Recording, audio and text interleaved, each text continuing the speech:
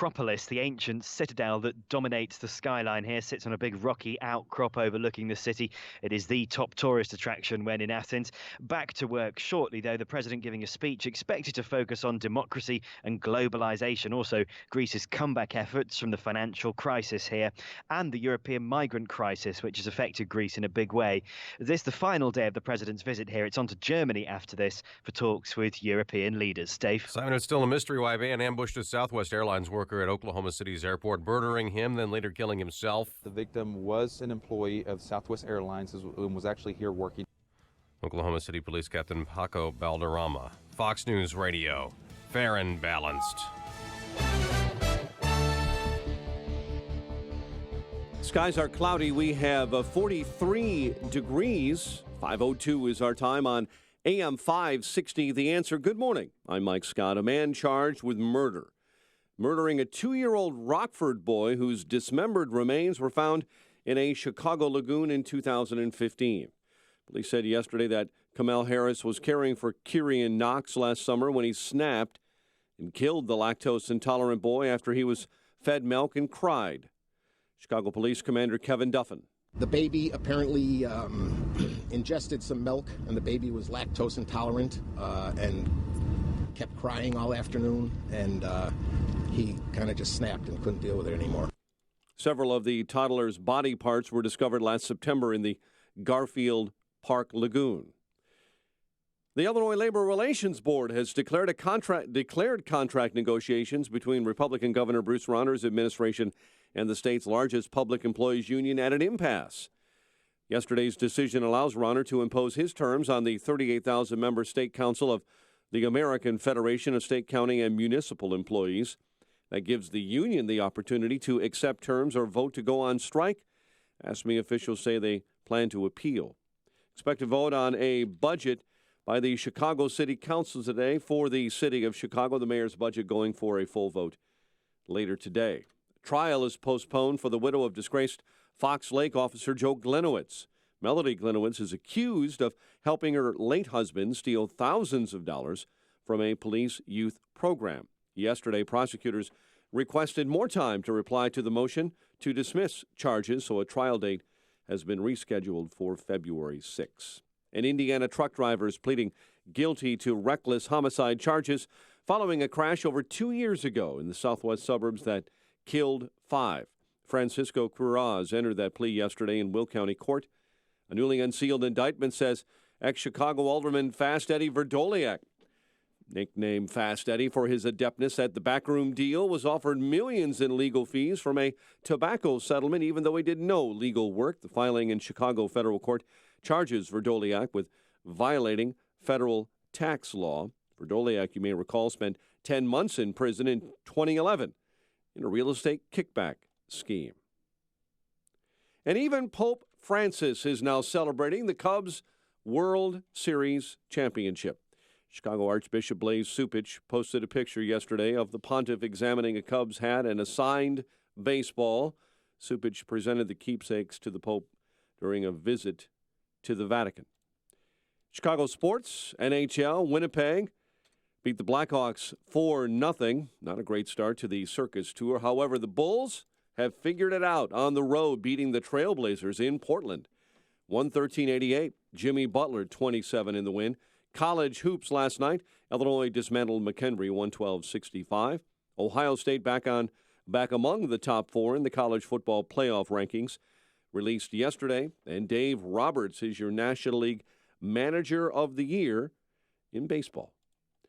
The news, a service of the 89-cent pancake deal at Burger King. How is this even possible? Right now at Burger King, you can get 3 pancakes for 89 cents. 3 hot, fluffy golden pancakes for just 89 cents. Unbelievable, but true. 3 pancakes, 89 cents. Only at Burger King, limited time only. Price and participation may vary. 5:05 and a check of traffic and weather on the way next on AM 560. Dennis Prager doesn't understand the mindset of Trump protesters. Very many had these signs, love Trump's hate, witty. And in the meantime, they were yelling expletives at the police, like F the pigs, while holding a sign on behalf of love. There is no beautiful idea that some people have not used to cover for their evil. The Dennis Prager Show. Weekdays at 11, right before Sean Hannity at 2 on AM 560. The Answer.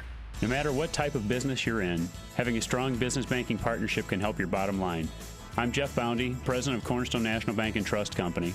We strongly believe that trust, service, and relationship are the cornerstone of a successful business banking partnership. Customers like Robert Weissite of Robert C. Weissite Company agree. I appreciate the depth of experience my Cornerstone banker brings to the table.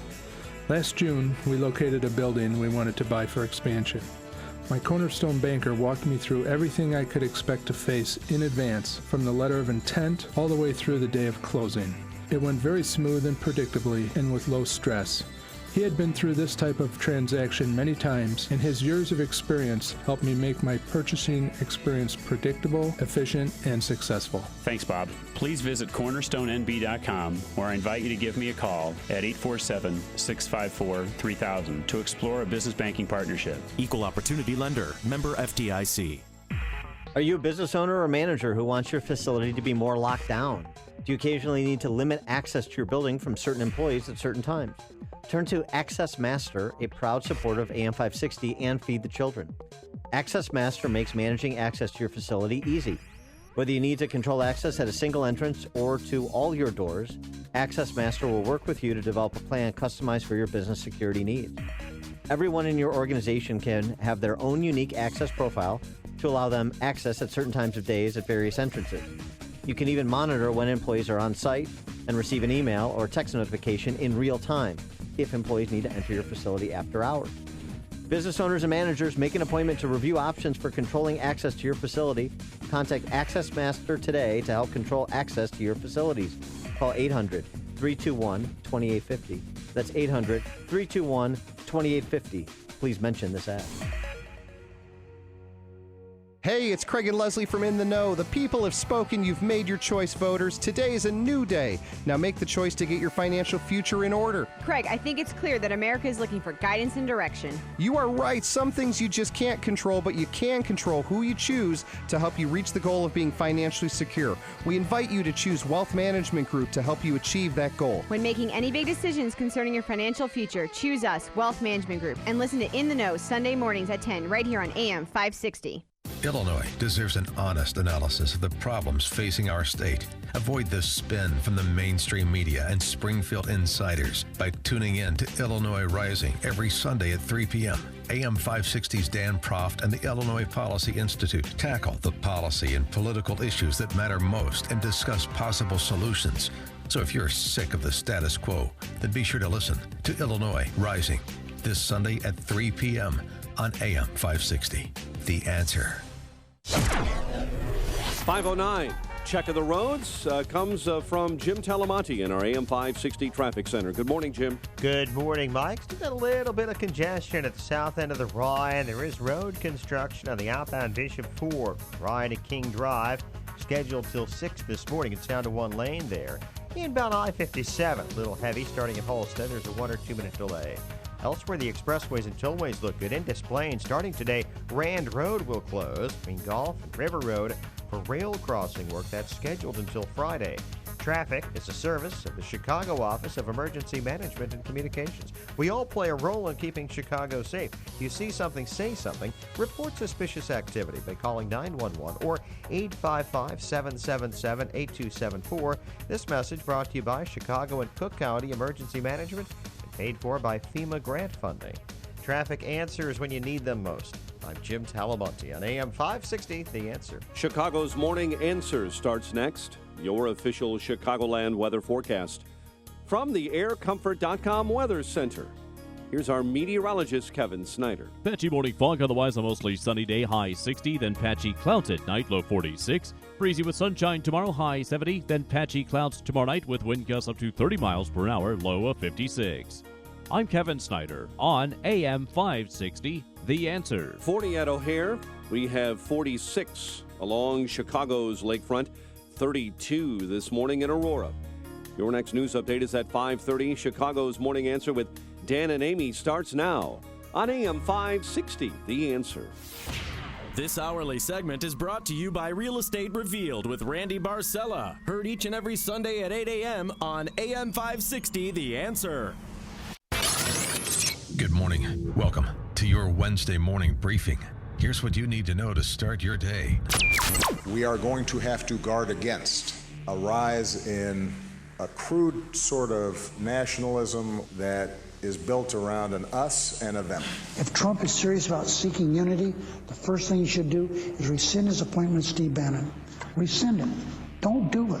Look, I don't know whether he's an anti-Semite or not. I just don't think you should toss that phrase around casually unless there's overwhelming evidence.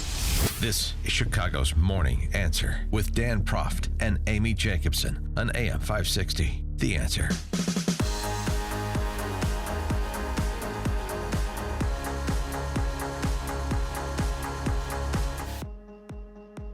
Good morning, Dan and Amy, but it's just Dan because Amy is a little bit under the weather and/or is plotting her vengeance against the Lakeview ladies that she hangs out with and who have shunned her for her non-support of one Hillary Clinton. So now Amy is violently ill, like allegedly Hillary Clinton was on election night. 312-642-5600, turnkey.pro answer line, 646-36DA if you want to text us. It's the turnkey.pro text line.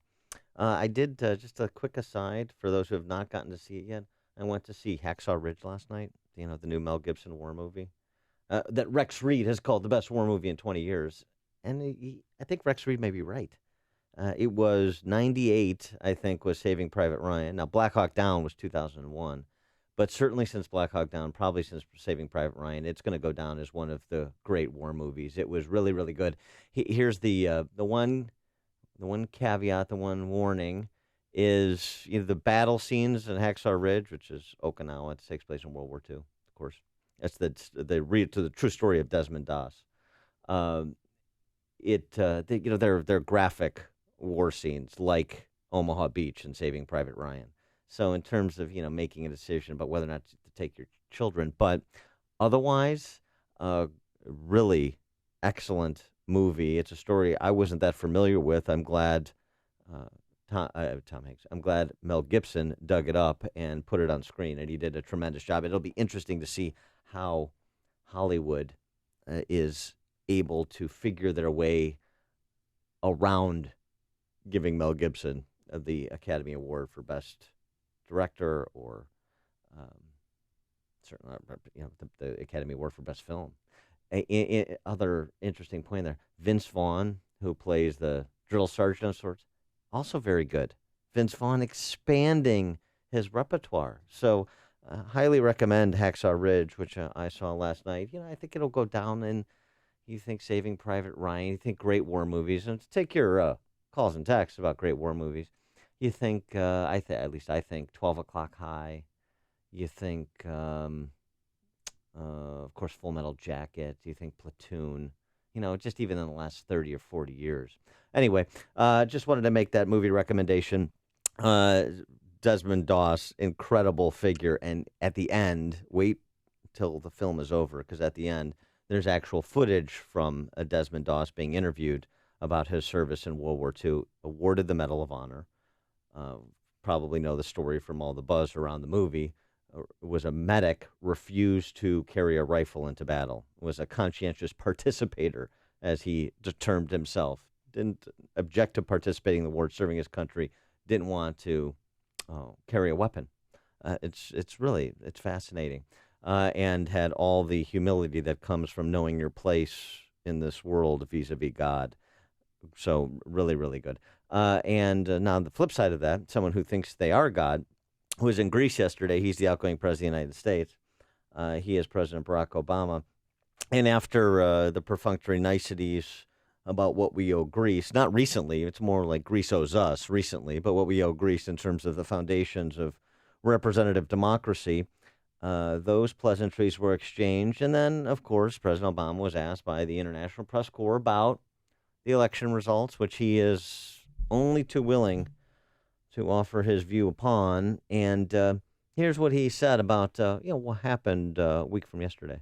As I said, sometimes people just feel as if we want to try something to see if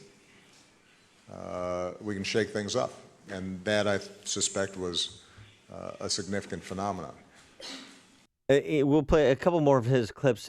Listen to President Obama, and of course he's saying that not in a laudatory fashion. So listen to him give his postmortem on the 2016 presidential race, and tell me if you don't think it applies to his election in 2008. Now, people just wanted to shake things up, try something new. Does that sound familiar? Make history, as we did in 2008.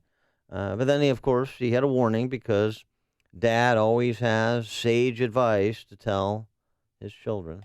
We are going to have to guard against a rise in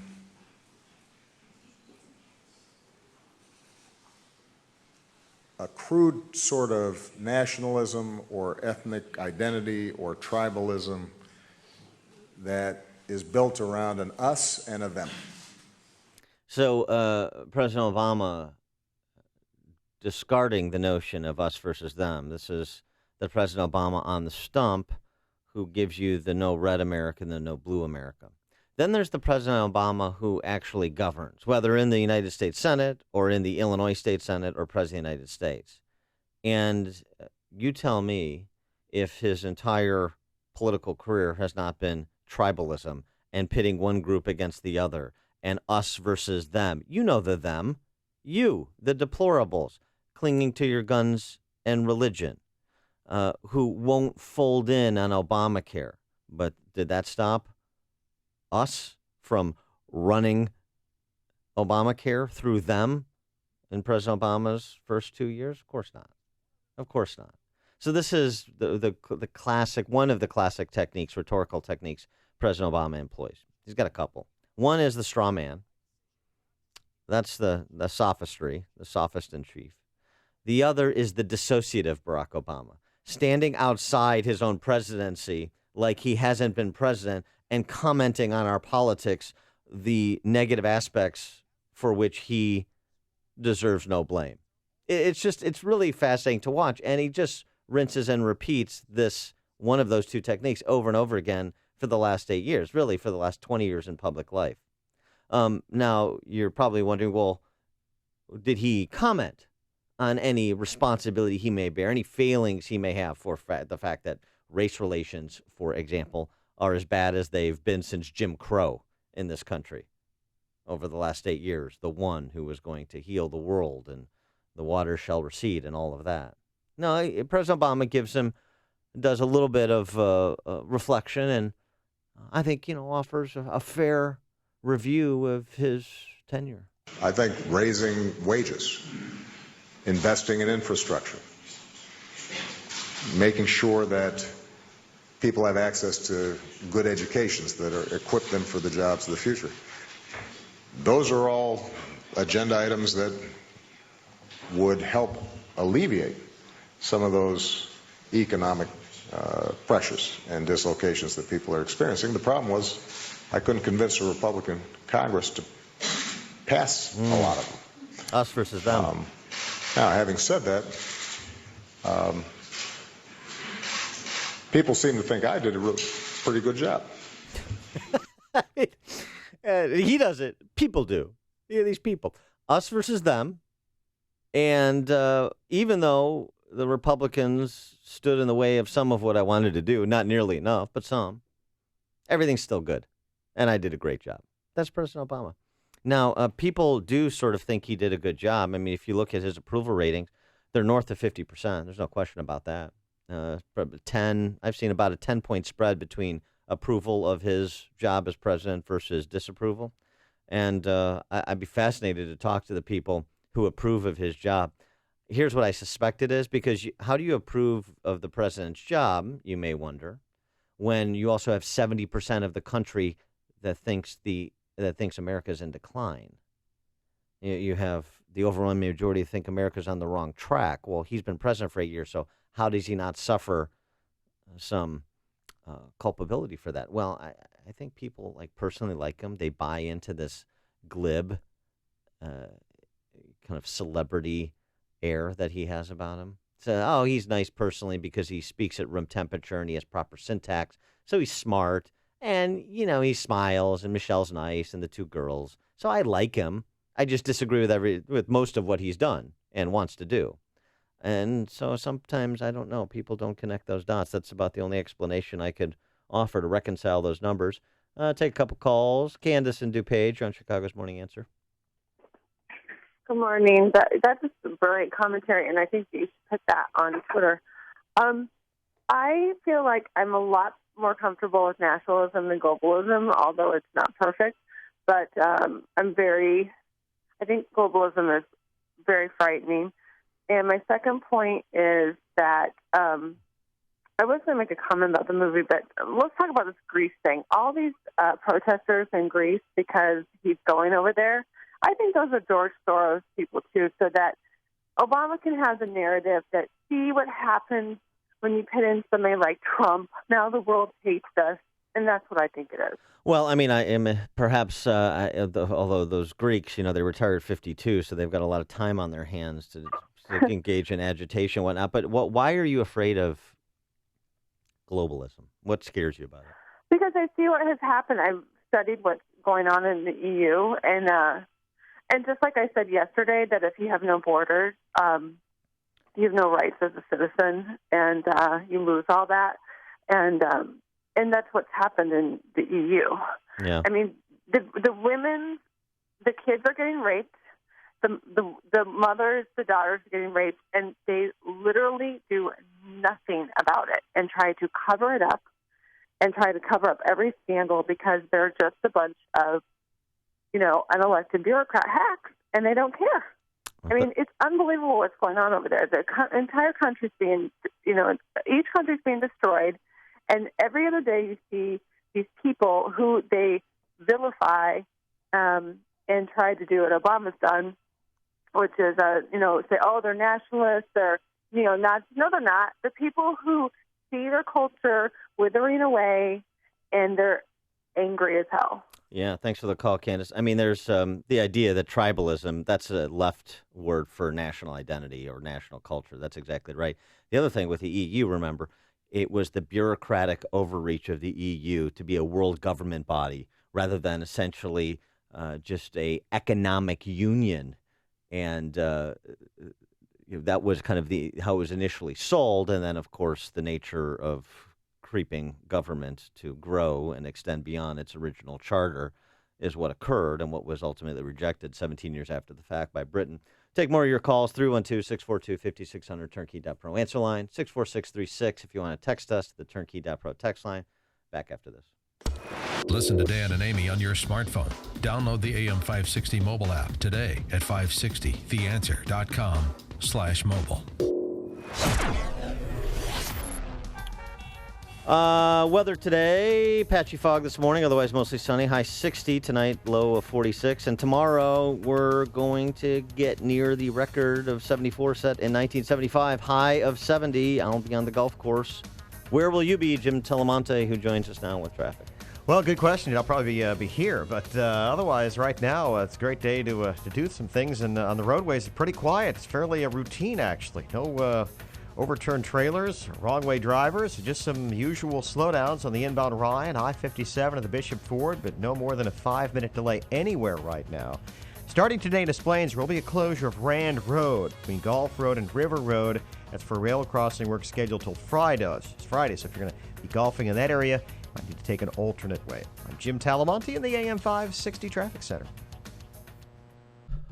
More of my brilliant commentary that's not offered on this show can be found at upstream-ideas.com, as well as long-form interviews with leading intellectual lights, as well as local politicos from Alan West and Sebastian Gorka and Michelle Malkin to the John Casses and Kristen McQuarries of the world.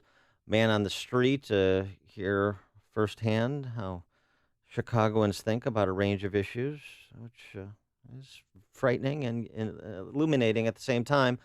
Get it all at upstream-ideas.com. Go there, sign up, and you'll be on the list for premium content that complements what we do here on Chicago's Morning Answer and extends it.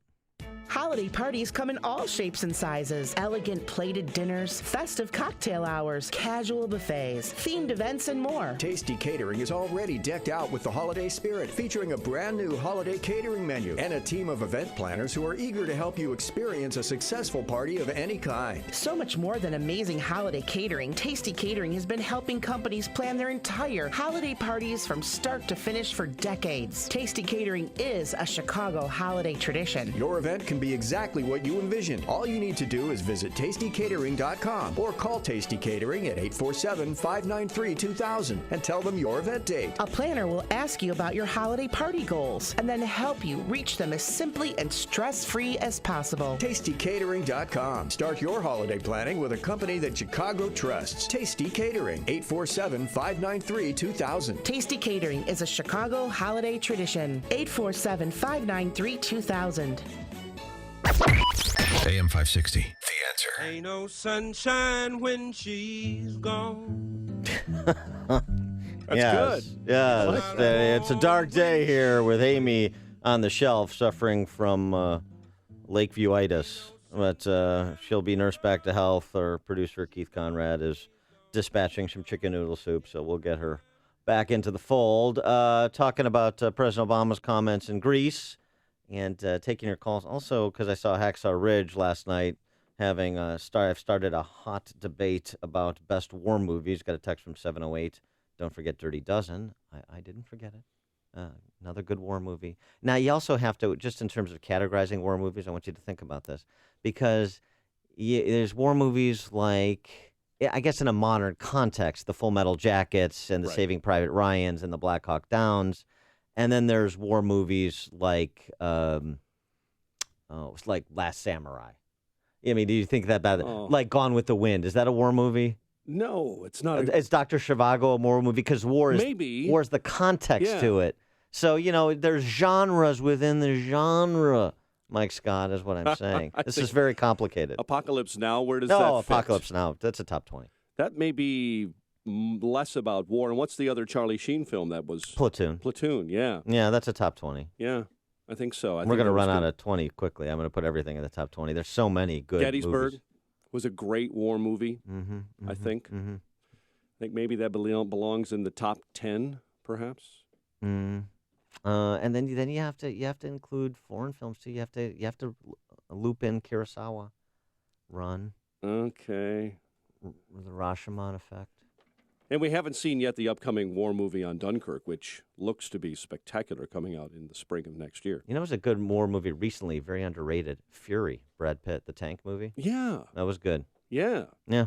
All right. I like that. I like tank movies. They're always good. We'll continue this, but let's take a couple calls to Dave and Racine. You're on Chicago's Morning Answer. Greetings and salutations. I'm just wondering if Obama will apply his opposition to nationalism in reference to that oil pipeline that's going through the Sioux Nation.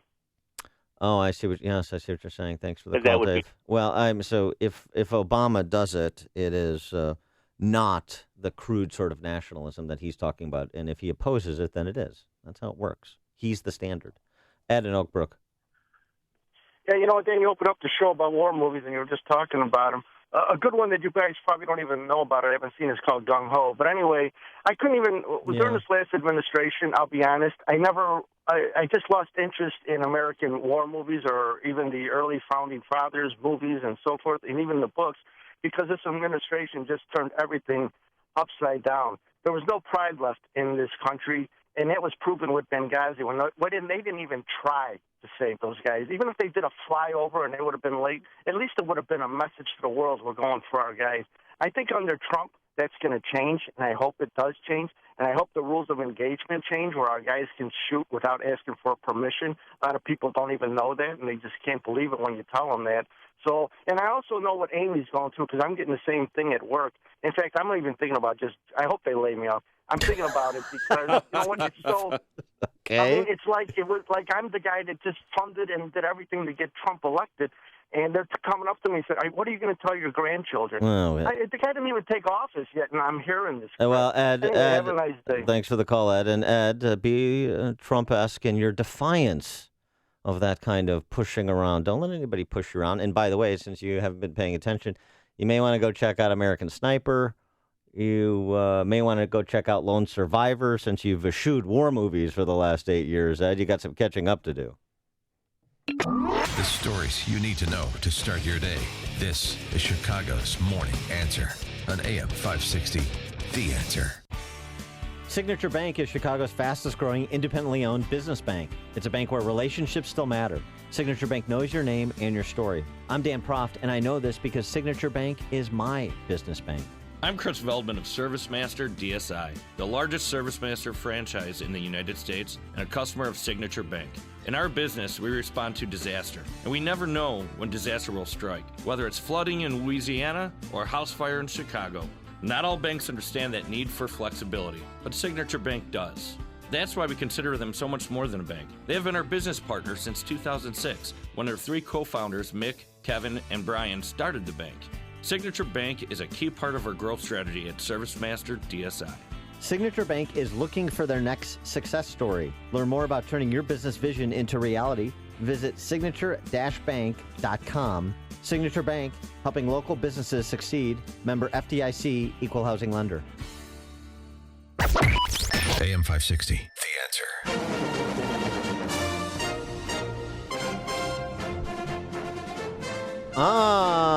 Yup. Very nice, yeah. We produced another genre, the comedy war movie. Well, Hogan's Heroes. Oh, yeah. Based on Stalag 17. Right? Yeah. Hot Shots. Hot Shots. Hot Shots Part 2. Yes. Yeah. Tropic Thunder. John Cryer suffering from walleye vision. Yes. Good stuff.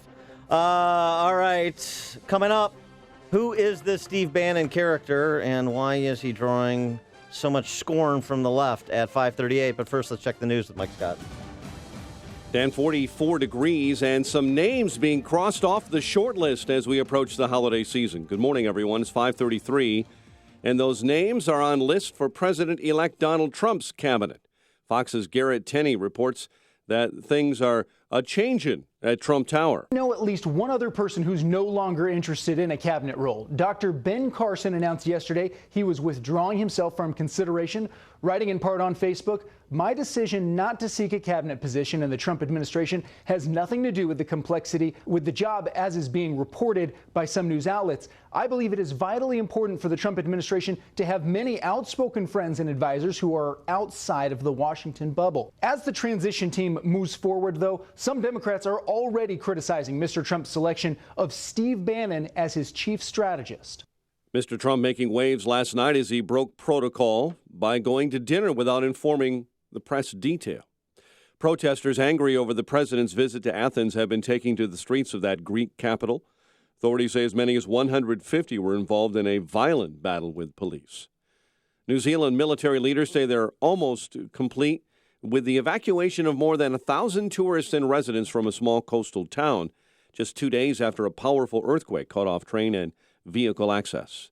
Starting campfires, lighting fireworks, and smoking cigarettes among the outdoor activities banned across a large swath of the South. As fires burn in forests stressed by drought, the Tennessee Valley Authority issuing a burn ban on public lands across Tennessee and parts of Alabama. The alleged gunman in the deadly shooting at an Oklahoma City airport is dead. Reports say the suspect was found dead from a self-inflicted gunshot wound in a parking garage at the Will Rogers Airport. A 16-year-old student accused of stabbing 5 others and himself at a Utah high school locker room is out of the hospital and is now in custody at a juvenile detention center. Major League Baseball honors the pitchers today, including announcing the winners of the Cy Young Awards. National League finalists include Cubs' John Lester and Kyle Hendricks. They will battle Nationals ace Max Scherzer. A man is charged with murdering a 2-year-old Rockford boy whose dismembered remains were found in a Chicago lagoon in 2015. Expect a vote on a budget for the city council by aldermen today. Aldermen have been debating several portions of that spending plan in committee ahead of today's city council meeting.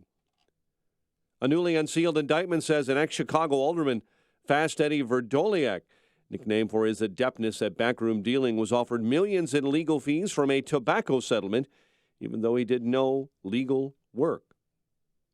Winnipeg beat the Blackhawks. Jimmy Butler led the Bulls over the Trailblazers. And the news service of the 89-cent pancake deal at Burger King. How is this even possible? Right now at Burger King, you can get 3 pancakes for 89 cents. 3 hot, fluffy golden pancakes for just 89 cents. Unbelievable but true. Pancakes, 3, 89 cents, only at Burger King for a limited time. Price and participation vary. A check of traffic and weather on the way next on AM 560.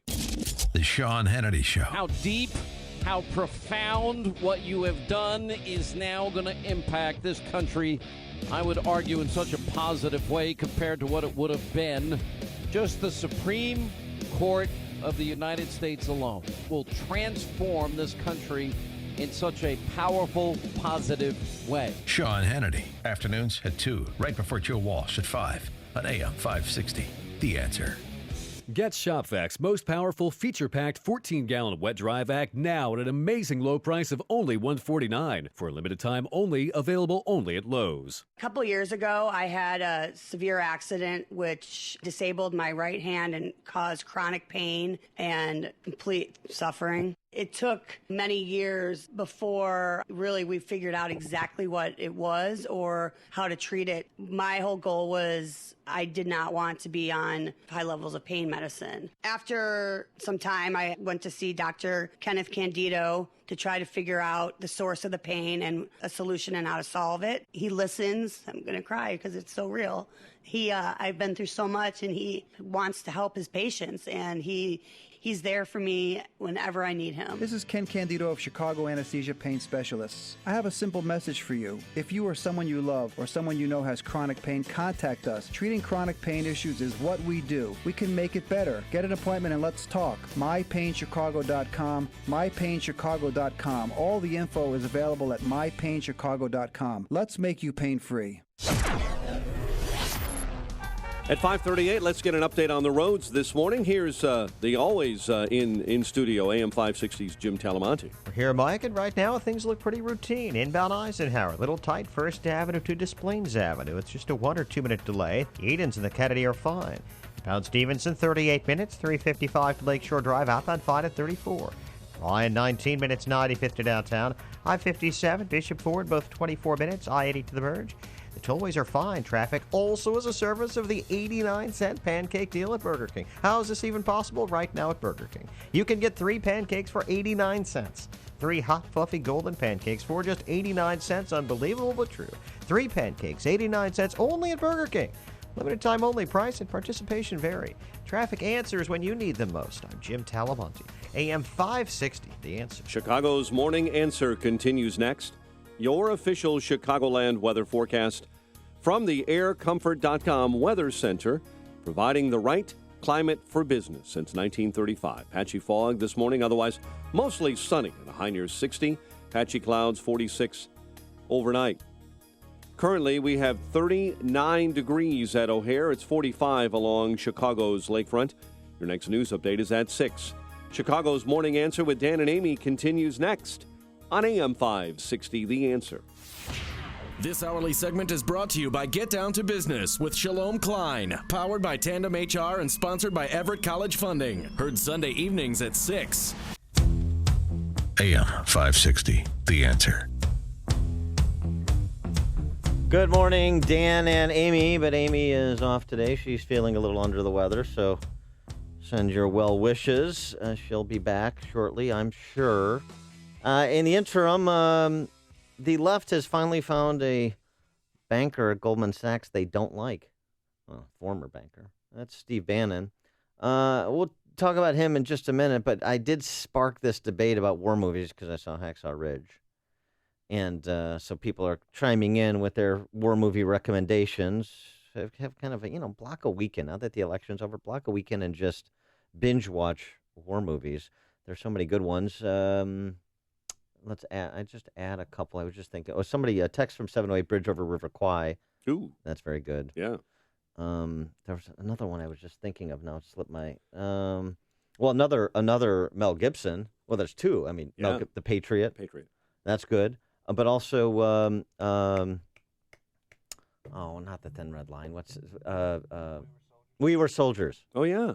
Yeah. That was really good. Yeah. Well, you have different genres, too. You have one of my favorite James Caan films of all time, Gardens of Stone, which was... Have not seen that. Vietnam era. He was sent to instead of training recruits going to Vietnam, he was sent to Arlington to handle the processing of remains and the burial there. That's like the Kevin Bacon movie. Kind of, yes. Yeah. Yeah. Also, Born on the 4th of July, another Vietnam era film. Tom Cruise maybe at his zenith as an actor anyway, playing Ron Kovac. So those are two that kind of defy genre, but were set in the Vietnam War era. Yeah. MASH, the original film. How about Deer Hunter? Deer Hunter. MASH. We've sparked. Steve on 88 had fury. a comment about Hot Lips Jacobson. Amy Hot Lips Jacobson would agree MASH was a war movie. Steve on 88. So there you go. Not a medical movie. And it spawned a generation of sensitive men, thanks to Alan Alda. Yes, he did. Tim in Grand Rapids, Michigan. You're on Chicago's Morning Answer. Hello. Hey, Tim. There's a lot of good ones out there. The Monuments Men, but on Mel Gibson, Braveheart was another good one. Yeah. Back when they didn't have guns and tanks and armor and body armor. That was real war. No question. Thanks for the call, Tim. I mean, that's it. So that's you get into, like, how do you reconcile a Braveheart with We Were Soldiers or with a Hacksaw Ridge or Henry V, right? Yeah, Lashchenko. Shakespeare. Yeah. Julius Caesar. Is that a war movie? Steve and Carrie, you're on Chicago's Morning Answer. I just want to say Bat 21 was my favorite. Bat One 21. of my favorite war movies. Yeah. That's good. That's good. Thanks for the call. Just so many. I was just thinking of another one. It slipped my mind now. Gosh bless it. All right, so Steve Bannon. We'll continue to come on, text in and call in. We'll take your war movie. We'll let this debate rage on. The Great Escape. Yeah, we got that. Bridge Over Quine. We got that. Okay. Yeah, thanks, Texter. But Steve Bannon. No, wait, hold on. All right, here we go. Jay in Carpentersville, you're on Chicago's Morning Answer. Glory. Don't forget Glory. Glory's good. What a great movie. Denzel did such a great job. Yeah, he did. That was very good. Here's the other thing. This is a good point from a texter. Great book, lousy movie, Catch-22. Yeah, you also have that phenomenon, too. The good book, but the bad movie. Or the good, is there an example of a good movie but a bad book? That's kind of rare because bad books don't get made into movies, generally speaking. I mean, 50 Shades of Grey, but we're talking about war. We're not talking about. Text 779, Glory, also got a vote. And Jarhead. Jake Gyllenhaal, right? Yeah. I don't know about that. Kevin in Libertyville.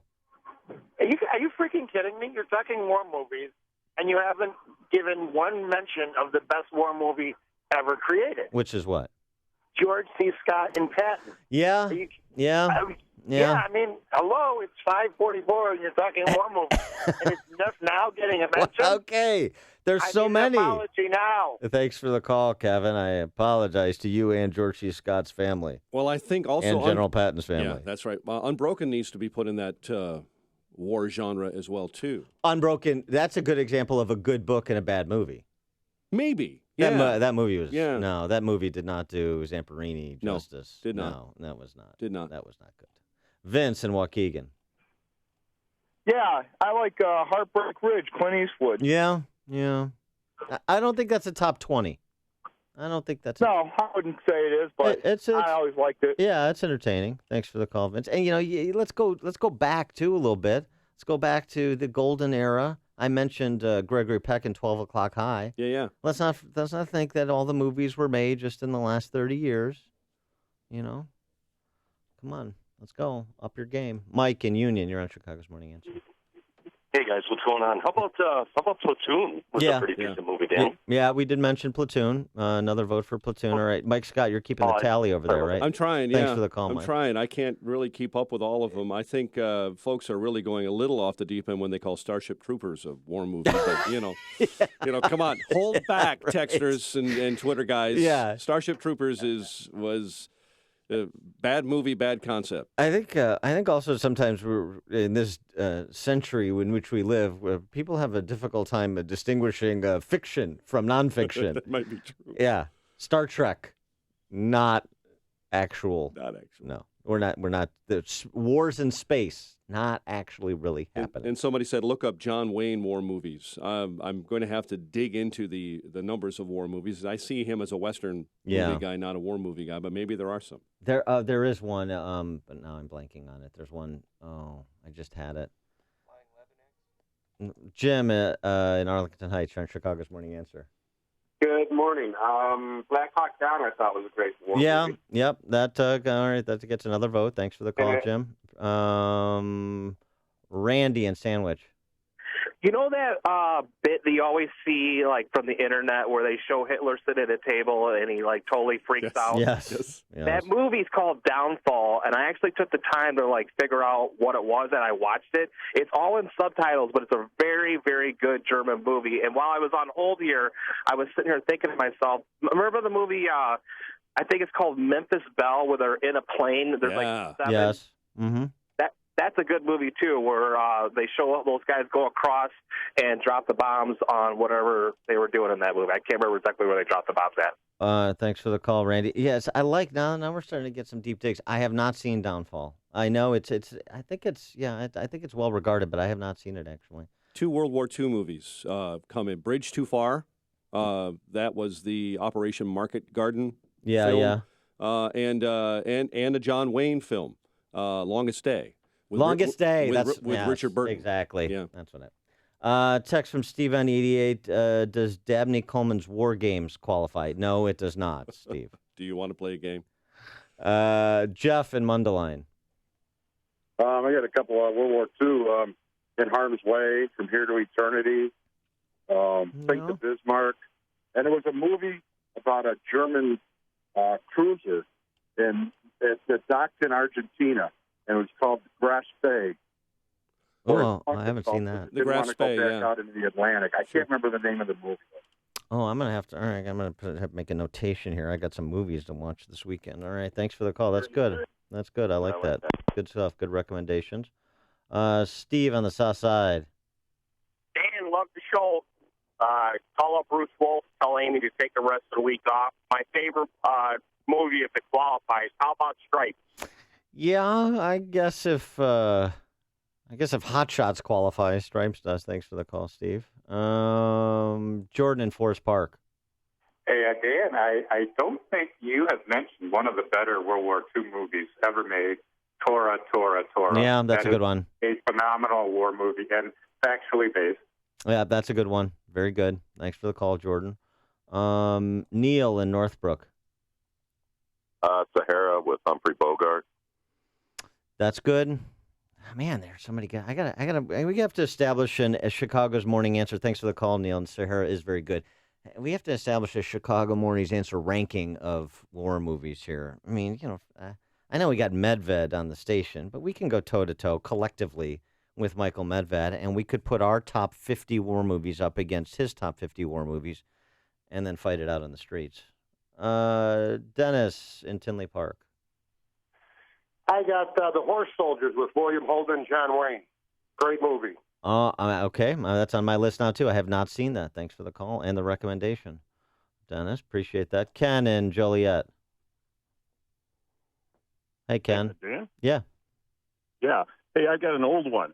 Robert Mitchum, Enemy Below. I don't know if it was made in the late 40s or early 50s. Good movie. It was a transition to the more modern movies about two naval captains who battle the daylights out of each other and come to respect each other for their abilities. Good movie. Yeah. Thanks for the call, Ken. I mean, and then there's like this other kind of type of war movie, like the Caine Mutiny. It's a different type of thing. It's not so much heroism, although there is some heroism of the subordinates to Captain Queeg there. Gunner in Winthrop Harbor. Yeah, I like a movie called The Victors with George Peppard. There's a neat quote at the end of that movie by Wilford Owen.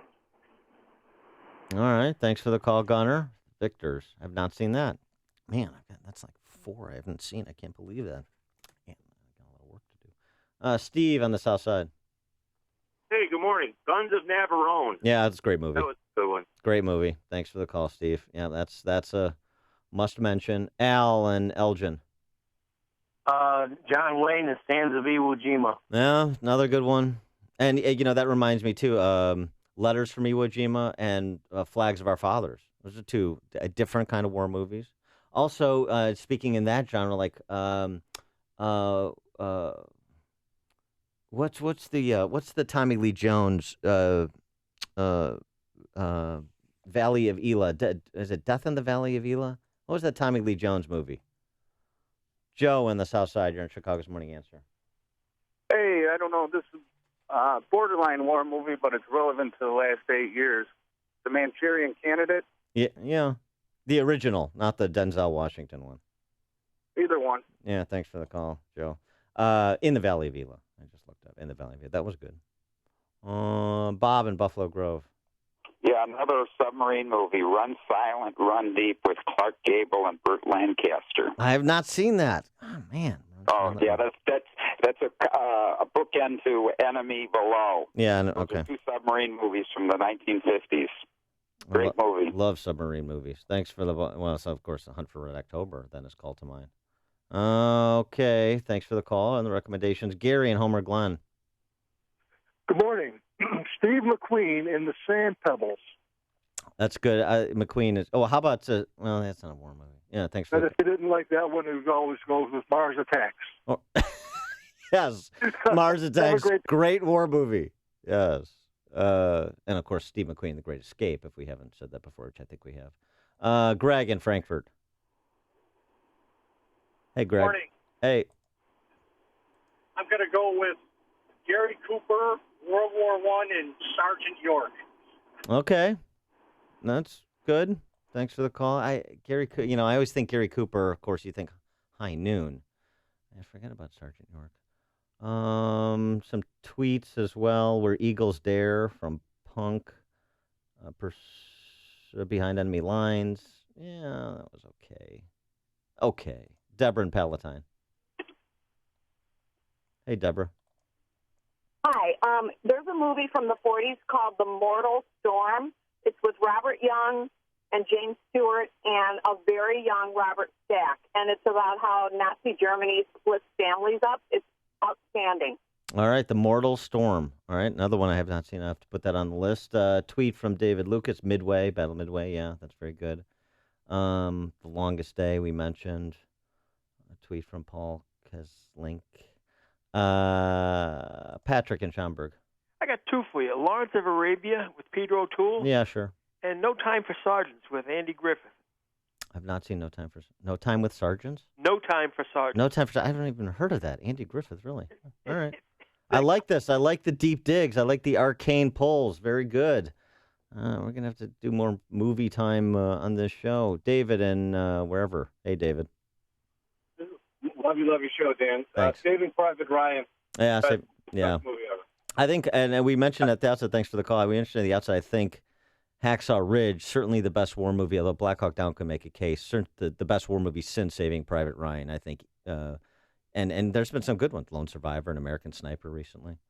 All right. Well, thanks for all of the movie recommendations. I like this debate that we've sparked. It's more fun to talk about great movies than it is Illinois politics, that's for sure.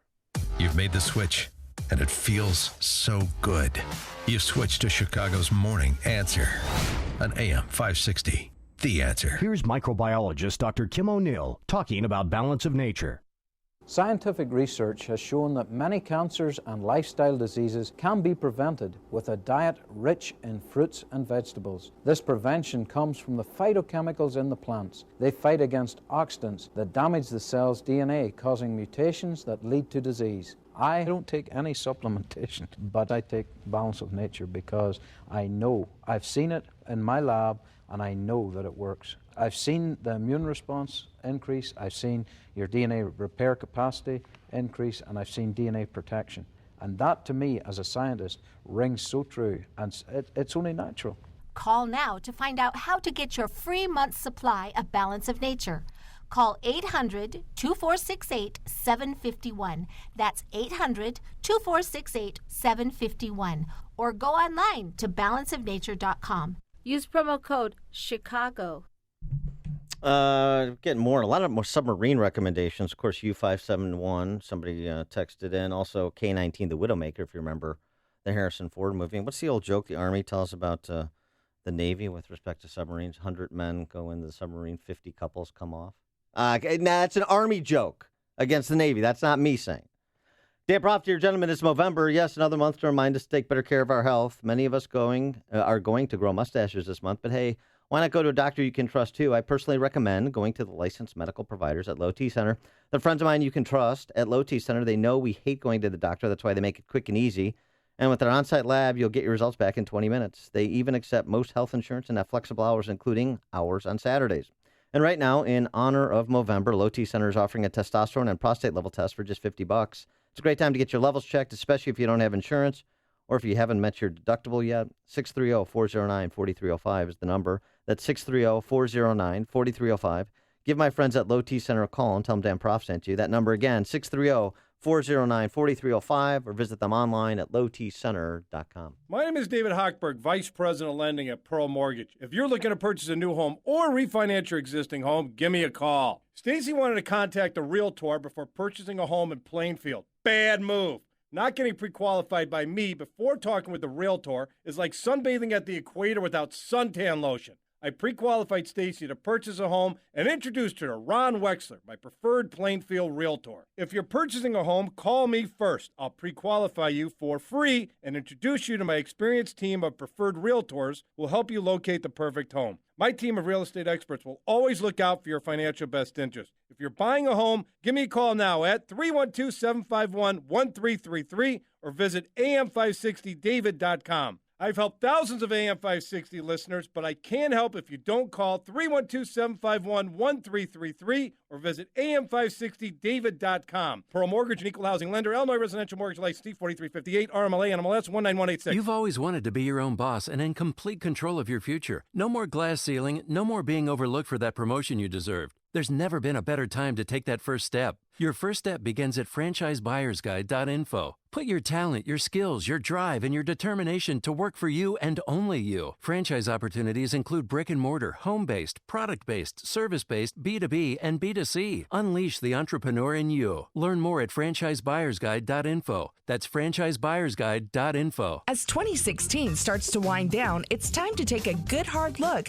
at how your building and offices have been maintained. At Image One, we're aware that everyone has a cleaning service and many are happy, but you should have a backup plan. So when something happens, and it will happen, you're ready. Let Image One be your backup plan. Image One is Chicagoland's choice for custom office and building cleaning needs. Connect with Image One online at imageoneusa.com or call 800-223-1985. Coming up, what the exit polls tell us about Illinois. It tells us it's time to move from Illinois. But before we do that, let's check the headlines with Mike Scott. Dan, a man charged with murder involving a Rockford boy discovered dismembered in a Chicago lagoon. Man critically wounded in a shooting on the Eisenhower Expressway. A truck driver pleads guilty in a deadly crash on I-55. The Melody Glinowitz trial has been postponed for a time. And a Chicago Archbishop apparently wants the Pope to celebrate a Cubs World Series victory. Bulls turn back the Blazers. There's patchy fog out there this morning. WIND Chicago News Time, 6 o'clock. Fox News Radio. I'm Dave Anthony. Turmoil? What turmoil? Donald Trump tries to quash reports of transition team troubles with a tweet. Fox's Rachel Sutherland live in Washington. Dave, the president-elect tweeted, "Very organized process taking place as I decide on cabinet and many other positions." This after former Michigan Congressman Mike Rogers, who is being considered for CIA chief, left the transition team along with a bunch of lobbyists. Meanwhile, Democrats on the Hill facing their own transition troubles want Stephen Bannon, former Breitbart executive, fired from the Trump team. Senate Minority Leader Harry Reid. Placing a champion of white supremacists step away from the Oval Office. Mr. Trump also tweeted this morning, "I am not trying to get top-level security clearance for my children." This was a typically false news story. Dave. Rachel, the president-elect ruffled some press feathers last night going out to dinner with his family without telling the media, considered a break of protocol. President Obama is about to address the Greek people, wrapping up the first part of his last foreign trip in office. Fox's Simon Owen live in Athens. Dave, the president expected to speak here about globalization and democracy. This after he talked yesterday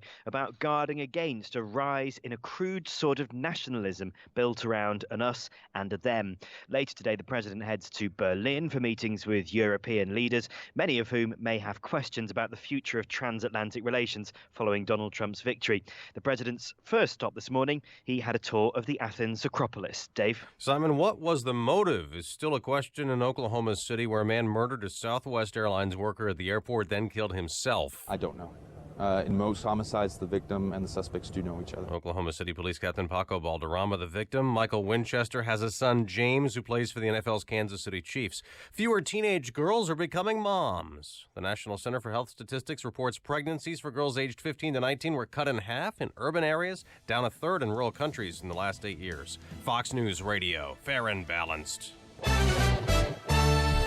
45 degrees. We have cloudy skies at 6:02 on AM 560, The Answer. Good morning. I'm Mike Scott. We're following a developing story reported to us just about an hour ago. Authorities say an inmate is hospitalized in very critical condition after an early morning fire in a couple of cells at the Cook County Jail. Crews responded around 12:30 this morning to the fire at a portion of the jail that houses inmates with a maximum security classification. The 25-year-old man had both burns and stab wounds that may have been self-inflicted. Authorities say they are investigating a shooting on the Eisenhower Expressway that critically injured a man. Police say troopers found the victim shot in the stomach yesterday responding to a single vehicle crash on I-290 near Morgan. Major League Baseball will honor pitchers today. The Cy Young Award could go to the Cubs' John Lester or Kyle Hendricks. They're battling Nationals ace Max Scherzer. Chicago police say they've arrested a man in the death of a 2-year-old Northern Illinois boy whose dismembered remains were found in a Chicago Park lagoon last year. Kamel Harris, who's charged with first-degree murder in the death of Kyrian Knox, was once a caretaker of the boy.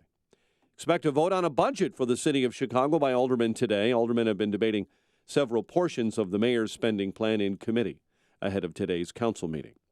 Legislative leaders putting their heads together again in Springfield, but chances for a compromised budget do not appear good, according to AM 560's David Stewart. The sticking point is the same as it was before the election. Governor Honor's insistence that a budget include at least some of his pro-business, anti-union reforms. Ideas House Speaker Mike Madigan calls extreme. Madigan suggests another stopgap. I would strongly recommend that we follow the framework used on 7 successive budgets. But Senate Minority Leader Christine Radogno says no. The campaign's over.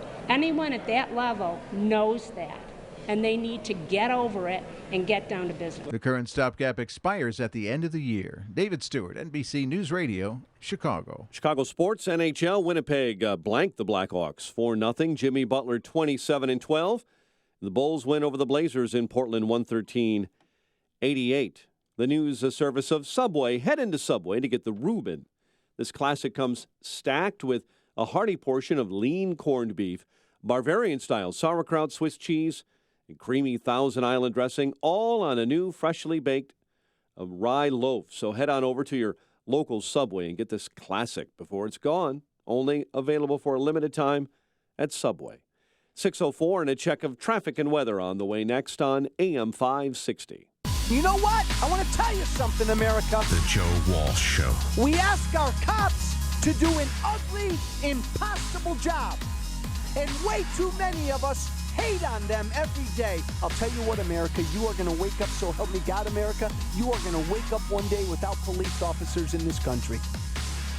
And you will deserve it. The Joe Walsh Show. Weeknights starting at 5. Right after Sean Hannity at 2 on AM 560. The Answer. I'm Nick Soboleski, a Select Quote agent with a true story that could save you hundreds of dollars a year. A woman named Linda just called. Her husband, Ray, has a $300,000 group life insurance policy, but is changing jobs and can't take it with him. Well, I impartially shopped the highly rated term life insurance companies we represent and found Ray, who is 41 and takes medication to control his cholesterol, a 10-year, $500,000 policy for under $26 a month. That's almost twice the coverage for less than half of what he had paid. If SelectQuote hasn't shopped for your life insurance, you're probably paying too much. For your free quote, call 1-800-467-5125. That's 1-800-467-5125. 1-800-467-5125. Or go to SelectQuote.com. We shop. You save. Get full details on the example policy at SelectQuote.com/commercials. Your price can vary depending on your health, issuing company, and other factors not available in all states. 6:06. Let's get an update on your ride to work this morning. In our AM 560 traffic center, here is Jim Talamonte. Thanks, Mike. Eastbound on the Eden Spur, traffic is heavy past Waukegan Road. Then there's also a brief delay from Elston to Peterson. And it's a little heavy outbound as well, about 20 minutes either way between Lake Cook and Montrose. The Kennedy is 22 minutes, O'Hare to downtown, outbound 21. Eisenhower, 39 minutes, Thorndale to the post office, outbound 30. Stevenson already 48 minutes, 355 to Lakeshore Drive, outbound it's 35. Ryan, 23 minutes, 95th to downtown. Eastbound Adams Tollway, stop and go from the Tri-State to the Kennedy. Traffic is a service of the 89-cent pancake deal at Burger King. How is this even possible? Right now at Burger King, you can get 3 pancakes for 89 cents. 3 hot, fluffy, golden pancakes for just 89 cents. Unbelievable but true. 3 pancakes, 89 cents, only at Burger King. Limited time only, price and participation vary. Traffic answers when you need them most. I'm Jim Talamonte on AM 560, The Answer. Chicago's Morning Answer continues next. Your official Chicagoland weather forecast from the aircomfort.com Weather Center. Here's our meteorologist, Kevin Snyder. Today, patchy fog for the morning, otherwise mostly sunny, high 60. Tonight, patchy clouds, low 46. Breezy with a full day of sunshine tomorrow, high of 70. Then at night, mild with patchy clouds, low 56. I'm Kevin Snyder on AM 560, The Answer. 42 at O'Hare, 47 along the lakefront. Your next news update is at 6:30. Chicago's Morning Answer with Dan and Amy continues next on AM 560, The Answer. This hourly segment is brought to you by Real Estate Airwaves. Check out the show that's all about making money in real estate every Sunday at noon on AM 560, The Answer. Good morning. Welcome to your Wednesday morning briefing. Here's what you need to know to start your day. We are going to have to guard against a rise in a crude sort of nationalism that is built around an us and a them.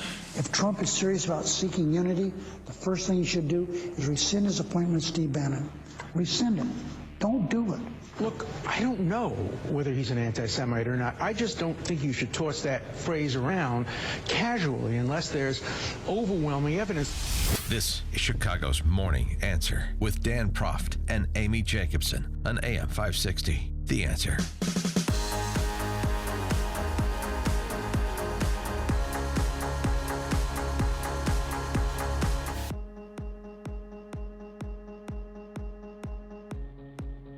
Good morning, Dan and Amy. We're sans Amy today. We got a man down, but she has not been left behind. She's just feeling a little under the weather, so she'll be back. Wanted to talk about Steve Bannon. We had a fun and great discussion of war movies because I saw Hacksaw Ridge last hour, and I got a bunch of recommendations. We've got some real theater critics in our audience, which I appreciate because now I've got some good viewing to do in my solitary moments, which are, comprise most of my life when I'm not on the air. And so I appreciate all that, but we do need to turn to Steve Bannon because he is being held up by the left as the bête noire of a civilized people. White nationalist, alt-right, anti-Semite, all of the name-calling that usually has been ascribed to Donald Trump is now being ascribed to him by proxy, directed at Steve Bannon, who is part of this triumvirate, this ruling junta, if you will, that Trump has assembled, very much, as I mentioned yesterday, reminiscent of Reagan with Deaver, Meese, and Baker. Trump's three are Conway, Bannon, and Priebus. And most of the criticism of Bannon comes from the coverage that Breitbart News has offered of matters like immigration and Black Lives Matter protesters and the like. Now, some of Steve Bannon's own words could have been chosen better, perhaps. The Wall Street Journal opines today in their Who is Steve Bannon op-ed. I'm a Leninist, Mr. Bannon told a profiler for the Daily Beast in 2014. Lenin wanted to destroy the state, and that's my goal, too. I want to bring everything crashing down and destroy all of today's establishment. Well, I can understand the desire to reconfigure what constitutes the establishment inside the Beltway, but I don't think I would have used the phrase, I'm a Leninist, because Lenin wanted to destroy the state. Ms. Bannon will take judicial notice of the fact that Lenin wanted to destroy the state and pose a vanguard class to lord over everyone. So I don't think you want to destroy the establishment with the Leninist mindset of where this goes. So that's a poor choice of words. It doesn't mean he's a communist or a Leninist. It could be a bit tongue-in-cheek. I don't know him well enough to know. And he doesn't speak publicly a lot, at least not that I've seen, so you have to kind of rely on people that work closely with him. Bottom of the 8 o'clock hour, we're going to have one of those people. He's Joel Pollak, who hails from Illinois, don't you know, ran for Congress against Jan Schakowsky a few cycles back. And he opined this week on Steve Bannon, particularly with respect to the anti-Semitic charge, and wrote in Breitbart, I've worked with Steve Bannon, the President-elect's new chief strategist, senior counsel, for nearly 6 years at Breitbart News. I can say without hesitation that Steve is a friend of the Jewish people and a defender of Israel, as well as being a passionate American patriot, and a great leader. Joel Pollak is an Orthodox Jew. He has a master's in Jewish studies, and he's also a Harvard Law grad, who Alan Dershowitz, man of the left, called one of his, perhaps his best law student ever. Speaking of Alan Dershowitz, he took to MSNBC on this topic as well, and though he does not subscribe to Steve Bannon's politics, or Trump's politics for that matter, he's a man of the left, as I said, Dershowitz. The famed Harvard Law professor is a little reticent to throw the anti-Semitic term around as much as, say, all of the hosts on MSNBC are wont to do, and he explains. Look, I don't know whether he's an anti-Semite or not. I just don't think you should toss that phrase around casually unless there's overwhelming evidence. There's an enormous difference between three things. One, is he personally an anti-Semite? I've heard no evidence to support that. He has hired Joel Pollak, who worked with him for 4 years, who's an Orthodox Jew, who wears a kippah, who's married to, has a mixed-race marriage. He has been very positive toward Jews and toward Israel. So that's number one. I think the evidence that he's an anti-Semite is just not there. Number two is, has his paper become the actual vehicle for bigotry? And number three is he supported by bigots? Let's turn to number three first. Yes, he is.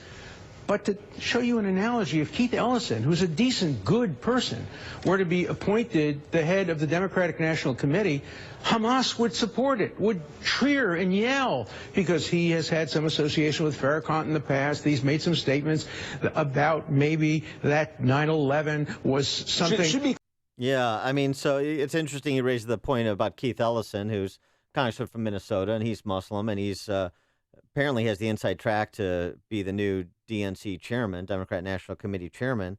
And so what about that? This game that we play, we being the D.C. press corps, we being the left, where you're to be held responsible for everybody who says a nice thing about you.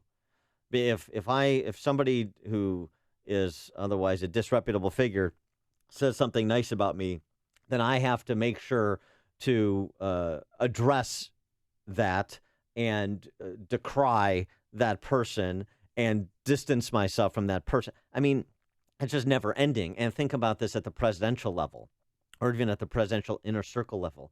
If you spend all of your time having to make comment about whoever says something about you that is nice, because it could look like an alliance that is less than redeeming, the optics are bad, then you would get nothing else done. It's absurd. It's the cheapest kind of guilt by association politics we play. And both sides do it to some extent, but I would say the left certainly has raised it to an art form. I didn't hear Donald Trump or Trump supporters or Republicans or conservatives running around saying Hillary Clinton is a Taliban sympathizer. Hillary Clinton is being run by the Taliban. She's giving in to Islamo-fascist impulses because the father of the Orlando shooter, who is a Taliban sympathizer, was at one of her rallies in Florida after the Orlando nightclub massacre. Nobody was saying that because it's absurd to say that. And so the cheap politics that's practiced by the left, and, you know, I mean, when you think of cheap politics and the left, you think, of course, of outgoing Senate Minority Leader Harry Reid, who took to the Senate floor yesterday to do what he does. By placing a champion of white supremacists a step away from the Oval Office, what message does Trump send to the young girl who woke up Wednesday morning in Rhode Island afraid to be a woman of color in America? It's not a message of healing. If Trump is serious about seeking unity, the first thing he should do is rescind his appointment with Steve Bannon. Rescind it. Don't do it. Think about this. Don't do it. As long as a champion of racial division is a step away from the Oval Office, it will be impossible to take Trump's efforts to heal the nation seriously. We have a champion of racial division in the Oval Office right now, so having one just a step away, I guess, would be an improvement. But, I mean, serious note, the whole Steve Bannon thing, you understand what Harry Reid and those of his ilk, those on that side of the partisan divide are doing, right? They have to continue this narrative that was started and furthered by the D.C. press corps in the campaign, that racist, sexist, misogynist, xenophobe, blah, blah, blah, blah, blah. All the isms and all the phobias. They have to continue that because that's the only way they can undermine Trump. And it's except to the extent he would do it himself, as he's done sometimes, we'll see. But you have to understand, again, remember, this is what they do. This is their politics. It's bigot baiting. That's all they have. The woman of color who's afraid to be a woman of color in America. She wasn't afraid on Monday. She's afraid on Wednesday. This Harry Reid sophistry. That's all they have is to name call, to say if you disagree, the only possible explanation is you're racist, bigot, homophobe, et cetera, et cetera, et cetera. All of the isms and all of the phobias. And so Steve Bannon just presents a convenient figure to further that political line of argumentation. Rick on the north side, you're on Chicago's Morning Answer. Yeah, good morning, Dan. Hey, as long as you guys are talking about it, how come they never mentioned Obama going through the Million Man March with Louis Farrakhan and Jeremiah Wright, whose daughter recently went to prison for laundering government money, a government grant? Yeah, but the misnamed Million Man March, right? Yeah, the point I want to make is I listen to Breitbart every morning on my way down. That is not a racist program. And Steve Bannon's a patriot. He spent 7 years in the Navy, 5 years on a destroyer, and 2 years at the Pentagon in naval intelligence. But the reason why they're after him is because he co-produced that movie Clinton Cash, and the book Clinton Cash. Yes. The FBI is using it as a guide for their investigations of the Clinton Foundation. Yeah, that's a good. Thanks for the call, Rick. That's a good point. Bannon's involvement with Peter Schweitzer in bringing Clinton Cash to market. There's no question about that, and that was a great service because it was a great book and it was well documented, and it was done in conjunction, ironically, for all of the caterwauling about Bannon. Remember the alliances that Schweitzer had. We had him on this show to talk about them when he started to release excerpts in the New York Times, the Washington Post. I mean, it was the D.C. press corps standard bearers that picked up the stories that were documented in Clinton Cash because they were compelling and well-resourced and researched. So I think there's a point that you have there. It's certainly important to bring that up. David Goldman, by the way, also of Jewish extraction, writes in Pajamas Media, Why the Big Lie about Steve Bannon. I know Steve Bannon. I've had several long discussions with him about politics, writes Mr. Goldman. Steve is fervently pro-Israel, and it's utterly ridiculous to suggest that he is anti-Semitic. They hate Steve Bannon because he beat them fair and square on the battlefield of social media. He's the president-elect's most effective general. Trump's enemies can't reverse the results of a national election, but they can try to cut the incoming president off from his popular base. That's what they're doing, as argued by David Goldman. I think he's onto something there. Mark in Joliet. Morning, Dan. Mine is Amy. From my perspective, if Barack Hussein, Nancy Pelosi, Harry Reid, and Barbara Boxcar and the world's most corrupt news media can't stand Mr. Bannon, that alone makes him a good guy, in my point of view. All right, thanks, Mark. Hear about the big stories of the day, then talk about them right here on Chicago's Morning Answer on AM 560. The Answer. Keep those sticks out because it's still golfing weather. Patchy fog this morning, otherwise mostly sunny, high 60. Tonight gets down to 46. And tomorrow, sunshine, breezy, and a record may fall. The record of 74 set in 1975. Tomorrow's high projected to be 70, low tomorrow night, 56. Now let's check the roads with Jim Telemonte.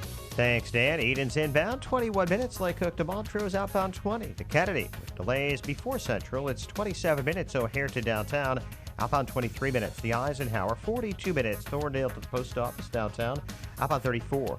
Mount Stevenson delay start at Weber Road, 54 minutes. 355 to Lakeshore Drive, outbound 36. Ryan is 25 minutes, 95th to downtown. Northbound Tri-State, it's slow from 95th to the 83rd Street toll, approaching the Hinsdale Oasis, and from the Reagan toll to North Avenue. Southbound, we're seeing delays in Gurnee from 120 to 137, and this is caused by a crash. 2 right lanes are blocked there. Jim Talamonte in the AM 560 Traffic Center. Hi, this is Dr. David Kolbaba. So you get yourself one of those blood tests with all the poking and prodding. They're always looking for some kind of bad news. Most blood tests these days are very lacking, only screening you for the big, bad, and ugly diseases, and with you never really getting the good news, or even knowing what to do with the not-so-good news. So let me tell you about our dirt-cheap comprehensive blood test. First of all, we'll be testing a wide variety of different health factors, and not just the ugly few. And then we're going to sit down with you and strategize with all that we learned from your blood test findings. And I promise that you're going to know more about what you can do to help improve your health using a more natural, common sense approach. And for over 33 years, we've been very successful at setting people free from their toxic medications. It's our dirt cheap comprehensive blood test. Call 800-794-1855. You can't get any cheaper than dirt cheap. That's 800-794-1855. Be sure to tune into Health Quest Radio with me, Dr. David Kolbaba, this Saturday morning at 11. If you're aged 59 and a half or older with the 401k plan and still working, stop what you're doing and call Arlington Capital Management at 855-471-5796. They'll help you actively manage your 401k, show you strategies to avoid major declines, and capitalize on opportunities. There are benefits with age, and this is one of them. At 59 and a half, you're entitled to new opportunities in the investment world that can dramatically improve your results and even lower your fees. Call 855-471-5796 now and take the first step toward getting more out of your retirement assets. The team at Arlington Capital Management proactively explores the market, our economy, and all of the variables that offset your investments. Call 855-471-5796 now for a complimentary consultation. That's 855-471-5796 or visit arlington-capital.com. You worked hard to accumulate your nest egg. Now, it's time to put your money to work for you. If you're serious about selling your home, now's the time. Supply is low, and it's a great seller's market in many Chicagoland neighborhoods.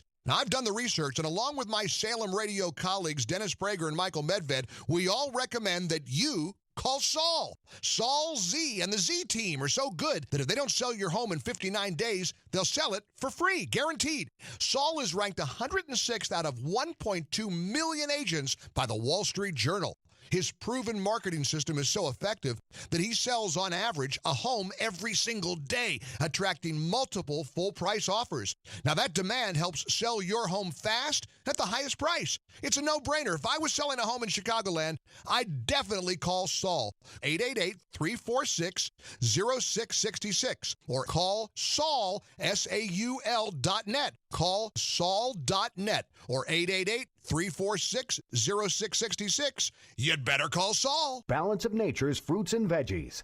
I've had 10 major surgeries, including 3 brain surgeries. And I have extreme rheumatoid arthritis, lupus, and fibromyalgia. And I wanted to let him know that his balance of nature have helped boost my immune system so much, because I'm on injectable medications for the rheumatoid, and they bring down your immune system. Since I've been taking balance of nature, I haven't gotten a cold, nothing. It really helped me tremendously. Good health is only a phone call away. What are you waiting for? Don't miss your opportunity to get a free month's supply of Balance of Nature. Call 1-800-2468-751. That's 1-800-2468-751. Or go online to balanceofnature.com. Use promo code CHICAGO. AM 560, The Answer. Good morning, Dan, sans Amy. She's a little under the weather, but she'll be back. She'll be fine. We're dispatching chicken noodle soup and morphine and all the fixins. So we haven't done Campus Watch in a bit, although it's kind of been interspersed into the conversation about protests post-election, as well as ignorance, general during the election.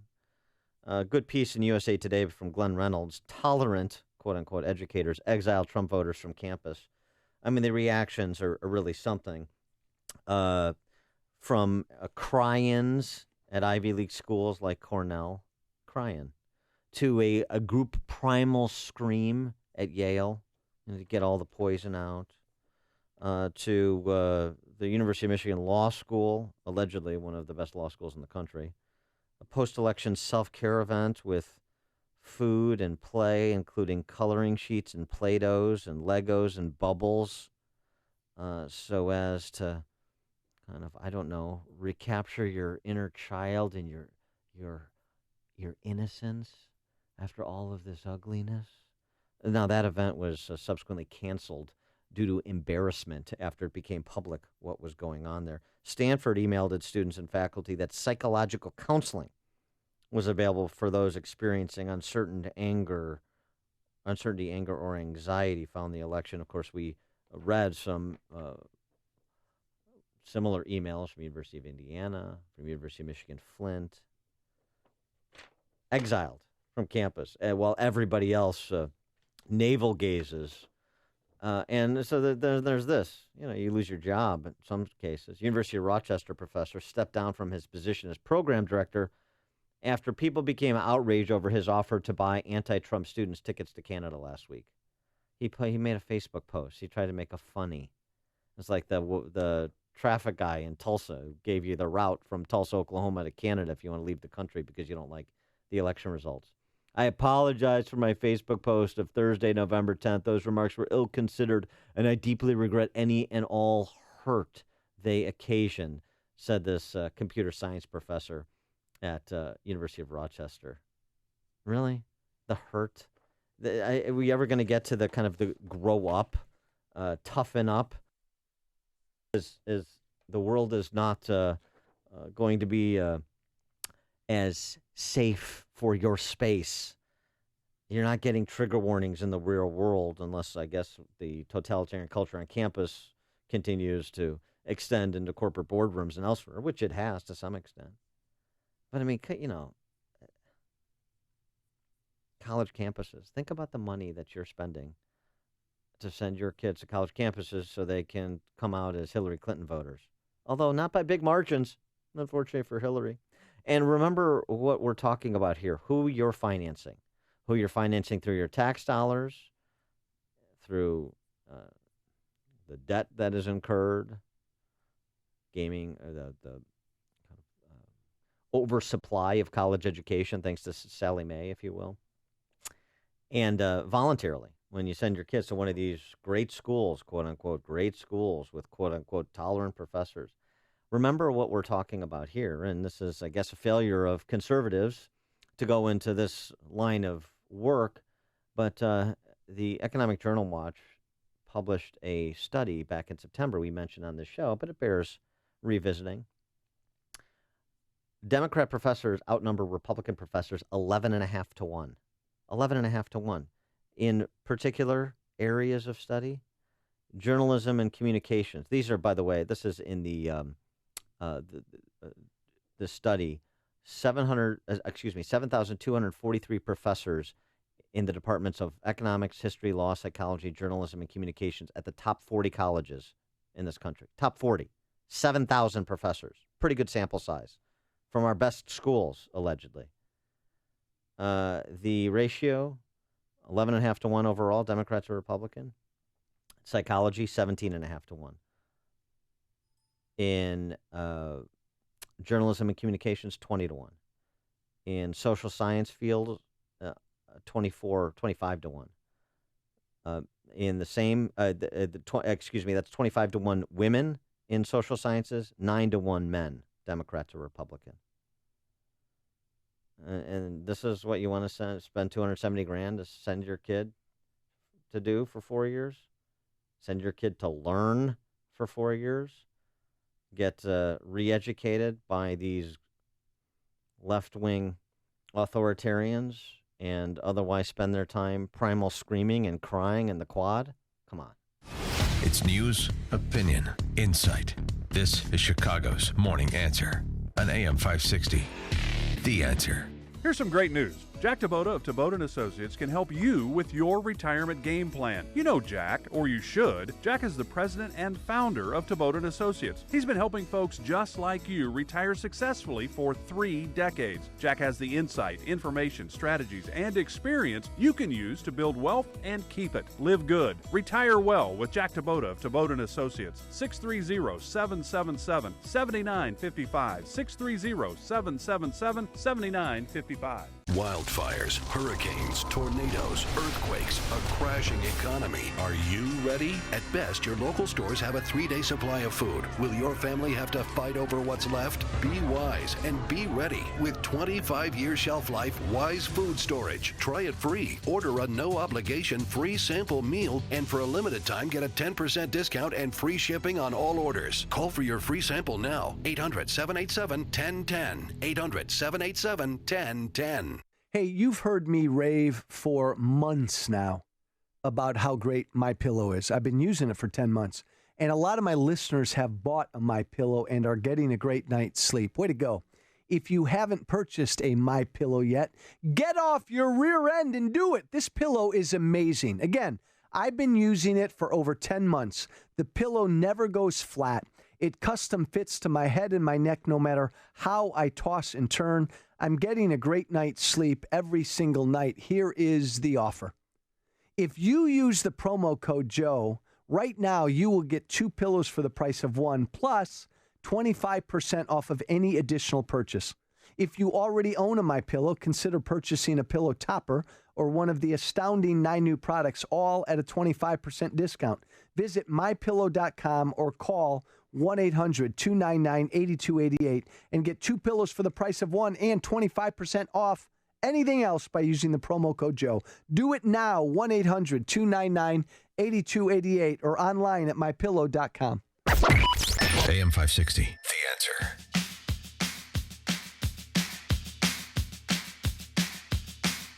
Well, the Labor Board has declared an impasse between the governor and the state's largest public sector union. So what does Governor Rauner do next?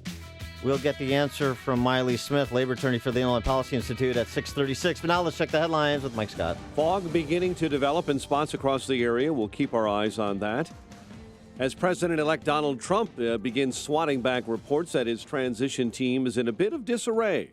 There have been stories of infighting and firing since Trump's win in last week's election. Students at more than 80 colleges and universities plan to walk out of class today. They're protesting President-elect Donald Trump.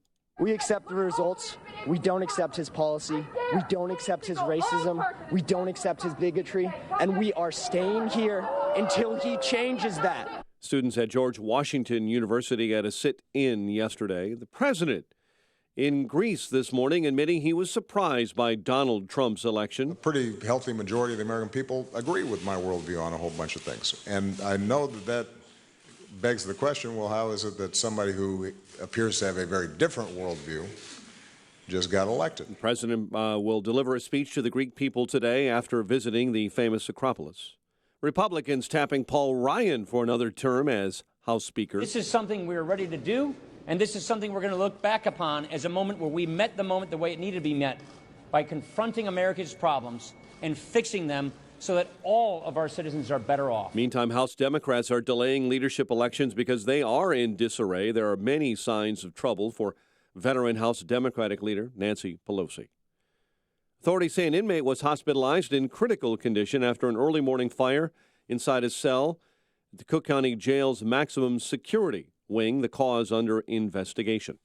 Authorities continue investigating a shooting on the Eisenhower Expressway in Chicago that critically injured a man on I-290 near Morgan. Chicago sports, Winnipeg over the Blackhawks 4-0. Jimmy Butler 27 as the Bulls blow out the Trailblazers 113-88 in Portland. The news service of the 89-cent pancake deal at Burger King. How is this even possible? Right now at Burger King, you can get 3 pancakes for 89 cents, 3 hot, fluffy, golden pancakes for just 89 cents. Unbelievable but true. 3 pancakes, 89 cents, only at Burger King. Limited time only. Price and participation vary. A check of traffic and weather on the way next on AM 560. Are you a business owner or manager who wants your facility to be more locked down? Do you occasionally need to limit access to your building from certain employees at certain times? Turn to Access Master, a proud supporter of AM 560 and Feed the Children. Access Master makes managing access to your facility easy. Whether you need to control access at a single entrance or to all your doors, Access Master will work with you to develop a plan customized for your business security needs. Everyone in your organization can have their own unique access profile to allow them access at certain times of days at various entrances. You can even monitor when employees are on site and receive an email or text notification in real time if employees need to enter your facility after hours. Business owners and managers, make an appointment to review options for controlling access to your facility. Contact Access Master today to help control access to your facilities. Call 800-321-2850. That's 800-321-2850. Please mention this ad. Get ShopVac's most powerful, feature-packed 14-gallon wet dry vac now at an amazing low price of only $149. For a limited time only, available only at Lowe's. Signature Bank is Chicago's fastest-growing, independently owned business bank. It's a bank where relationships still matter. Signature Bank knows your name and your story. I'm Dan Proft, and I know this because Signature Bank is my business bank. I'm Chuck Spaveri, CEO of Spaveri's Custom Counters, a Chicagoland manufacturer of residential and commercial countertops. If there's a local commercial bank who knows how to get a deal done, it's Signature Bank. When my brother and I needed it, Signature Bank came through with a creative financing solution. That's because Signature Bank has experience working with companies like ours, a second-generation, family-owned and operated manufacturer. Our business matters to Signature Bank, and that comes through in every visit and every phone call with their team, right up to the bank's co-founders, Kevin, Mick, and Brian. Spaveri's is proud to bank with Signature Bank. Signature Bank is looking for their next success story. Learn more about turning your business vision into reality. Visit signature-bank.com. Signature Bank, helping local businesses succeed. Member FDIC, Equal Housing Lender. 638, a check of the roads in our AM 560 traffic center with Jim Talamonte. Thanks, Mike. South Side, Campbell, west of Western, is closed between 42nd and 43rd after a car went into a house and also struck several parked cars in the area. Edens, 27 minutes, Lake Cook to Montrose, outbound 22. Kennedy, 34 minutes, O'Hare to downtown, outbound 40. There was a crash at Belmont.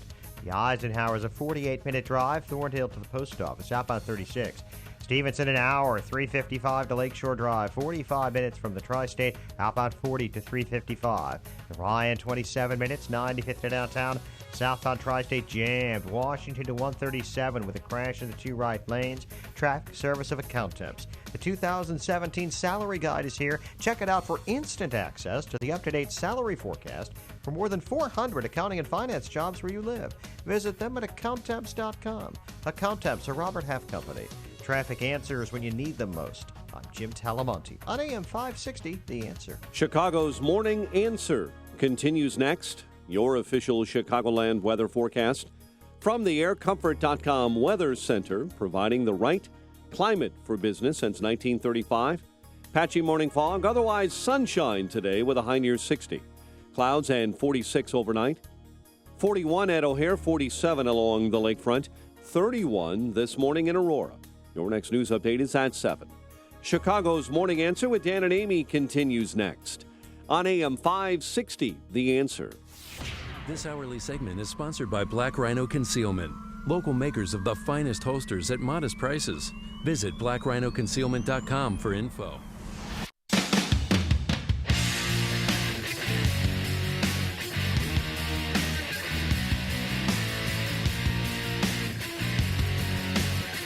Good morning, Dan and Amy, but it's just Dan today.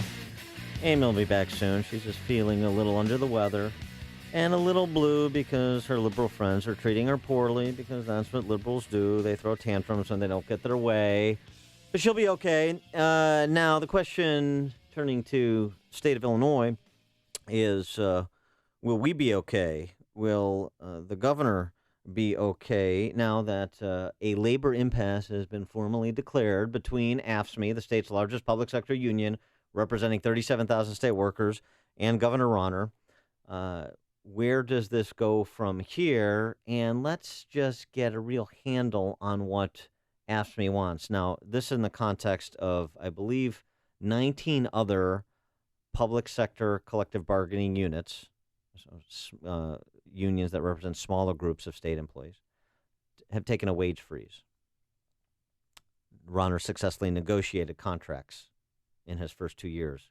19 other collective bargaining units. AFSCME, not so much. Here's where AFSCME starts. The median salary for the AFSCME member, $63,000. That's compared with $32,000 median salary in Illinois for private sector workers. AFSCME employees, state workers, will average $1.6 million in retirement benefits. Overtime benefits begin after working just 7.5 hours per day rather than after working 40 hours per week. 10 to 25 work days off per year for vacation, of which those that go unused can be cashed in for payment.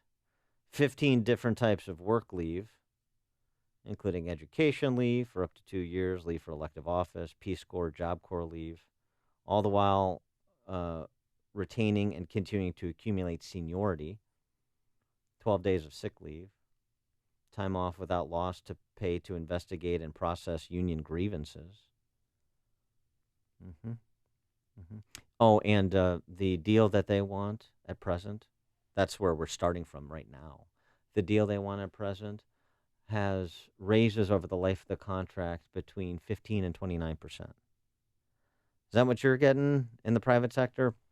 4, 5, 6% bump per annum, compounded, starting with this salary and benefits package. So what is the governor to do? What are his options? For more on this, we're pleased to be joined by Maile Smith, who is a labor law expert for the Illinois Policy Institute. Maile, thanks for joining us. Appreciate it. Great. Thanks for having me. So this kind of torturous process between the governor and AFSCME took a step yesterday when the Labor Board ruled that there is a formal impasse. So what does that mean, and what does that trigger? Sure. It's a win for the state taxpayers. When AFSCME comes to the negotiating table, AFSCME likes to paint this picture that it's AFSCME versus the governor. But in reality, it's AFSCME versus the state taxpayers.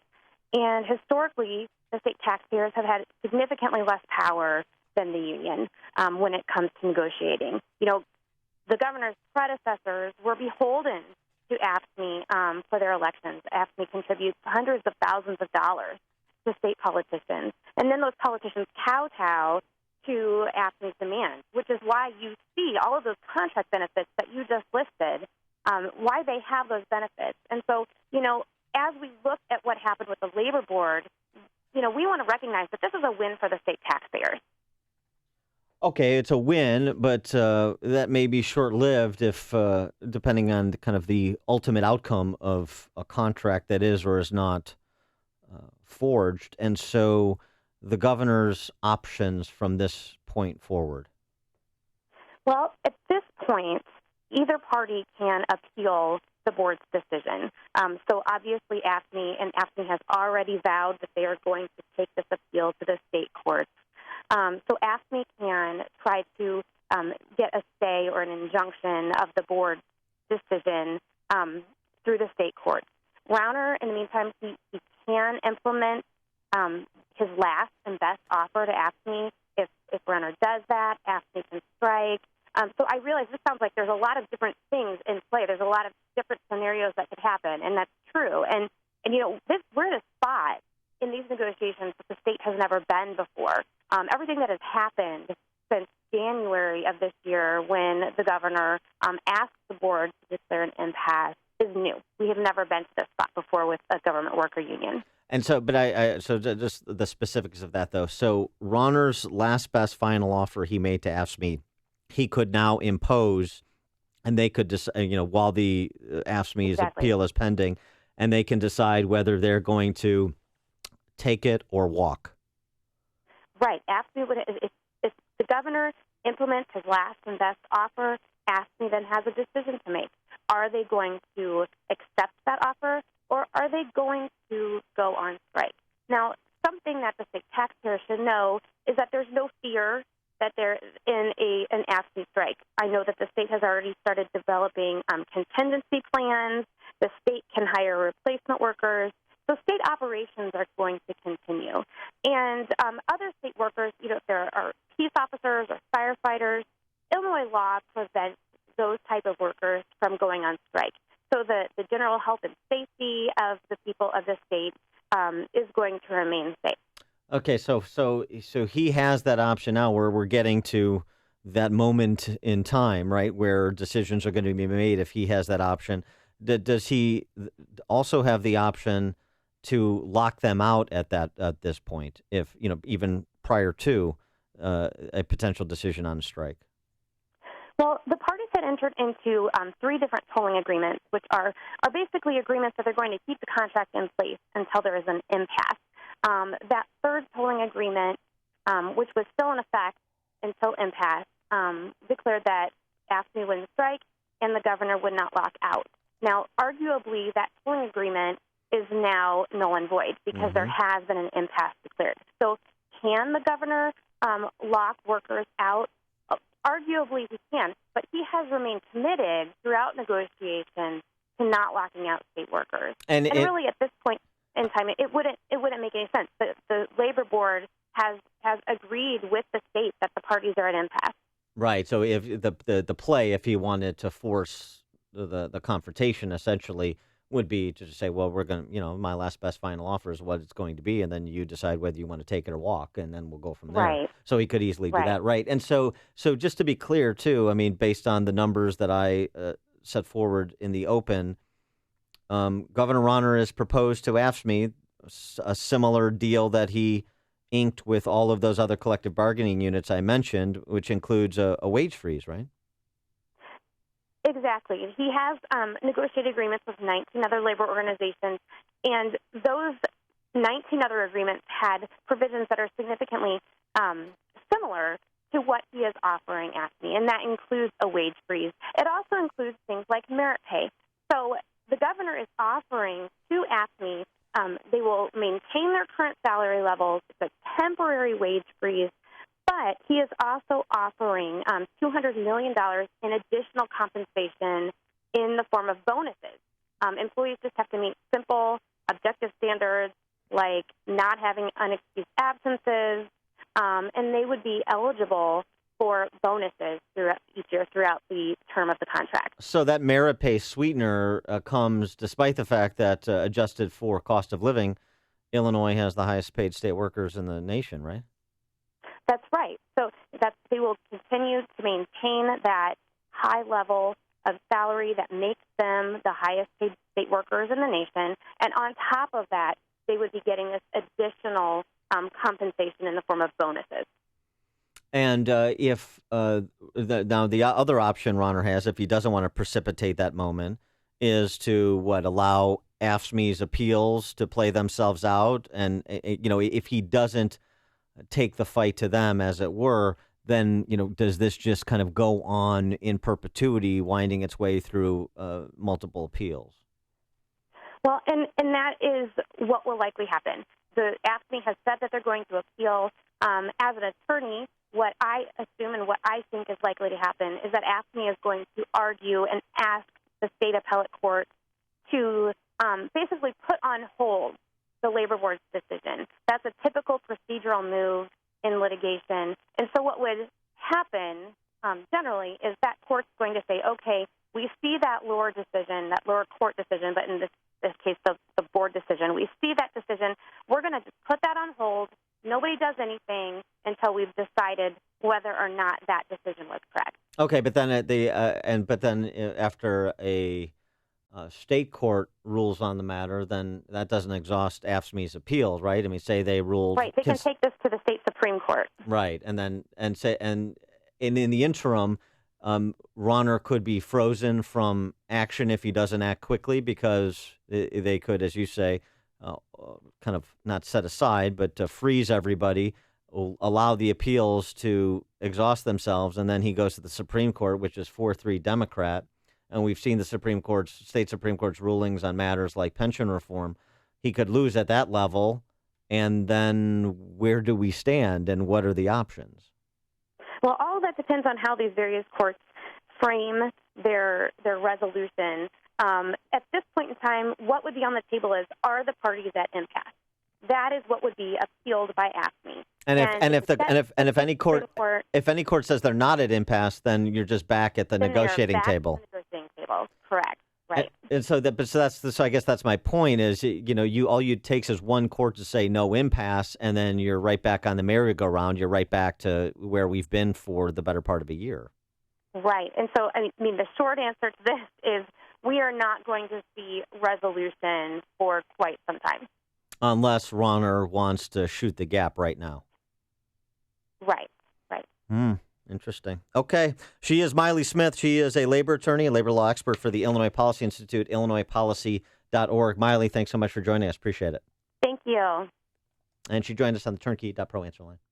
Listen to podcasts of Dan and Amy from the AM 560 mobile app. Download it today at 560theanswer.com/mobile. I'm Lou Dobbs. Sikh truck drivers won a $260,000 settlement in a discrimination suit. And today we'll have the Producer Price Index and other economic reports. Those stories next. Bill Bennett here to tell you about Augusta Precious Metals. Attention, investors. Your IRA or your 401k may be at risk again. The 2008 crash wiped out up to 50% of IRAs and 401ks. Can you afford to lose again? What if you could store IRA or 401k savings where you can see, touch, and hold it in your hands? With the Augusta Gold or Silver IRA, you transfer a portion of retirement savings into physical coins you can actually see and get fast in case of any disaster.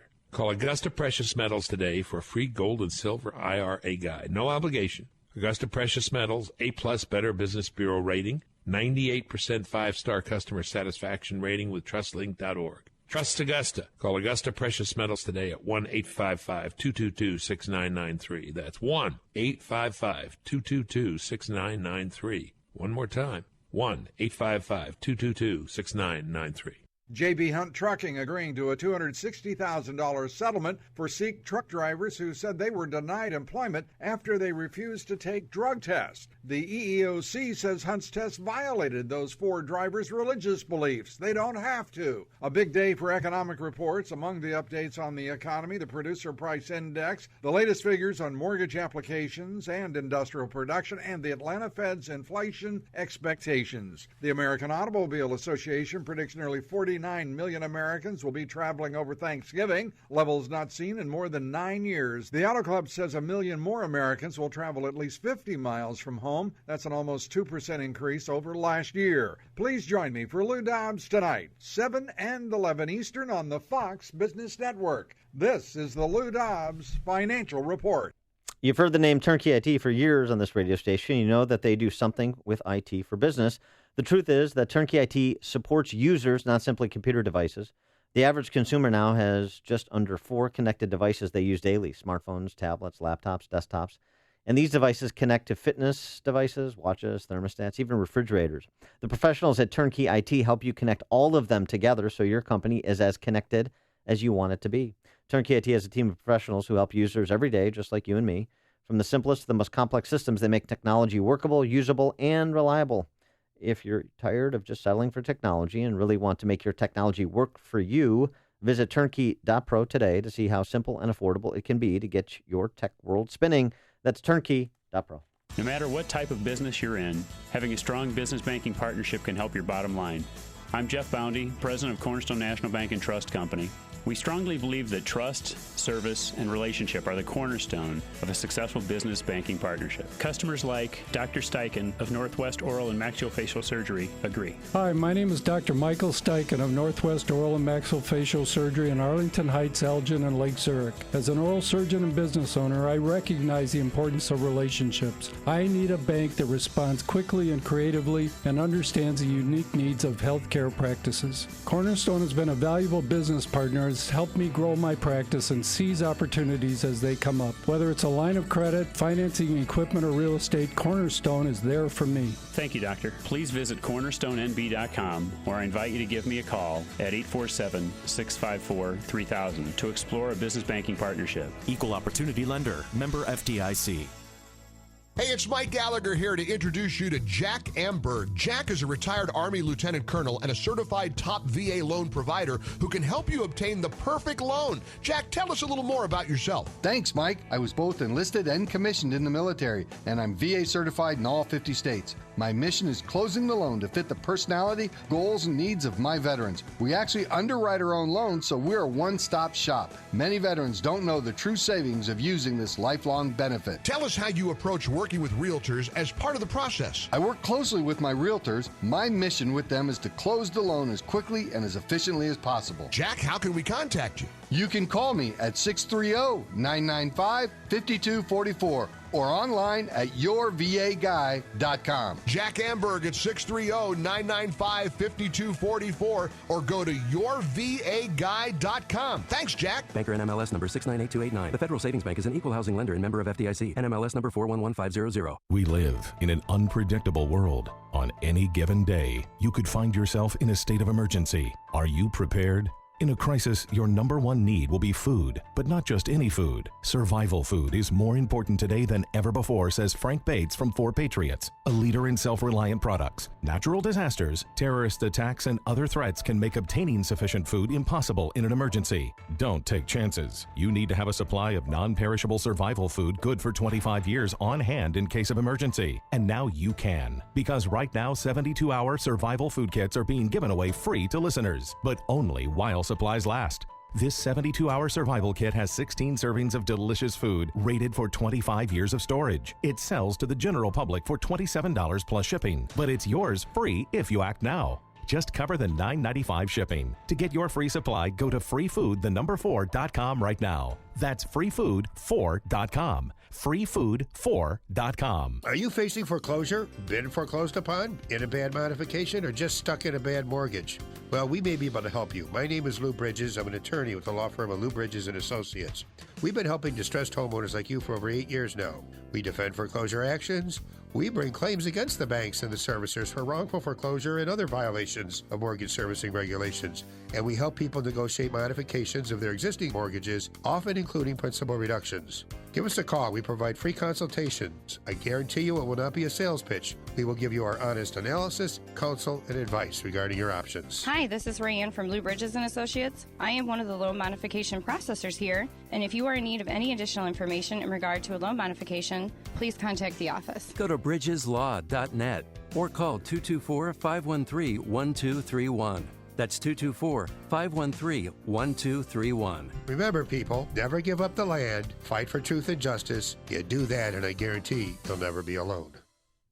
Is Trump the only Republican who could have won? And if that's true, what does that say about the future of the GOP at 7:07? But now let's check the headlines with Mike Scott. Dan, a man charged with murder after the discovery of a Rockford boy in a Chicago lagoon. Bulls turned back the Blazers, and a patchy dense fog advisory up this morning. WIND Chicago News Time, 7 o'clock. Fox News Radio. I'm Dave Anthony. He battled the media all the way on the road to the White House, and President-elect Trump continues to, tweeting rebuttals to press accounts of turmoil on his transition team. To squelch any reports of unrest within the transition or of who might be offered what, saying, very organized process taking place as I decide on cabinet and many other positions. I am the only one who knows who the finalists are. Fox's Garrett Tenney in another post this morning. He rejects as false reports he's trying to give the Trump children top security clearances. And the president-elect just fired off several tweets attacking the New York Times as failing and wrong, upset they looked like fools in the coverage of his campaign. The president-elect says he's taking calls from many foreign leaders listing 7 countries. President Obama's addressing the Greek people. You may have noticed the next American president and I could not be more different. Again, promising a smooth transition to President-elect Trump. Fox's Simon Owen live in Athens. Dave, in a speech here, the president saying he's in the place where democracy began 25 centuries ago and saying it remains the most effective form of government ever devised. And he said American democracy is bigger than any one person. And as a result, his administration will do all it can to support the next one. But he also took a shot at what he called a global elite who avoid paying their taxes and talked up the benefits of global trade, saying these days, it's not possible to cut ourselves off from one another. Dave? Simon, it's a normal morning at Oklahoma City's airport. Flights coming and going after Michael Winchester, a Southwest Airlines worker and a father of an NFL player, was murdered. Police say the shooter, who has not been identified, was found dead of a self-inflicted gunshot wound in a pickup truck at an airport parking garage. Investigators believe the suspect watched other airport workers come and go and apparently knew Winchester's schedule and routine. Fox's Tanya J. Powers. Drama at a pizzeria in Levittown, Pennsylvania. 2 men tried to rob it last night, but a customer they assaulted was armed with a gun, and he shot them both, killing one, wounding the other. Fox News Radio. Fair and balanced. Skies are clear, and we have sunrise over Chicago. 41 degrees officially at O'Hare at 7:02, and fog beginning to develop across the area, and a dense fog advisory is up for northwest Indiana. Authorities say an inmate remains hospitalized in critical condition after an early morning fire at a cell at the Cook County Jail. Crews responded early this morning to a fire at the portion of the jail that houses maximum security classified inmates. Authorities continue their investigation following a shooting on the Eisenhower Expressway that critically injured a man near I-290 and Morgan. Major League Baseball will honor the pitchers today. Winners of the Cy Young Award will be named, and finalists include 2 Cubs, John Lester and Kyle Hendricks. A man is charged with murder in relationship to the death and disappearance of a 2-year-old Rockford boy whose dismembered remains were found in a Chicago lagoon in 2015. Police saying yesterday Camel Harris was caring for Kyrian Knox last summer when he snapped and killed the lactose-intolerant boy after he was fed milk and cried throughout the afternoon. Chicago Police Commander Kevin Duffin. The baby apparently ingested some milk, and the baby was lactose intolerant and kept crying all afternoon, and he kind of just snapped and couldn't deal with it anymore. Harris was arrested after investigators say they found the boy's blood inside his vehicle. Expect a vote later today on a budget for the city of Chicago by aldermen. Aldermen have been debating several portions of the mayor's spending plan in committee ahead of today's city council meeting. And a trial is postponed for the widow of disgraced Fox Lake police officer Joe Glenowitz. Melody Glenowitz is accused of helping her late husband steal thousands of dollars from a police youth explorers program. Yesterday, prosecutors requested time to reply to a motion to dismiss charges, so the trial date was moved to February 6. Chicago sports, Winnipeg over the Blackhawks 4-0. Circuits tour underway as well for the Bulls. Jimmy Butler had 27 in a win over the Trailblazers, 113-88. The news service of Staples. Staples has low prices on technology for your business. Right now, they'll buy any PC. You buy any PC at Staples and get free tech support for 30 days. They'll help you set up your new PC so you don't lose critical files and help you connect to your network and your printer. Staples, make more happen. 7:04 and a check of traffic and weather on the way next on AM 560. I'm Nick Soboleski, a Select Quote agent with a true story that could save you hundreds of dollars a year. A woman named Linda just called. Her husband, Ray, has a $300,000 group life insurance policy, but is changing jobs and can't take it with him. Well, I impartially shopped the highly rated term life insurance companies we represent and found Ray, who is 41 and takes medication to control his cholesterol, a 10-year, $500,000 policy for under $26 a month. That's almost twice the coverage for less than half of what he had paid. If SelectQuote hasn't shopped for your life insurance, you're probably paying too much. For your free quote, call 1-800-467-5125. That's 1-800-467-5125. 1-800-467-5125. Or go to SelectQuote.com. We shop. You save. Get full details on the example policy at SelectQuote.com/commercials. Your price can vary depending on your health, issuing company, and other factors not available in all states. 7:05. Let's get an update on the roads in our AM 560 traffic center. The latest with Jim Talamonte. Thanks, Mike. We're seeing major delays on the southbound tri-state from north of Gurnee now to south there with a crash at 137. Got a couple of lanes blocked. This is a major backup, and the delays now start around 132, and now that crash is just cleared at 137, but it's still a pretty big backup. Northbound on 294, it's slow from Cicero to the 83rd Street Toll. Archer to the Hinsdale Oasis, and from the Reagan Tollway to the Grand Avenue Curve. Eastbound Adams Tollway, slow Barrington to Meacham. Reagan Tollway, slow 53 to 355 in York to the Tri-State. The Edens runs 30 minutes, Lake Hook to Montrose, outbound 25. Kennedy, 53 minutes, O'Hare to downtown, outbound 45.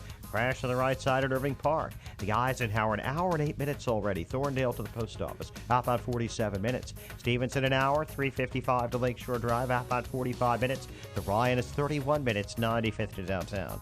Traffic answers when you need them most. I'm Jim Talamonte on AM 560, The Answer. Chicago's Morning Answer continues next. Your official Chicagoland weather forecast from the aircomfort.com Weather Center. Here's meteorologist Kevin Snyder. Patchy morning fog, otherwise a mostly sunny day, high 60, then patchy clouds at night, low 46. Breezy with sunshine tomorrow, high 70, then patchy clouds tomorrow night with wind gusts up to 30 miles per hour, low of 56.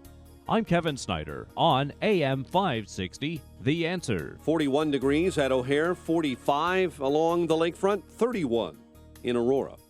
Your next news update is at 7:30. Chicago's Morning Answer with Dan and Amy continues next on AM 560, The Answer. This hourly segment is brought to you by the Alpha Wealth Group, bringing the trilogy of estate, tax, and investment planning together. Visit alphawealthgroup.com for a free report. Good morning. Welcome to your Wednesday morning briefing. Here's what you need to know to start your day. We are going to have to guard against a rise in a crude sort of nationalism that is built around an us and a them. If Trump is serious about seeking unity, the first thing he should do is rescind his appointment with Steve Bannon. Rescind it. Don't do it. Look, I don't know whether he's an anti-Semite or not. I just don't think you should toss that phrase around casually unless there's overwhelming evidence. This is Chicago's Morning Answer with Dan Proft and Amy Jacobson on AM 560. The Answer.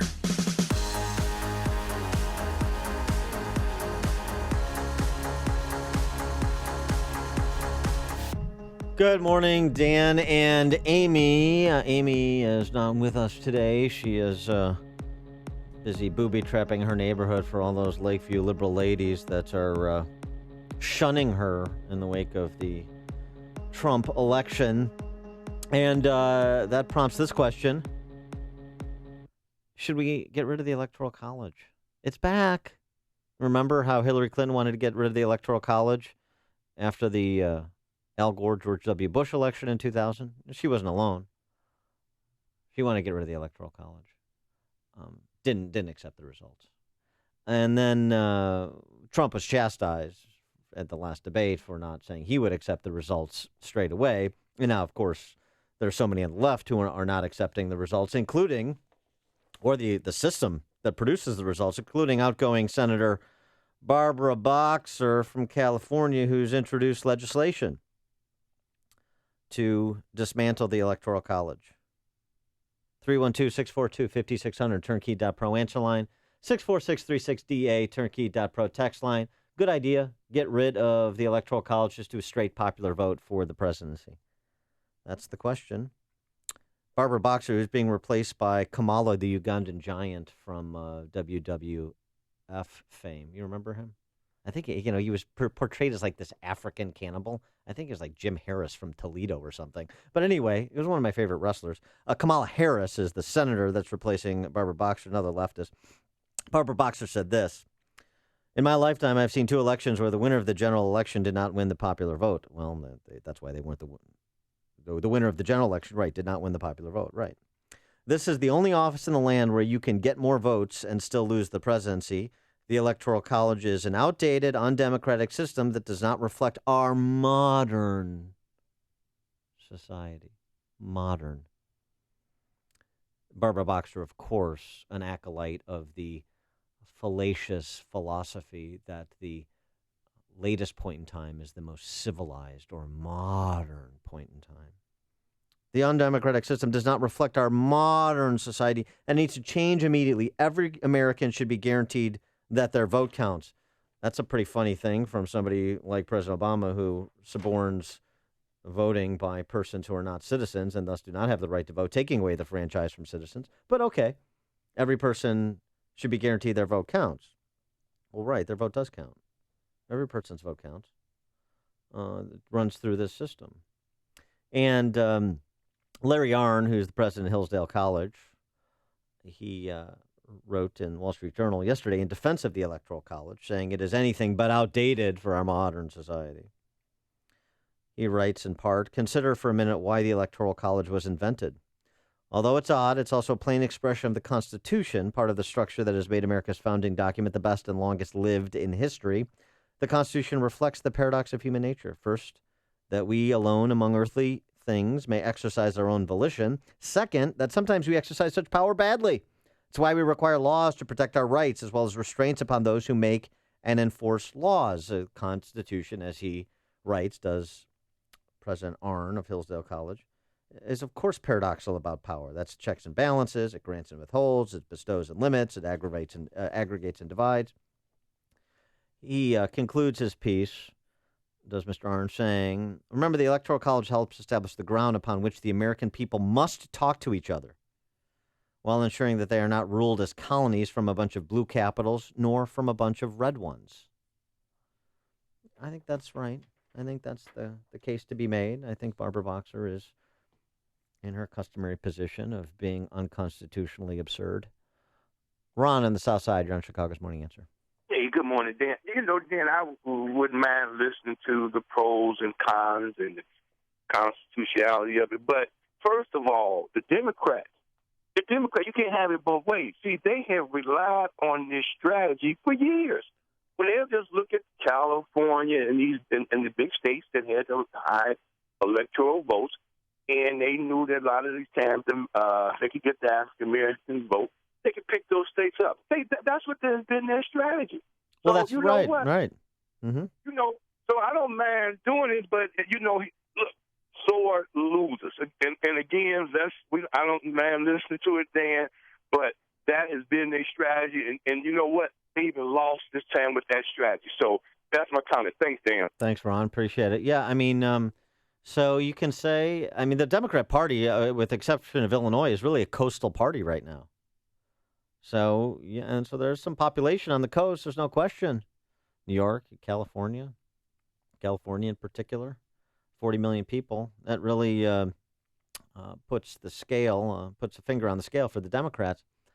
But there is this matter to Barbara Boxer's argument about everybody's vote counting, that Trump won 31 states. So does that matter in the context of the equity of the system, if that's the discussion we're having? Seems to me it does. In addition to being the constraint on, as Arnn writes persuasively, people ruling from blue capitals or red capitals based on population demographics. Patty on the Northwest Side, you're on Chicago's Morning Answer. Hi, good morning. Thanks for taking my call. No, we definitely need to leave the Electoral College intact. Instead of trashing the Constitution, we should be embracing how our forefathers were so innovative hundreds of years before social media and Facebook and all these different influences that come intact to an election. Now, our forefathers foreseen this and to intact to make sure that each state had a saying in the election. By just trashing the Electoral College because it doesn't work in your benefit, Right. no, that's unacceptable. Yeah, thanks for the call, Patty. Yeah, I mean, of course, the Founding Fathers didn't anticipate Twitter, but they anticipated the passions of the people and the movement of people and the need for balance and checks and balances. I think that's your point. I think it's the salient one. Dave in Villa Park. Hello? Hey, Dave. Yeah. I think it takes a constitutional amendment to change, to get rid of the Electoral College. The Constitution doesn't even talk about a general election electing a president.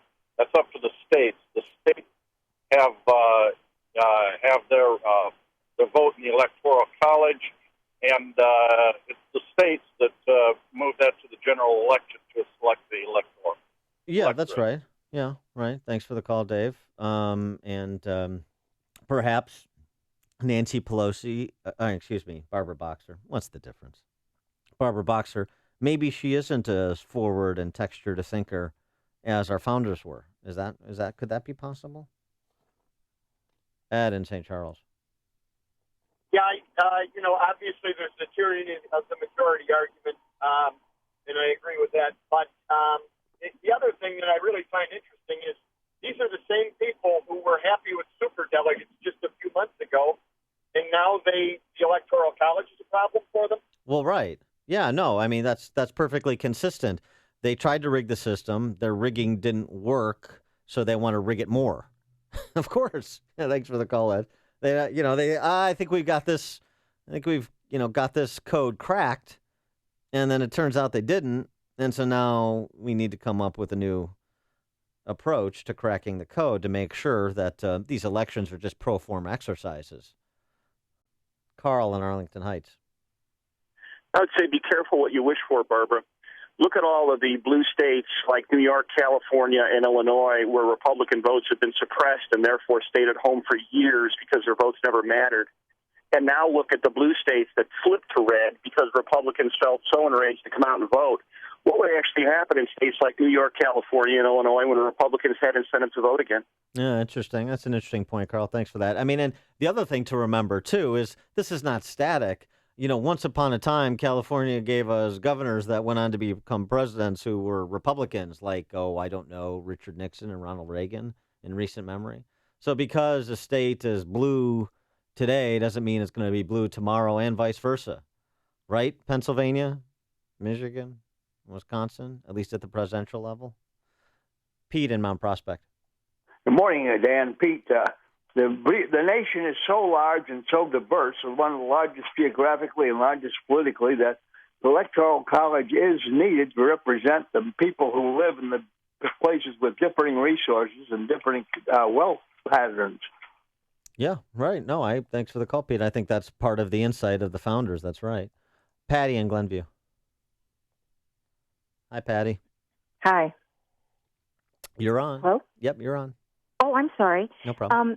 I think in 1969 they brought this up and Nixon endorsed it, but it never came to a vote in the House. I think I read that somewhere. Yeah, it's it's all these. There's no new ideas in this world, right? It's just the history we don't know. Thanks for the call, Patty. And this is not going to go anywhere, but it's kind of a fun intellectual exercise. It's and a constitutional lesson, and also it's a lesson about the left, about the crybaby left, about their disposition to rig and rig and rig until they get it right, until they're basically we could just suspend the election like in Illinois and you just tell us how many people you want in office and then you just get those people. And we can just dispense with all this sound and fury of an election, from gerrymandering and all of the other tricks, same-day voter registration, but only in 20 counties in Illinois, not all 102 counties, because only 20 counties matter. You want to talk about gaming the system, moving the primary dates back and forth depending on who the nominee is. Remember in 2010, Madigan moved the Illinois primary to the first week in February, the first Tuesday in February, to help Barack Obama to put Illinois earlier in the election cycle. Then we moved it back to March because Obama was no longer on the ballot, didn't need it anymore. So it's always finding ways to game the election to the advantage of the ruling class. And that's part of, what the ruling class does. It's part of the reason they were rejected on Tuesday. I mean, not in Illinois, but most everywhere else. Sean in Elmwood Park. First off, hasn't the transgendering Colombo been retiring for 10 years? This Barbara Boxer, every year she's retiring. Every year she has more bad ideas, the woman who inspired the light switch. None of it is about people moving it's about rejecting the corrupt collective. Like, let's take a sewer like Cook County, where they drag out every hobo, every wino, everybody they can snatch up, and when that doesn't fail, these phony baloney municipal employees with their jobs, they're punching names of people who died 50 years ago. It's to prevent that kind of corruption of a sewer like Cook County in Chicago from overthrowing Ohio. That's why you need it in place, and that's why Barbara Boxer doesn't like it, because no matter how many times they give out free jelly in San Francisco, you still can't get. You still can't overthrow the other states with communist bastions of corruption. All right, thanks, Sean. Randy in Countryside. Hey, Dan, good to talk to you. The whole idea behind the Electoral College, I learned this at a young age, was the idea of federalism, right, where the Founding Fathers wanted to make sure that no one state could dominate the other. So that's why we don't have a true national election. We have the closest thing is the presidency. Mm-hmm. But the states, just like the bicameral legislature, where you have 2 senators per state, but the House is based on population, that flows through the Electoral College. And it's really quite a ingenious system. Now, there might be one improvement, and Maine and Nebraska do this. And this would help to eliminate the disenfranchisement of voters in Illinois, the West Coast, the East Coast, where they allocate their electors both on the basis of the Senate, the 2 go statewide popular vote, but the electors for the congressional districts go in the popular vote of that congressional district. Can you imagine Illinois actually having a say in the presidential election? Yeah, we used to. It hasn't been, I guess we did actually earlier than Wisconsin did in terms of voting Republican. I think we did Bush in 88. They were Reagan in 84. But yeah, no, it's interesting. I suppose you want a unicameral legislature too, like Nebraska. No, no, not quite that far. No, it's a good point. I think Barbara Boxer is a little bit off base when she talks about how unfair it is. Well, we've been suffering here in Illinois, and the East Coast Republicans and the West Coast Republicans have been suffering a long time. We don't really have our vote count in the presidential election because of the big urban population centers that are so filled with so many ignorant Democratic voters. Thanks for the call, Randy. Take more of your calls. Also, want to get to this question. Is Trump the only Republican candidate in a field of 17 that could have won on November 8th? Take your calls, 312-642-5600 after this. Before you see it on TV, share it on Facebook, or read about it in the paper. Hear it here first. This is Chicago's Morning Answer on AM 560. The Answer. Take a look at the weather. Patchy fog this morning, otherwise mostly sunny, high 60. Clouds tonight, low of 46. Tomorrow, hit the link, sunshine, breezy, temperature near the record of 74, set in 1975 when we were welcoming the dawn of a new ice age, according to the global alarmists. High 70 tomorrow, low tomorrow night, 56. Now let's check the roads with Jim Telemonte. Thanks, Dan. Then came acid rain. Remember that? The southbound tri-state. I sure do. Right.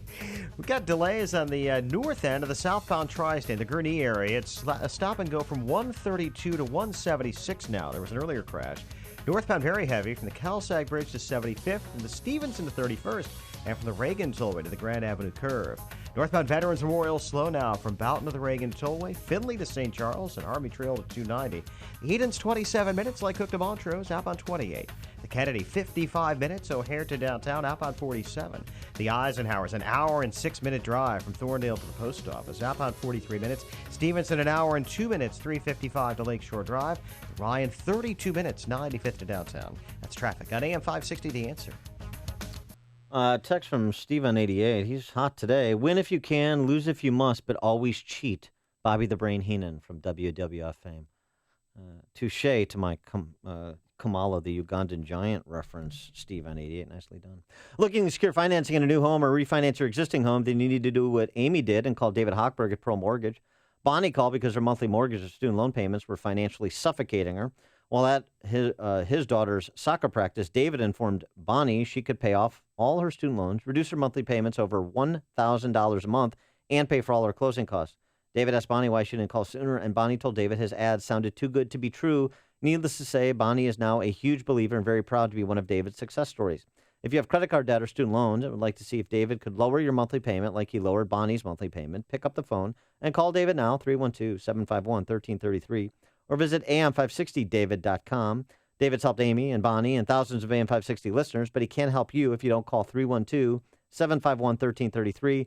That number again, 312-751-1333, or visit am560david.com. Per mortgage, equal housing lender, Illinois residential mortgage license C4358, NMLS 19186.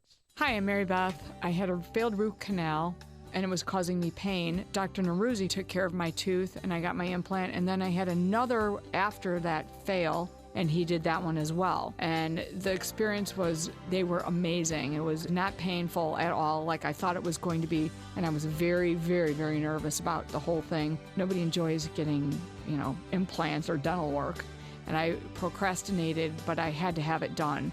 And he took me in immediately and took care of it. And he made it really affordable. They're very accommodating to people that cannot afford to have it done. I would recommend Dr. Neruzzi to anybody, and I have given him referrals. My own sister had hers done by him. This is Dr. Neruzzi. I personally guarantee your happiness with your implants. Go to implantsforme.com. For missing teeth, dental implants are wonderful. The advantages are fantastic. Just remember, implantsforme.com. Implantsforme.com. Hi, I'm Tom Sadeka, President and CEO of Precision Payroll of America. We're the 33-year-old company whose first employee and first client are still working together. Ladies and gentlemen, this administration is not finished in dampening growth and prosperity for the American business. December 1st, the new overtime rules go into effect. Are you ready? Are you ready for the new EEO-1 tracking and filing requirements? Precision Payroll of America is ready to help. Oh, and are you ready to implement Chicago's and Cook County's mandatory sick pay policy? Precision Payroll of America is ready to help. We stand ready to serve, and our clients are ready. Are you? Please call me at 630-242-1507. That's 630-242-1507. Or check us out on the web at precisionpayroll.com. Let's talk, let's meet, let's get ready. AM 560, The Answer.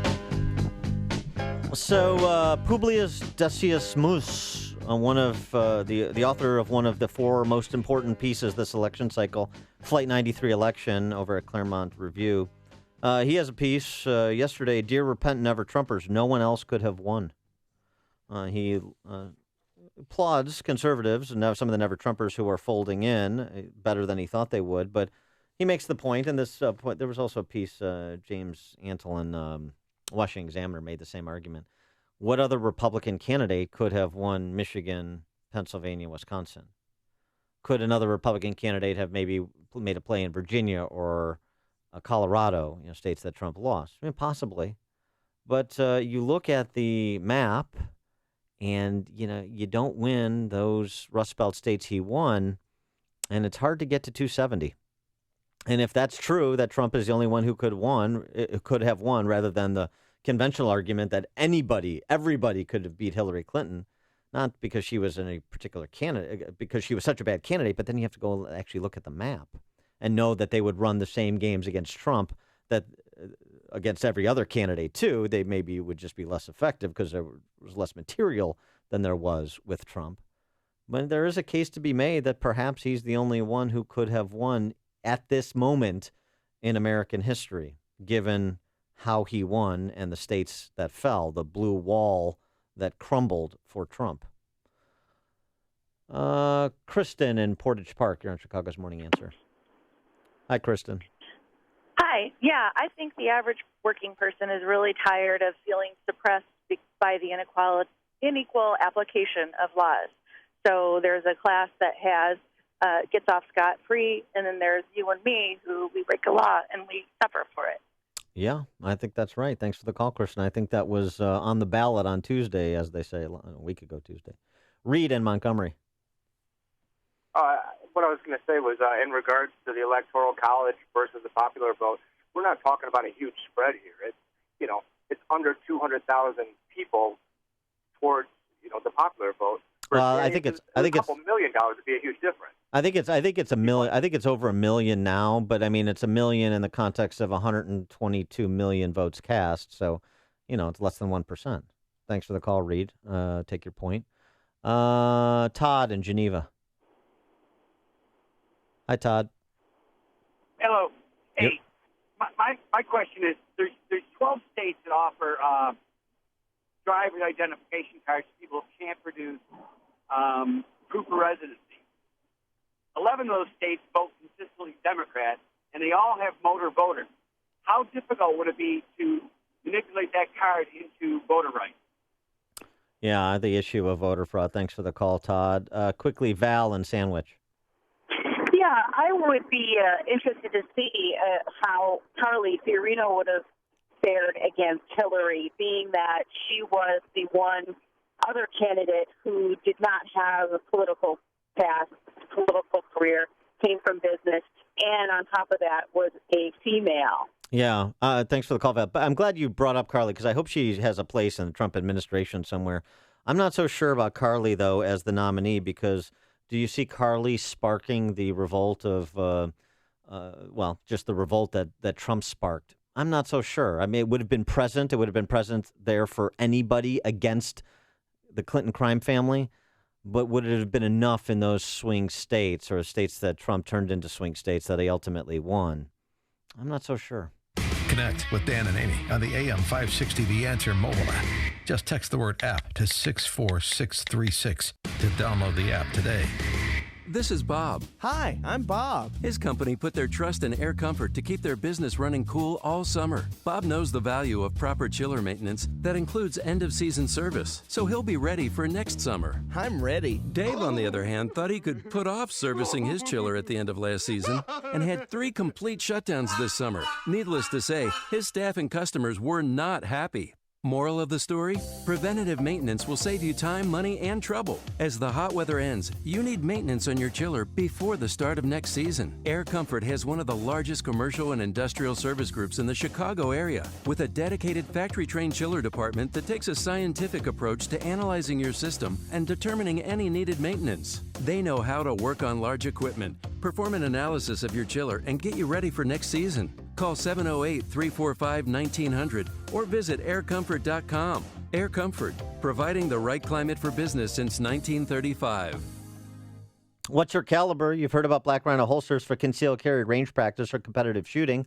When you see how comfortable and safe they are, you'll want one for all of your firearms. They're handcrafted in Illinois by veterans using 100% virgin Kydex and American-made fasteners. From precision fit and finish, secure retention, and quick draw, a Black Rhino is the finest affordable holster. With a lifetime material warranty and workmanship guarantee, Black Rhino has tactical carrier and concealed carry systems for every caliber. You and your firearm deserve a Black Rhino. The Second Amendment protects our right to bear arms, and Black Rhino protects those arms. Black Rhino Concealment. We hold your caliber against you. Visit blackrhinoconcealment.com or call 847-783-6499 for showroom info. Use the promo code AM560 for a 10% discount on your first order. That's 847-783-6499 or visit blackrhinoconcealment.com. Coming up at 7:37, Heritage Foundation Chief Economist and Trump Economic Advisor Steve Moore joins us to tell us where tax reform falls in the first 100 days legislative agenda. But now let's check the headlines with Mike Scott. Mostly sunny, 39 degrees. Fog beginning to develop across northwest Indiana with a dense fog advisory up. President Obama paying tribute to democracy in its birthplace. The president spoke to a crowd in Athens today, saying that system will prevail over many other challenges around the world. More democracy is good for the people of the world, but it's also good for our national security, which is why America's closest friends are democracies, like Greece. It's why we stand together in NATO, an alliance of democracies. President-elect Donald Trump denying reports his team has been trying to get security clearances for his adult children. In a post on his verified Twitter account, the businessman wrote it was a typically false news story, end quote. Students at more than 80 colleges and universities plan to walk out of class today in protest against President-elect Donald Trump. At some campuses, sit-ins are planned as well. Authorities say an inmate was hospitalized in critical condition after an early morning fire in a cell at the Cook County Jail. Crews responded early this morning to a fire in a portion of the jail that houses inmates with a maximum security classification. A man is charged with murdering a 2-year-old Rockford boy whose dismembered remains were found in a Chicago lagoon in 2015. Camel Harris was caring for Kyrian Knox last summer when he snapped and killed the lactose-intolerant boy after he was fed milk. An Indiana truck driver is pleading guilty to reckless homicide charges following a crash over 2 years ago that killed 5. Francisco Carroz entered the plea yesterday in Will County Court. Chicago sports, Winnipeg over the Blackhawks 4-0 as the Circus Tour kicks off north of the border. The Bulls on the West Coast blasting the Trailblazers 113-88. And in college hoops last night, Fighting Illini dismantled McKendree 112-66.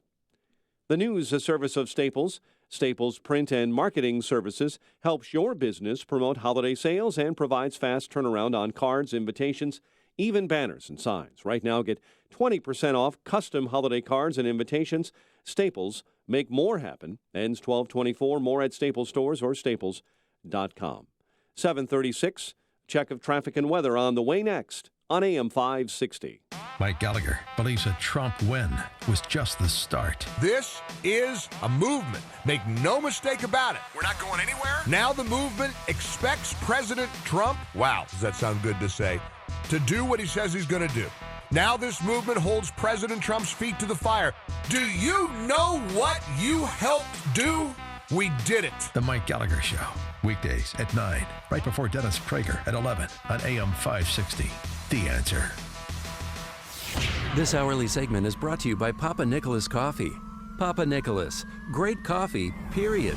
You've always wanted to be your own boss and in complete control of your future. No more glass ceiling, no more being overlooked for that promotion you deserved. There's never been a better time to take that first step. Your first step begins at franchisebuyersguide.info. Put your talent, your skills, your drive, and your determination to work for you and only you. Franchise opportunities include brick and mortar, home-based, product-based, service-based, B2B, and B2C. Unleash the entrepreneur in you. Learn more at franchisebuyersguide.info. That's franchisebuyersguide.info. As 2016 starts to wind down, it's time to take a good hard look at how your building and offices have been maintained. At Image One, we're aware that everyone has a cleaning service and many are happy, but you should have a backup plan. So when something happens, and it will happen, you're ready. Let Image One be your backup plan. Image One is Chicagoland's choice for custom office and building cleaning needs. Connect with Image One online at imageoneusa.com or call 800-223-1985.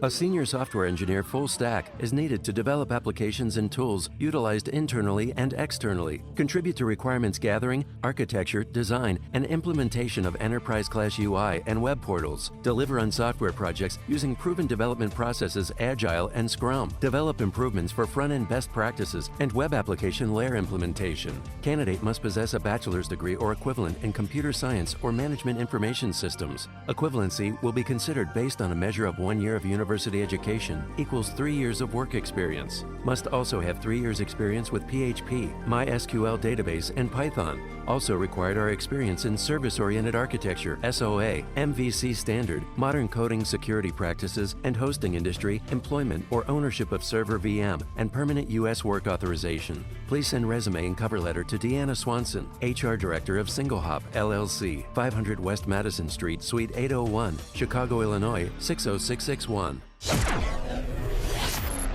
7:39.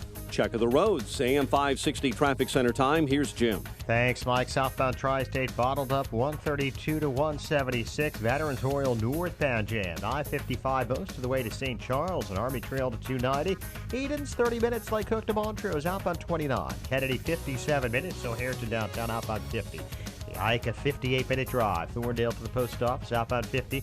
Stevenson an hour and 3 minutes. 3:55 to Lakeshore Drive outbound 48 minutes. Ryan, 31 minutes, 90-50 downtown traffic service of Subway.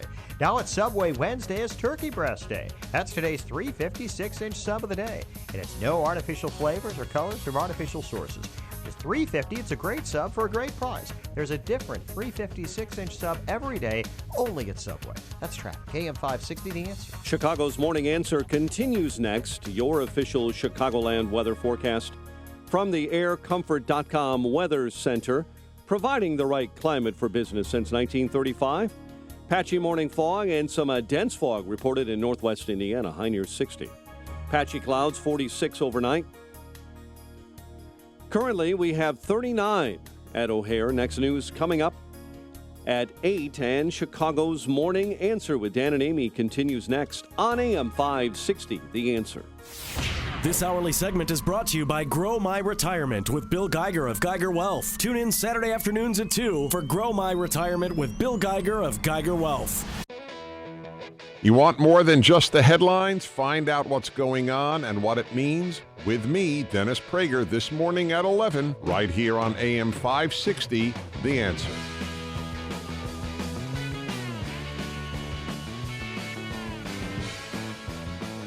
Good morning, Dan and Amy. Amy is feeling under the weather, so send her get well wishes. She'll be back to full strength shortly, undoubtedly.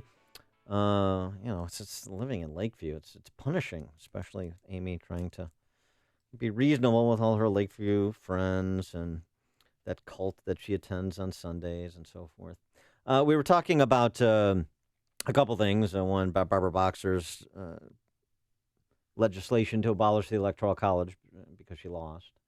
And the question as to whether or not Trump is the only Republican, as it turns out, the only Republican who could have beaten Hillary Clinton, rather than, as the conventional wisdom was for most of the cycle, the only Republican who could have lost to Hillary Clinton.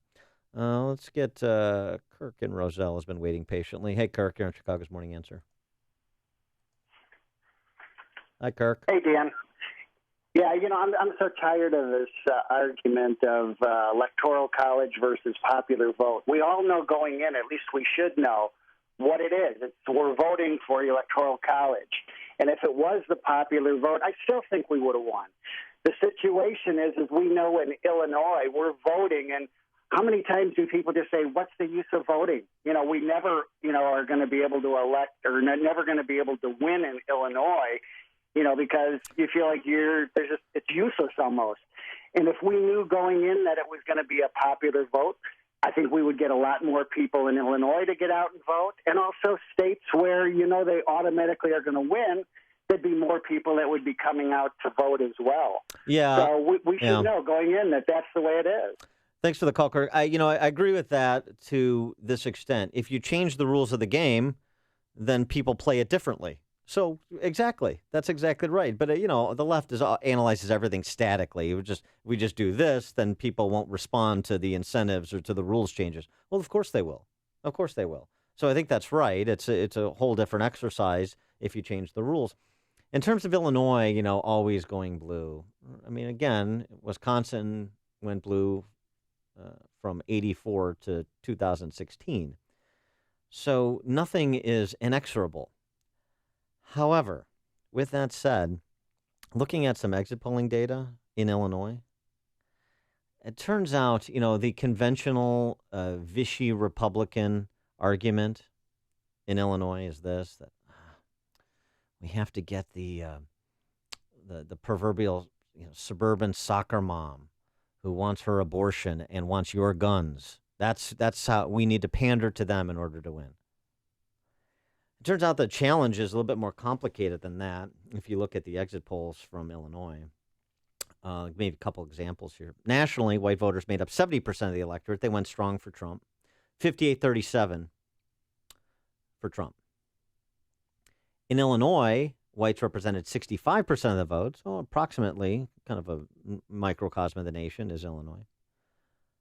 65% of the vote in Illinois, whites, equally split between Trump and Hillary at 47. 21-point difference among white voters in Illinois versus nationally. Now let's dig into that a little bit more. to assess the depth of the problem, because there's a problem here.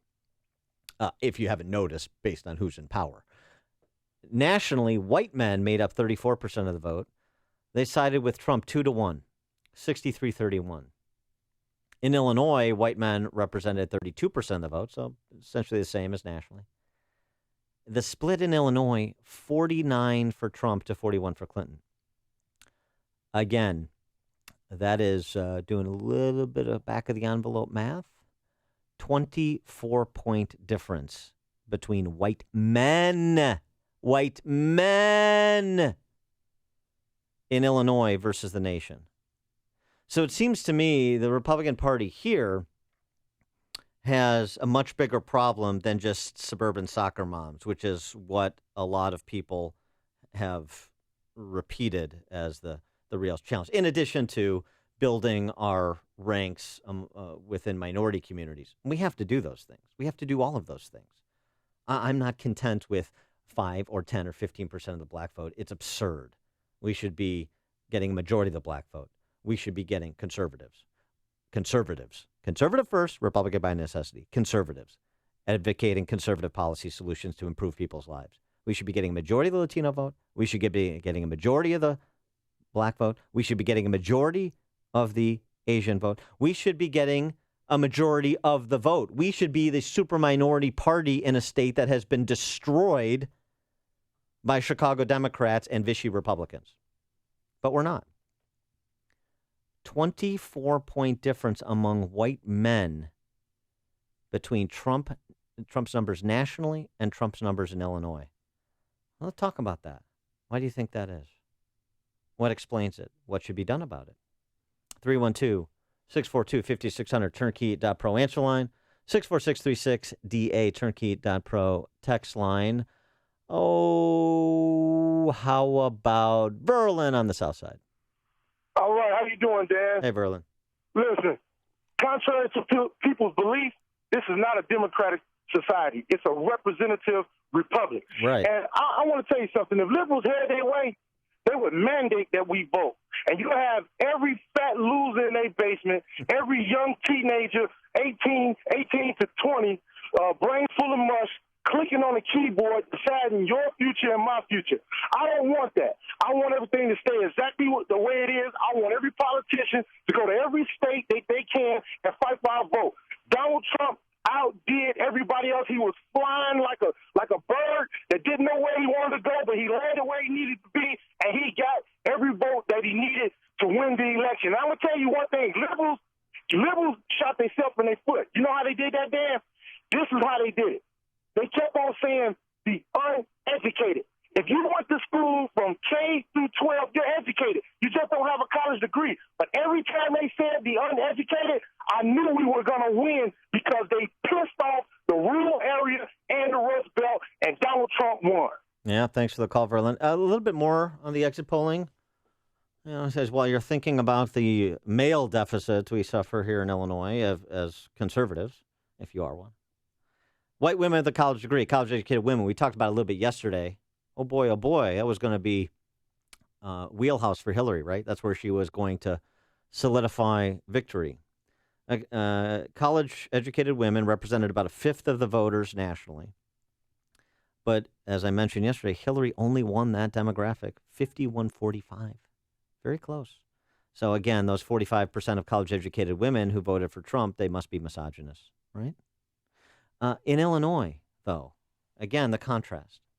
White college-educated women represent 18% of the vote, so nearly a fifth, like nationally. Illinois, good microcosm nationally in terms of distribution of vote. Hillary doubled up Trump, 64-33. So again, a little back of the envelope map. Hillary 31 minus 6 is 25, I believe. 25 points better among college-educated women than in Illinois than she was nationally. 25 points. 24 points better with white men than she was in Illinois than she was nationally. Something's going on here. I mean, are college-educated women in Illinois so much different than college-educated women throughout the Great Lakes or the rest of the nation even? White men so much different than they are in the Great Lakes throughout the rest of the nation? Well, what is going on here, do you think? I have my ideas, but I want to hear yours. John in Streeterville, you're on Chicago's Morning Answer. Dan, I enjoy your show. I think you do a fantastic job. Thank you. You know what? Frankly, and I've seen it in my inner circle, I think they are scared of their liberal wives. I'll be honest. I mean, I've seen guys, and it's just been, they were scared to vote for Trump. I've been in conversations with them before the election, and maybe a simple answer, but that's what I think. Do they know that it's a secret ballot? Their wives can't see who they voted for? Thanks for the call, John. I appreciate it. I mean, I hear what you're saying. I don't know. Why would you marry a liberal anyway? Brian in South Elgin. Hey, how's it going this morning? Hey, Brian. I was kind of wondering, did they do a tally on the dead vote? See how many dead people voted for Trump and how many dead people voted for Hillary? I have not seen that exit polling data, Brian, but as soon as the dead vote is fully tallied, I promise to share it. Thanks for the call. Warren in Villa Park. Oh, I was going to ask you, in California, they give everybody, the illegals get driver's license, but everybody who gets a driver's license also gets registered to vote. Now, isn't it illegal if you're an illegal alien to vote? Yes, it is. And are they voting in California in your viewpoint? Well, there's some. Thanks for the call, Warren. I mean, there's research about the incidence of persons that are here illegally voting. This goes back to studies by a couple of academics from Old Dominion University. Others that I saw some projections that as many as 3 million persons here illegally voted this past election. That number has been projected to be higher in past election cycles. So, I have not done the research myself, but I could point you to research that's been done by academics on this topic and find it certainly happening. By the way, the week before the election, you had President Obama tacitly endorse the idea when he gave an interview to a Latino digital channel, essentially. So is it real? Yeah, it's real. How pervasive is it? I don't know. I can only go on the research that's been compiled to date. Mike in Geneva, you're on Chicago's Morning Answer. Hey, Dan, how are you? Hey, good. I'm thinking maybe you're picking the wrong benchmark. I'll bet Chicago is very similar to New York City and the state of California. Both blue, they're all blue pockets in a red country. What do you think? Yeah, I mean, thanks for the call, Mike. It's probably true. I suppose if you looked at Chicago and compared to New York and L.A., but we're talking about the entire state of Illinois. Well, and you could say, well, Illinois versus New York and California. But we're not a coastal state and we're not a coastal city. We're more culturally conservative than either New York City or L.A. here in Chicago. So there seems to me there's something else going on for the great discrepancies in Illinois, heartland country, versus our Great Lakes neighbors. I just don't think that we're that much different, and yet the results are markedly different. Jim in Downers Grove. Hi, Dan. How are you this morning? Hey, good, Jim. Two things. One is it could only be Trump because he's the only one who took the playbook the Democrats used and used it. Secondly, America be scared, and I'll tell you why.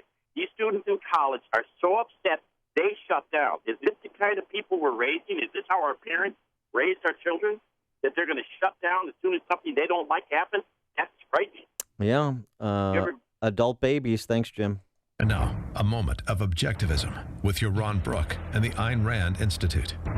Everyone from Hillary Clinton and Ted Cruz to Rob Lau and Angelina Jolie say they've been inspired by Ayn Rand's most famous novel, Atlas Shrugged. What's the appeal? Atlas Shrugged grapples with the fundamental questions of human existence, presenting radically new answers. Is the pursuit of profit and noble enterprise or the root of all evil? Is sexual passion an exalted spiritual virtue or a dirty animalistic vice? Is reason an absolute or is faith an alternative source of truth? These are just a few of the timeless questions Ayn Rand explores in Atlas Shrugged, and her thought-provoking answers and intriguing characters will have you turning the pages for more. Pick up a copy of Atlas Shrugged today and visit ARIradio.com to learn more about the ideas in Ayn Rand's masterwork. From the Ayn Rand Institute, I'm Ron Brook. This has been a moment of objectivism from the Ayn Rand Institute. To learn more, listen to the Yaron Brooks Show, Saturdays at 4 on AM 560, and visit ARIradio.com. If you enjoy Yaron Brooks' Moments of Objectivism, consider making a gift to support content like this from the Ayn Rand Institute. ARI fosters a growing awareness, understanding, and acceptance of Ayn Rand's philosophy of objectivism to create a culture guided by the principles of reason, rational self-interest, individualism, and laissez-faire capitalism. To support this work, go to ariradio.com and click on the donate button. Your tax-deductible gift will help to spread the message of Ayn Rand to the next generation. If you're serious about selling your home, now is the time. Supply is low and it's a great seller's market in many Chicagoland neighborhoods. I've done the research, and along with my Salem Radio colleagues, Mike Gallagher and Michael Medved, we all recommend that you call Saul. Saul Z and the Z team are so good that if they don't sell your home in 59 days, they'll sell it for free, guaranteed. Saul is ranked 106 out of 1.2 million agents by the Wall Street Journal. His proven marketing system is so effective that he sells on average a home every single day, attracting multiple full-price offers. That demand helps sell your home fast and at the highest price. It's a no-brainer. If I were selling a home in Chicagoland, I'd call Saul. Go online to callsaul.net or call Saul now at 888-346-0666. That's callsaul, SAUL.net, or 888-346-0666. You'd better call Saul.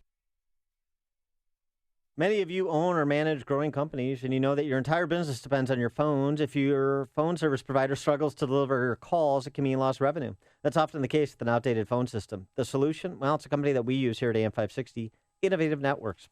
They excel at providing innovative solutions to reinforce your company's phone infrastructure and enhance call flow. We truly appreciate how comprehensive, diligent, and cost-effective Innovative Networks was in providing solutions that scale as our business expands. Innovative Networks can even replace your outdated phone system at no cost and provide hands-on training to maximize your capabilities. You'll save money and be more focused on growing your business. Here at AM 560, we're thrilled with Innovative Networks, so follow our lead and call Innovative Networks at 312-453-7777. They're rated A+ by the Better Business Bureau. Call 312-453-7777 or visit go4inet.com. That's go, the number 4, I-N-E-T, phonehome.com. Balance of Nature's fruits and veggies.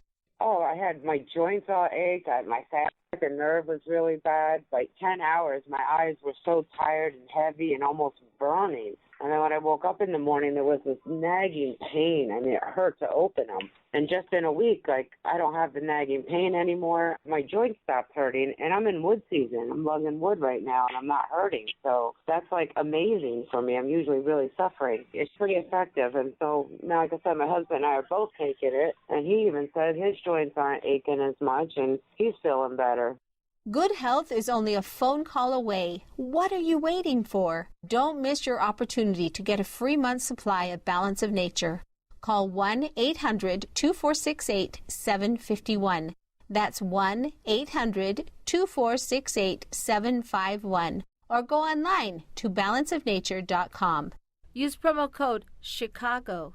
A storm is on the horizon, and you need to keep the lights on no matter what. Your business relies on the power being on 24/7. It's the lifeblood of your data and computer systems. Weather-related outages from the power company are not acceptable. Your need for a source of power that's reliable 24/7, along with round-the-clock service that can dispatch technicians to your site immediately, is mission critical. Your business needs Charles Equipment Energy Systems on speed dial. These are the big boys, not residential or solar, but reliable industrial generators for emergency backup or events. When you need more than a 100-foot extension cord plugged into a small engine generator, call Charles Equipment Energy Systems. They keep the lights on with rental generators for job sites or power outages. Stay warm this winter. Plan ahead. Call now to prepare generators for winter storms and potential power outages. Call 630-834-6000. That's 630-834-6000 or charlesequipment.com. charlesequipment.com. Every bowling alley has 10 pins. But if your idea of bowling is more than just how many pins you knock down, 10 Pin is the place for you. Sure, they have 24 state-of-the-art lanes, but they're also a comfortable upscale lounge with great music, delicious food, and a tempting drink list. To say nothing of their 128-foot video wall. Now that's bowling. If the pins don't go down as easily as the martinis, burgers, and conversation, don't worry. That's only part of the fun. So enjoy your next group outing at 10 Pin, downtown Chicago next to the House of Blues. Check them out at 10pinchicago.com. Go for the bowling or just go for everything else. Oh, I really want to take Julianne from Carol Stream about teachers, but we're out of time. Call back. Coming up at 8:08, Daniel Hannan with a British perspective on the Trump victory. But now let's check the headlines with Mike Scott. Dan, a man charged with murder related to a Rockford boy whose dismembered remains were found in a Chicago lagoon. The Melody Glinowitz trial is postponed, and the Bulls beat the Blazers last night. WIND Chicago News Time, 8 o'clock. Fox News Radio, I'm Dave Anthony. He's the tweeter-elect. Donald Trump continuing to attack the media on social media, just like he did in the campaign, rebutting reports of transition troubles. Fox's Rachel Sutherland, live in Washington. Dave, Mr. Trump tweeted, "The failing New York Times is so totally wrong on transition. It is going so smoothly," disputing the paper's report that the Trump team was in disarray amid the dismissal of lobbyist and former Congressman Mike Rogers, who was being considered for CIA chief. The president-elect also blasted the Times for reporting that he's taking calls from world allies in a haphazard fashion, tweeting, "I've received and taken calls from many foreign leaders despite what the failing New York Times said. Russia, UK, China, Saudi Arabia, Japan." Dave. Rachel, the protests rage on. There in Akron, Ohio. Later today, students plan to walk out of classes on dozens of college campuses nationwide. Some angry about the election have gone further. An Ohio man was arrested, accused of tweeting he wanted to assassinate the president-elect. The CEO of a California tech company has resigned effective immediately for his tweets threatening to kill Donald Trump, adding, "Bring it, Secret Service."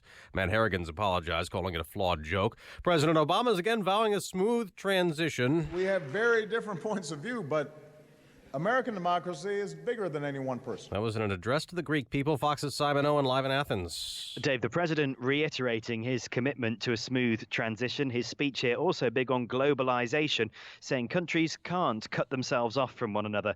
But he warns that a more connected world has also led to an increase in feelings of inequality. If people feel that they're losing control of their future, they will push back. We have seen it here in Greece. We've seen it across Europe. We've seen it in the United States.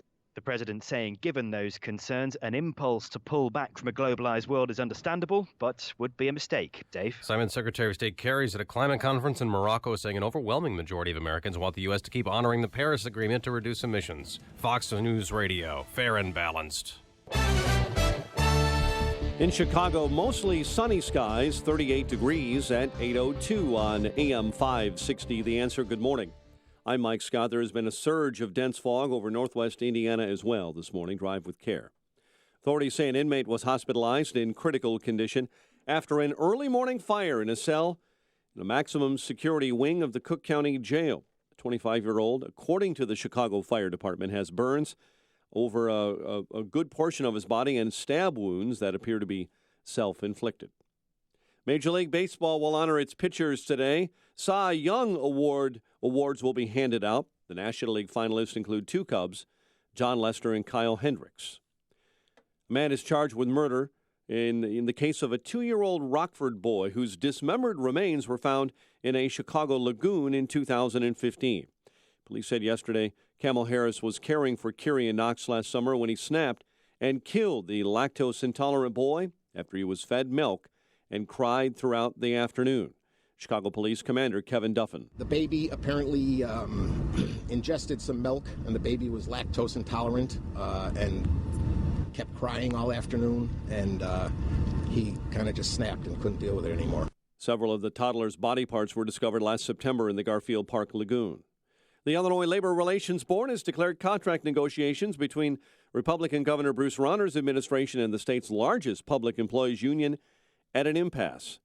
That allows Rauner to impose his terms on the 38,000-member state council for the American Federation of State, County, and Municipal Employees, and that gives the union the opportunity to accept terms or vote to go on strike. There is an appeal planned. Chicago sports, NHL, Winnipeg over the Blackhawks. Bulls beat the Blazers, and in college hoops, the Fighting Illini dismantle McKendree. The news service of the American Institute of CPAs and the Ad Council. Understanding your finances is key to a strong financial future. Don't be the one who gets left behind. Visit feedthepig.org for tools and tips to get started on the path to financial stability. It's 8:04, time for the AM 560 Business Beat. From the Fox Business Network and a service of Turnkey.pro, here's Hillary Barsky. From the Fox Business Network, shares of Target 7% higher in pre-market trading after posting higher than expected earnings, while shares of Lowe's slumping almost 5% before the opening bell after earnings were drastically short of Wall Street expectations. Snap Inc. confidentially filing paperwork for an initial public offering, which potentially could put the popular messaging platform at as much as $25 billion. And the maker of the documentary film Super Size Me is getting ready to test out a new fast food restaurant concept in Columbus, Ohio. Morgan Spurlock planning a 4-day pop-up restaurant called Holy Chicken beginning on Saturday. Why Columbus, you asked? He picked the location because it's known for its role as a national test market. He says Holy Chicken features sandwiches and tenders made from natural free-range chickens as well as locally sourced and locally produced beverages. With the Fox Business Report, I'm Hillary Barsky. It's 8:05 and a check of traffic and weather on the way next on AM 560. This is Dan Proft with 60 Seconds of Sanity. Good governance requires a framework rooted in first principles. President-elect Trump must set forth his. Chief among them should be to make the 10th Amendment great again, to both counter allegations of authoritarian impulses and unleash the populace's creative energies lying fallow. Trump should reestablish American federalism and devolve power away from the federal government, and the federal government's perverse inducements to the states to expand Medicaid under Obamacare. Block grant Department of Education funding to the states to be used specifically to fund scholarships that give poor kids a chance to go to better schools. Roll back the administrative states' duplicative agencies and redundant regulations. Decouple disaster preparedness funds from adherence to climate change junk science. Consolidate the Byzantine grants and aid mechanism, which provides myriad ways for the federal government to micromanage states and localities. I suspect the nation's 33 Republican governors, and perhaps even some of the Democrats, would welcome greater sovereignty over their affairs. If Trump governs as a neo-federalist, he will make America great again by, in the immortal words of Scott Baio, making America America again. I'm Nick Soboleski, a Select Quote agent with a true story that could save you hundreds of dollars a year. A woman named Linda just called. Her husband, Ray, has a $300,000 group life insurance policy, but is changing jobs and can't take it with him. Well, I impartially shopped the highly rated term life insurance companies we represent and found Ray, who is 41 and takes medication to control his cholesterol, a 10-year, $500,000 policy for under $26 a month. That's almost twice the coverage for less than half of what he had paid. If SelectQuote hasn't shopped for your life insurance, you're probably paying too much. For your free quote, call 1-800-467-5125. That's 1-800-467-5125. 1-800-467-5125. Or go to SelectQuote.com. We shop, you save. Get full details on the example policy at SelectQuote.com/commercials. Your price can vary depending on your health, issuing company, and other factors not available in all states. 8:07 and a check of your morning commute in the AM 560 Traffic Center. We get details from Jim Talamonte. Thanks, Mike. Southbound 53 is heavier than usual this morning with delays from Rand to Kirchhoff and Higgins to 390. The Edens Expressway inbound, it's 24 minutes. Lake Cook to Montrose, outbound 35. The Kennedy now an hour from O'Hare to downtown, 29 minutes from Montrose, 25 in the Express. Outbound 51 minutes to the airport, the Eisenhower. An hour and 4 minutes Thorndale to the post office, 48 minutes from Manheim. Outbound 51 to Thorndale. Stevenson an hour and 2 minutes, 355 to Lakeshore Drive. Outbound 49 minutes. The line is 38 minutes from 95th to downtown. Tri-State southbound stop and go 132 to 176. Northbound Cicero to the Hinsdale Oasis and from the Reagan Tollway to Grand Avenue. Adams Tollway Jan, Beverly to Meacham. Also westbound it's slow from the Tri-State to Lee.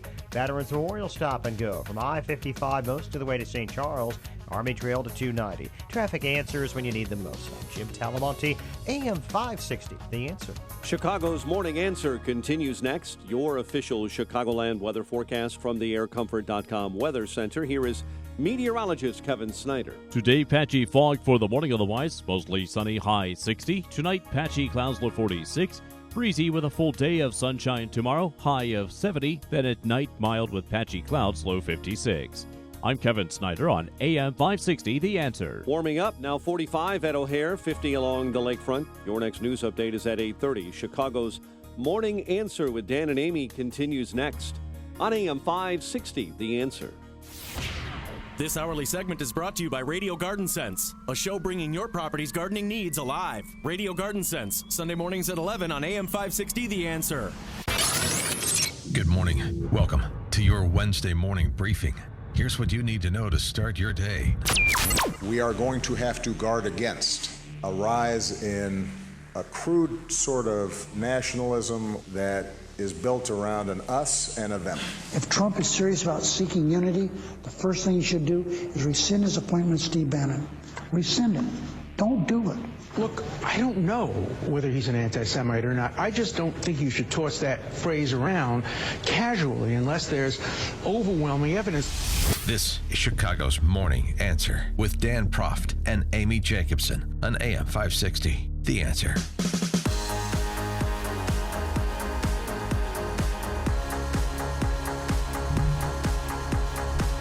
Good morning, Dan and Amy, but we're without Amy today. She's, like the college kids that are walking out today at 80 colleges, universities across the country to protest the Trump victory. Amy walked out this morning in protest of Joe Madden not being named National League Manager of the Year. I don't know what that has to do with Salem media, but I guess it makes about as much sense as kids walking out of college to protest the results of the presidential election. But Amy's a little bit under the weather, but she will be back in short order. And happy to be joined by our next guest. Get a little international perspective. We've had him on the show before. A number of books. He was writing about Brexit years before Brexit happened. New Road to Serfdom, A Doomed Marriage Between Britain and Europe, Why America Must Not Follow Europe, Inventing Freedom, and How We Invented Freedom, Why It Matters. These are all of Daniel Hannan's works. They are must-reads, and you can go see Hacksaw Ridge before you pick up Daniel Hannan's oeuvre, but make sure to nonetheless pick up Daniel Hannan's scholarship, particularly because he's going to need to write more books. Because thanks to the Brexit vote, he's going to be out of a job over at the European Parliament pretty soon. Daniel Hannan, thanks so much for joining us. Appreciate it. Hi, Dan. Hi. We were talking about war movies, too, and I just wanted to mention this one. It came to my head because we've got a British member of the Parliament here, Mrs. Miniver. That's a great war movie because we were talking about Hacksaw Ridge. Huh? Mrs. Miniver? Yeah, I mean, but listen, if we start disagreeing about this, one of us is now going to have to walk out, right? That's the answer to everything, as I understand it, in the United States now. Well, you wrote a piece the other day, warming to Trump. Why are you warming to Trump? I mean, look, I was not a fan of his. I wrote some pretty strong things during the presidency, which I stand by. I think he has serious character flaws. I thought it was actually the worst election I can remember. The two main candidates were underwhelming, and had I been a U.S. citizen, I would have supported Gary Johnson. That said, the result was clear under the rules. One of the candidates won under a democratic system, and everyone should now wish him the best and wish America the best and hope to be pleasantly surprised if we had our doubts. What I find incredible is people basically protesting democracy. I mean, if they don't like the system of majority government, if they don't like the Constitution, which everyone up until now has lived under, what are these kids proposing as the alternative? What would they rather do? Well, right. I mean, I think that's the problem. The alternative is quite scary, which is basically scaling the college campus to be our model of governance. And this is, I think, we're seeing, okay, there have always been self-righteous protesters. There's nothing new there. And in a way, the protesters are kind of showing off. When somebody, I mean, I'm in New York at the moment, and there were people here yesterday shouting, "Donald Trump, go away." They don't actually think he's going to go away because they shout that. Right. What they're doing is they're virtue signaling. They're letting everyone around them see what nice people they are, with this fabulous lack of self-awareness that you signal how nice you are by hating the right things, which, let's not try and enter into that logic. But I think there's also something new here, and something that previous generations haven't done, and that's this sense of kind of vulnerability, that nothing must ever be said that offends me.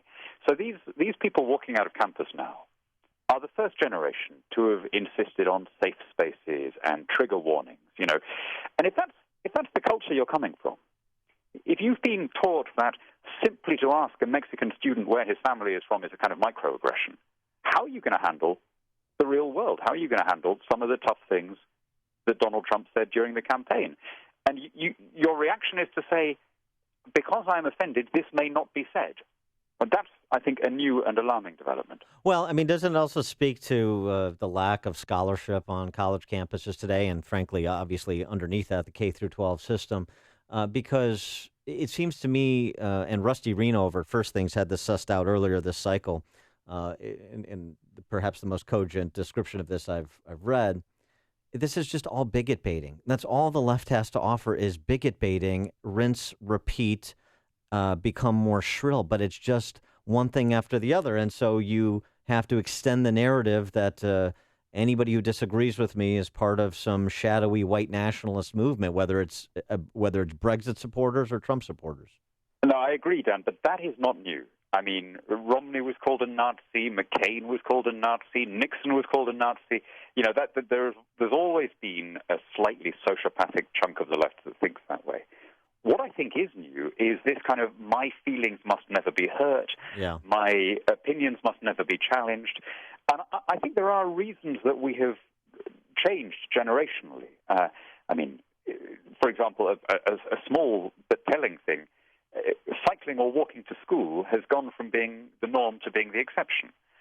Play areas have been made safe.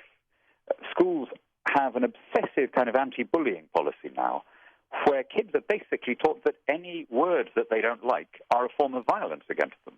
And that, I think, is what we're now seeing culminating in these protests, that Trump said something I didn't like, you know, he expressed a view that I find reprehensible, and therefore he must not be allowed to say it, and certainly he must not be allowed to hold elected office. And that, I think, is where they just misunderstand how the system is supposed to work. You know, if you don't like someone, get somebody else elected, somebody better. And to your point about being comically unaware, the idea that a safety pin is their symbol, ironic, but the irony is lost on them. It's hilarious, isn't it? I mean, it adds to the gaiety of life that they've done that. It really does. Well, let's get an update from you about Brexit. Prime Minister May signaled a couple of weeks back that it is moving forward. She put together a timeline. This is going to happen, and she kind of chided people from behaving childishly about a result that they didn't like. We're not going to have a re-election, another election. We're not going to ever redo. This is going to happen. It was kind of this, the tone of her rhetoric. And this, by the way, is coming from someone who voted to stay in. Right, yes. She and I were on opposite sides during the campaign. And so, but she has accepted the results graciously, and she's taken the view that if you accept democracy, you don't do it sulkily, you don't do it kind of, with your fingers crossed behind your back. You do it properly, and you make the best of it. And I think that's exactly the right attitude. And I'm very optimistic about this. She made a great speech the day before yesterday where she talked about Britain becoming the leader in free trade. And I think that is a really elevated and noble vision. A free exchange of goods and ideas is what's lifting huge chunks of the world out of poverty. It's what's lifted our species to the highest pinnacle of wealth we've ever known. I don't think we're going to get much pro-free trade talk out of this White House. We're certainly not going to get it out of Brussels. So somebody has to be out there making the case that unrestricted commerce is good for all participants. And I think that's going to fall to us post-Brexit. And so the sense of where Britain goes economically and Britain's partnership with America under a Trump administration, because, of course, after the Brexit vote, there were the apocalyptic predictions about, the economic demise of the UK. And I just kind of wonder where you think that you're headed now with a few months removed. Well, all of those predictions turned out to be nonsense, except that the currency devalued. That was the only one. And by the way, not before time. We had a hugely overvalued currency before. But all of the other things we were told turned out to be nonsense. We were told that unemployment would rise. In fact, it's fallen to its lowest ever level. We were told that the stock exchange would collapse. We weren't told that would be the Italian stock exchange and the British stocks would be the best performing in Europe. We were told that investment would dry up. There's been more investment before the vote than since. There's been more startups. I mean, everything has improved. And this is why, when there was this little wobble in the stock exchange on the night of your election, my one tweet of the night was to say, buy the dip. Right. Things are going to very quickly turn around, which of course they did. And the reason I was so confident is because I'd seen that happen 4 months ago over Brexit. The one thing I am quite optimistic about, I know that Donald Trump, I think, is badly wrong about tariffs. I think that what he says about not wanting to trade with Mexico and China and stuff is wrong. And I think that the policies he is advocating will inflict the most damage on some of the people who voted for him. But he does seem much more open to having a free trade deal with countries of a similar level of economic development. And a UK-US trade agreement, I think, would have no downsides at all. Even if you're less pro-free trade than I am, it's very difficult to see any big losers. And it would add a huge gain to productivity on both sides of the Atlantic at no cost whatever. So let's hope that that's one of the early things we can get going with. When it comes to other matters on a global scale, for example, combating radical Islamic terrorism, political Islam, do you hold out hope that perhaps Theresa May and Donald Trump can have a relationship, at least on that score, that's reminiscent of Reagan and Thatcher against the communists? I've no doubt that Britain and the US will remain allies. And the reason that we will work together on those kinds of issues is that we have an attitude shaped by the same institutions and the same history that leads us to respond to the same problem in the same way. And one of the things we both do, because we're taught by our institutions and our history to do it, is to deploy proportionate force in defense of freedom and to stand up to bullies. And not a lot of countries in the world have done that historically, but the English-speaking democracies generally do, and I'm sure that will continue, whoever is leading your country, whoever's leading mine. All right. He is Daniel Hannan, member of the European Parliament from Runnymede for now, and also the author of numerous books, which you should pick up. My favorite, if I have to pick a favorite, is Inventing Freedom. Daniel Hannan, thanks as always for joining us. Appreciate it. Thank you so much, Sam. All right. He joined us on the Turnkey.pro answer line.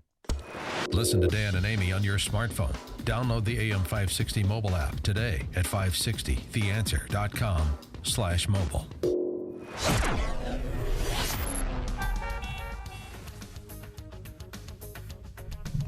Weather today, patchy fog, which was Amy's high school band. They were a Cure cover band. Patchy fog this morning, otherwise mostly sunny, high 60. Patchy clouds, low 46 tonight. Sunshine, breezy, temperatures near record highs tomorrow. High of 70, low tomorrow night, 56.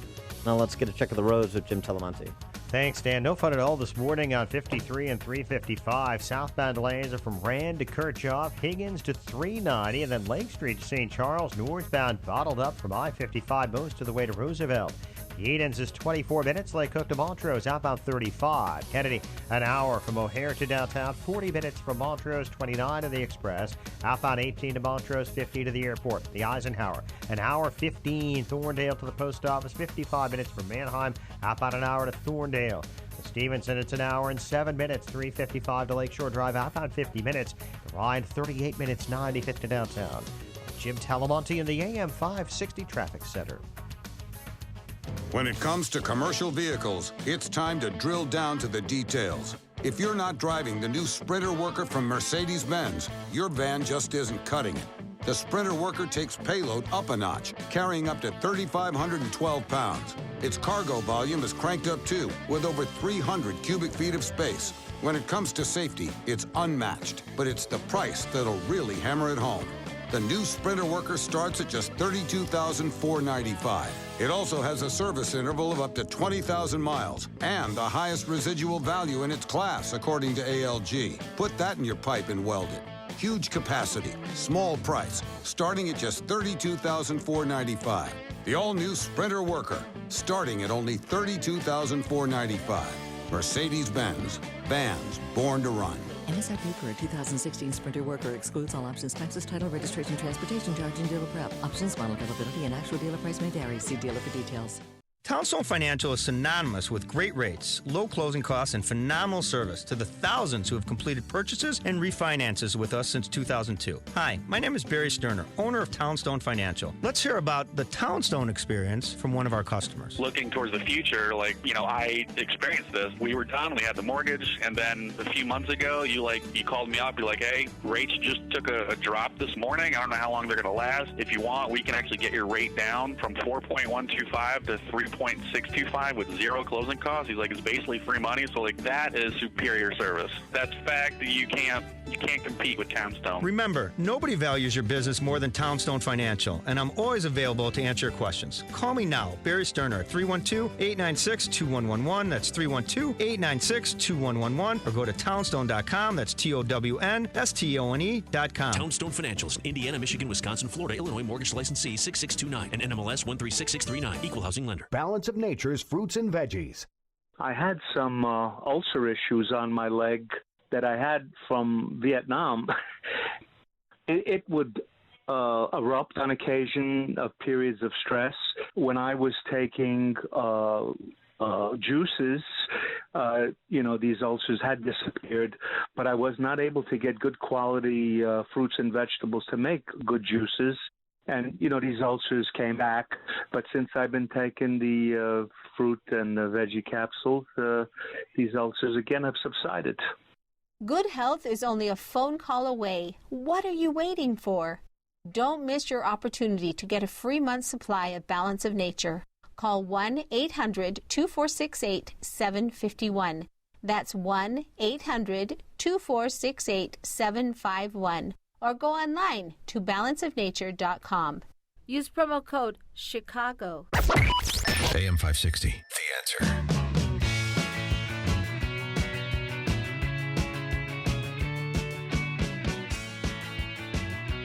Good morning, Dan. And Amy's a little under the weather, but she'll be back at full strength and joining us again shortly.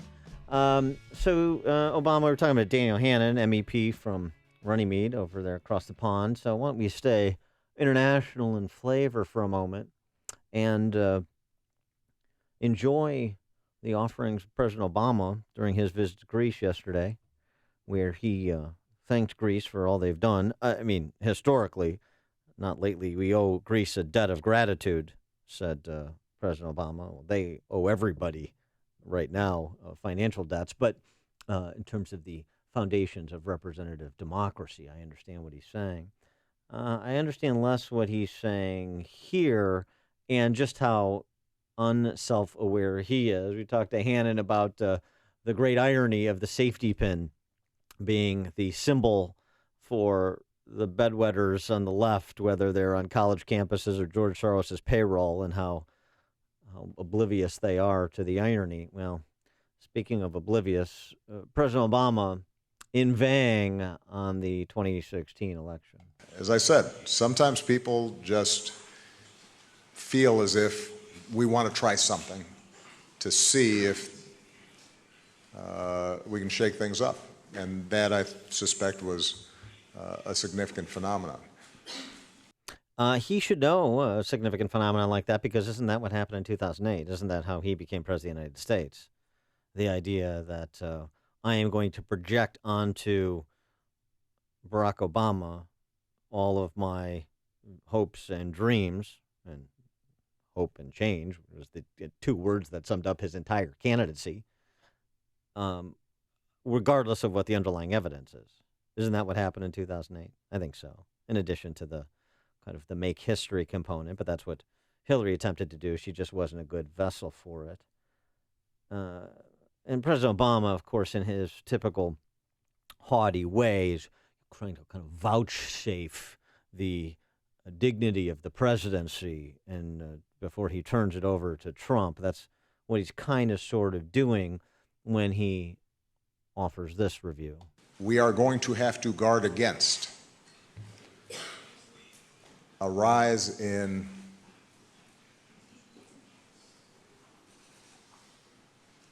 a crude sort of nationalism or ethnic identity or tribalism that is built around an us and a them.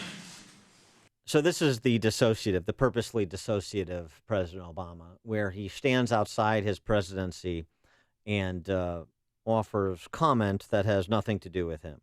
So he decries us versus them tribalism, right? That was right before he described the us versus them tribalism he has practiced as president.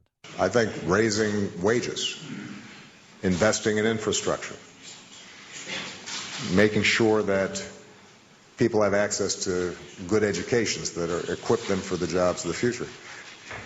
Those are all agenda items that would help alleviate some of those economic pressures and dislocations that people are experiencing. The problem was I couldn't convince a Republican Congress to pass a lot of them.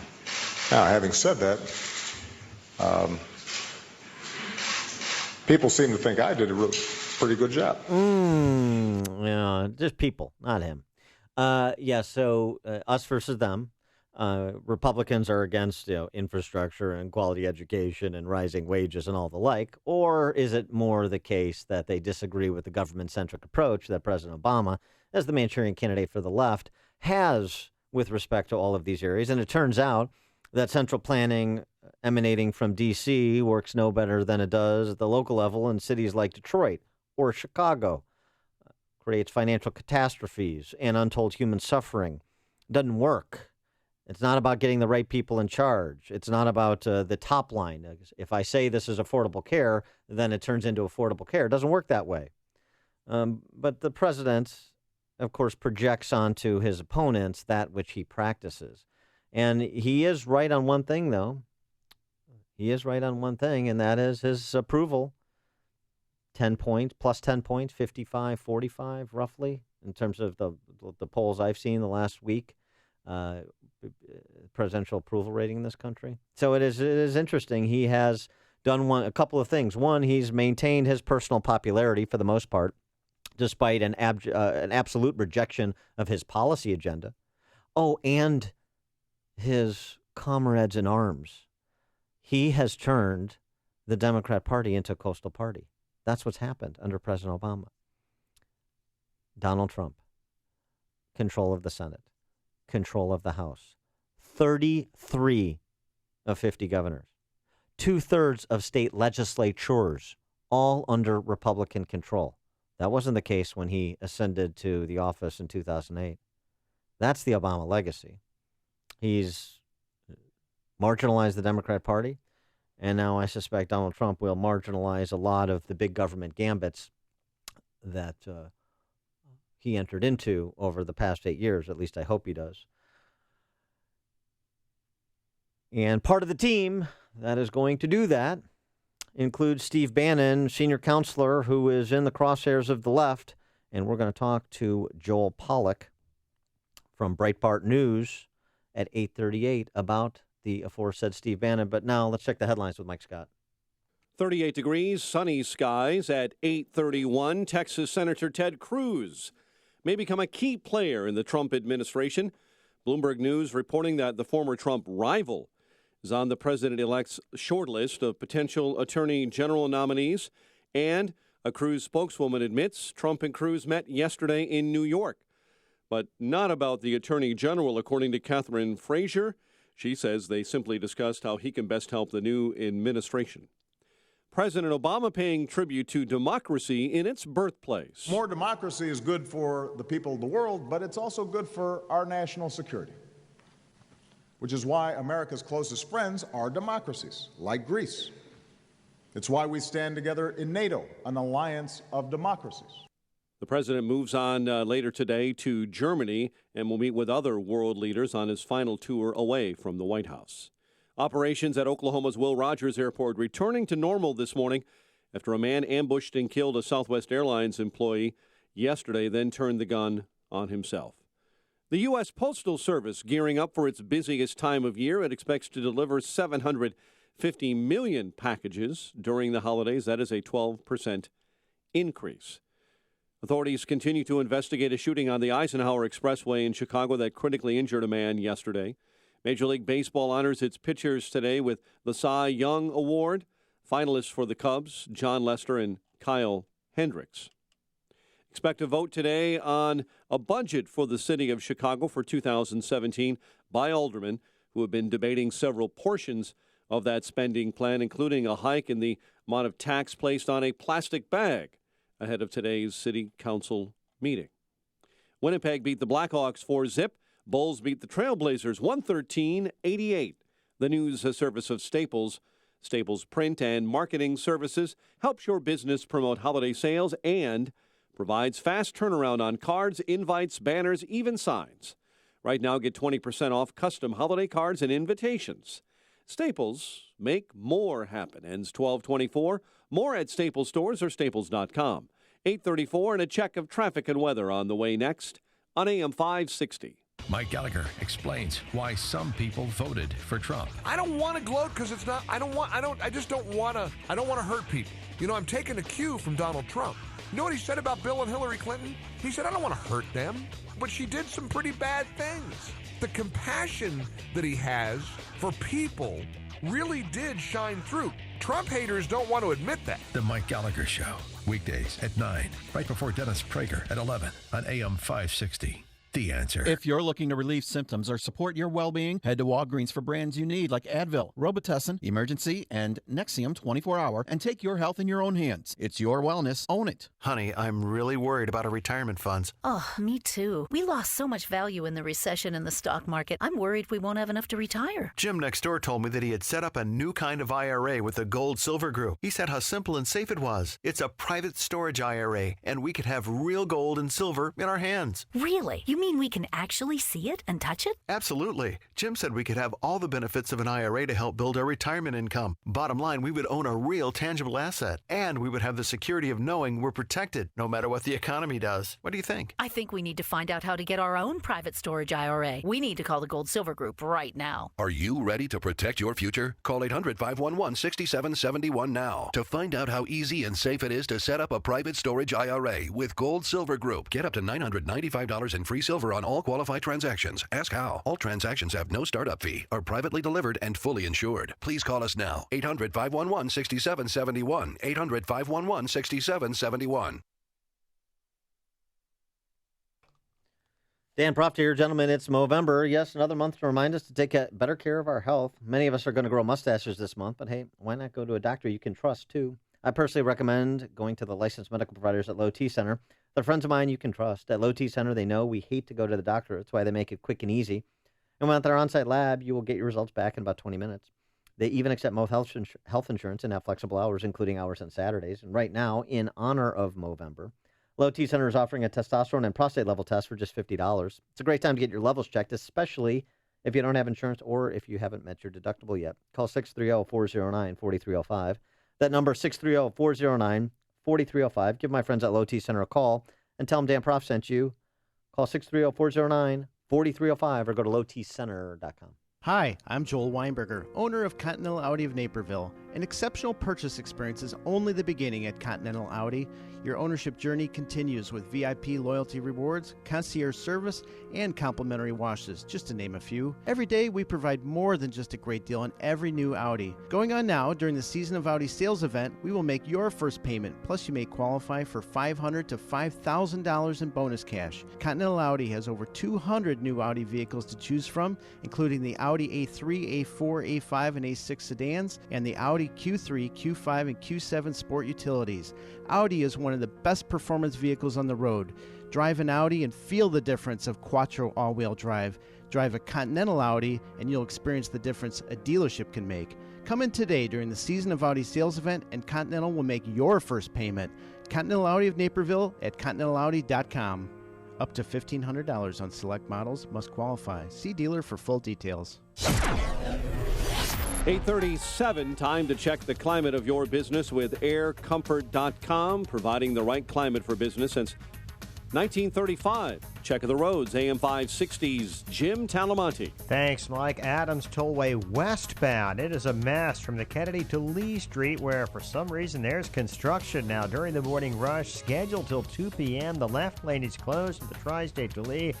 Major delays there on westbound I-90 and eastbound. It's slow Beverly to Meacham. North on Tri-State, stop and go 115th to 87th with a crash in the left lane. And from the Reagan Tollway to the Grand Avenue curve, Veterans Memorial slow northbound I-55 most of the way to Roosevelt and southbound Lake to St. Charles. Eden's 22 minutes, Lake Hook to Montrose, outbound 37. The Kennedy, an hour and 2 minutes. O'Hare to downtown, outbound 45 minutes. The Eisenhower, an hour 17. Thorndale to the post office, outbound an hour 22. There's a crash at North Avenue, 3 left lanes blocked. It's a mess starting at Laramie. Stevenson, 59 minutes. 355 to Lakeshore Drive, outbound 44. For Bryant, 40 minutes. 95th to downtown. Traffic answers when you need them most on Jim Talamonte. AM 560, The Answer. Chicago's Morning Answer continues next. Your official Chicagoland weather forecast from the aircomfort.com Weather Center. Patchy morning fog, and yes, there is fog across the area that is developed. We're tracking delays from that fog, especially across the south suburbs. Visibility at 3/4 of a mile right now in Lansing. There's fog in Kankakee, fog in Morris and in Romeoville this morning, and northwest Indiana. A high of 60 later today under sunny skies, patchy clouds, and 46 overnight, 45 at O'Hare. Next news at 9. Chicago's Morning Answer with Dan and Amy continues next on AM 560, The Answer. This hourly segment is brought to you by Business Insanity Talk Radio with Barry Moltz, Sunday mornings at 5. It's all about getting your business unstuck and moving forward. AM 560, The Answer. Top of the morning, and after I saw Hacksaw Ridge last night, which will go down as one of the top 10 war movies of all time, we've been compiling our top war movies with your help all morning so that we can challenge Michael Medved to a critical review off. And now, because of the robust discussion we've had, there are splinters. Mike Scott was just telling me during the break that we've spawned a discussion of Australian war movies. We have. Which includes great war movies, Breaker Morant. Yes. Gallipoli. Mm-hmm. Also, a recent one, it didn't receive as much acclaim here, but it deserves it. Water Diviner with Russell Crowe, which is about Gallipoli. Sure. It's very interesting. The amount from 80 to 86, 87, 88, and then the Russell Crowe flick. And people say Mel Gibson had roles in some of those early films, some of them uncredited. Yeah. Back in the early days, 81, 82, 83. There's one about World War I sappers, the guys who dug the tunnels in World War I underneath other trenches that received critical acclaim around the world as well, too, whose name I forget as well. But a whole string of early 80s to mid-80s war movies out of Australia. And we appreciate all the contributions from our listeners over the last several hours. Keep them coming, 312-642-5600, turnkey.pro answer line, 64636DA, turnkey.pro text line. But now we're pleased to be joined by an old friend, an old Chicagoan who went on to fame and fortune on the left coast. He is Joel Pollack, senior editor-at-large, Breitbart News, former Republican candidate for Congress here, made a yeoman's effort in running against Jan Schakowsky a few cycles back. He's also the author of the book, See No Evil, 19 Hard Truths the Left Can't Handle. Joel, thanks for being with us. Appreciate it. So good to be with you guys this morning. How are you? Good. So we got to talk about your former boss, Steve Bannon, who has gotten an inner circle post with the Trump White House, and that is generating hysterics from Harry Reid and the left using the usual isms and accusations of the typical phobias with respect to Steve Bannon, that he's some Manchurian candidate for a white nationalist movement. You wrote a piece earlier this week, Steve Bannon, friend of the Jewish people, defender of Israel. Why don't you tell us about the Steve Bannon you know who you worked for? Well, he's a fantastic manager. He is fair-minded. He treats people from different backgrounds equally. In fact, he seeks out people from non-traditional conservative backgrounds. And I can't say enough that's good about the guy. He's just turned Breitbart, or helped turn Breitbart into the major news website that it is. And you just have to look at what he did for the Trump campaign, bringing his management skills there in the middle of August, which, remember, was the low point for the Trump campaign, from the depths of despair to victory on November 8th, together with Kellyanne Conway and the rest of the team. So you want someone like that in the White House, someone who's calm under pressure, someone who listens to diverse opinions. And he also is open to debate. I've had many arguments with Steve about policy issues where we disagree, and his approach is, as long as you can bring me facts and data, I'm willing to change my mind. And he's an old salty dog. He's a Navy guy, and he's the kind of person that you want leading in a storm. He's the calm man at the helm. So I can't say enough about him. I think he's a great choice. And this is typical of what the left and the media do when they're confronted with a successful conservative. The most offensive thing Steve Bannon ever did was help Donald Trump win the White House. Yeah, right. And David Goldman, writing over at Pajamas Media, echoes many of those sentiments, as does your old law school prof, Alan Dershowitz, who was on MSNBC yesterday and said, look, he didn't say this, but we know this to be true. He's a man of the left. I'm a Democrat. I don't agree with Steve Bannon's politics, but I haven't seen any evidence to suggest he's anti-Semitic. He mentioned your name specifically as someone in his employ, Steve Bannon's employ, and said, look, we should be a little careful about casually throwing around the term anti-Semitic. I like to see evidence before I level such charges. Right. And Dershowitz is not a Bannon fan either. He told MSNBC, he doesn't like him, but he wishes somebody else were in the White House. But it's up to Donald Trump to choose that. And he said there are reasons to disagree with Steve Bannon on the issues from where he's coming from. So he's not exactly, a cheerleader for Bannon or for Breitbart, but he's basically saying, look, this is a very weighty charge. There's no evidence of it.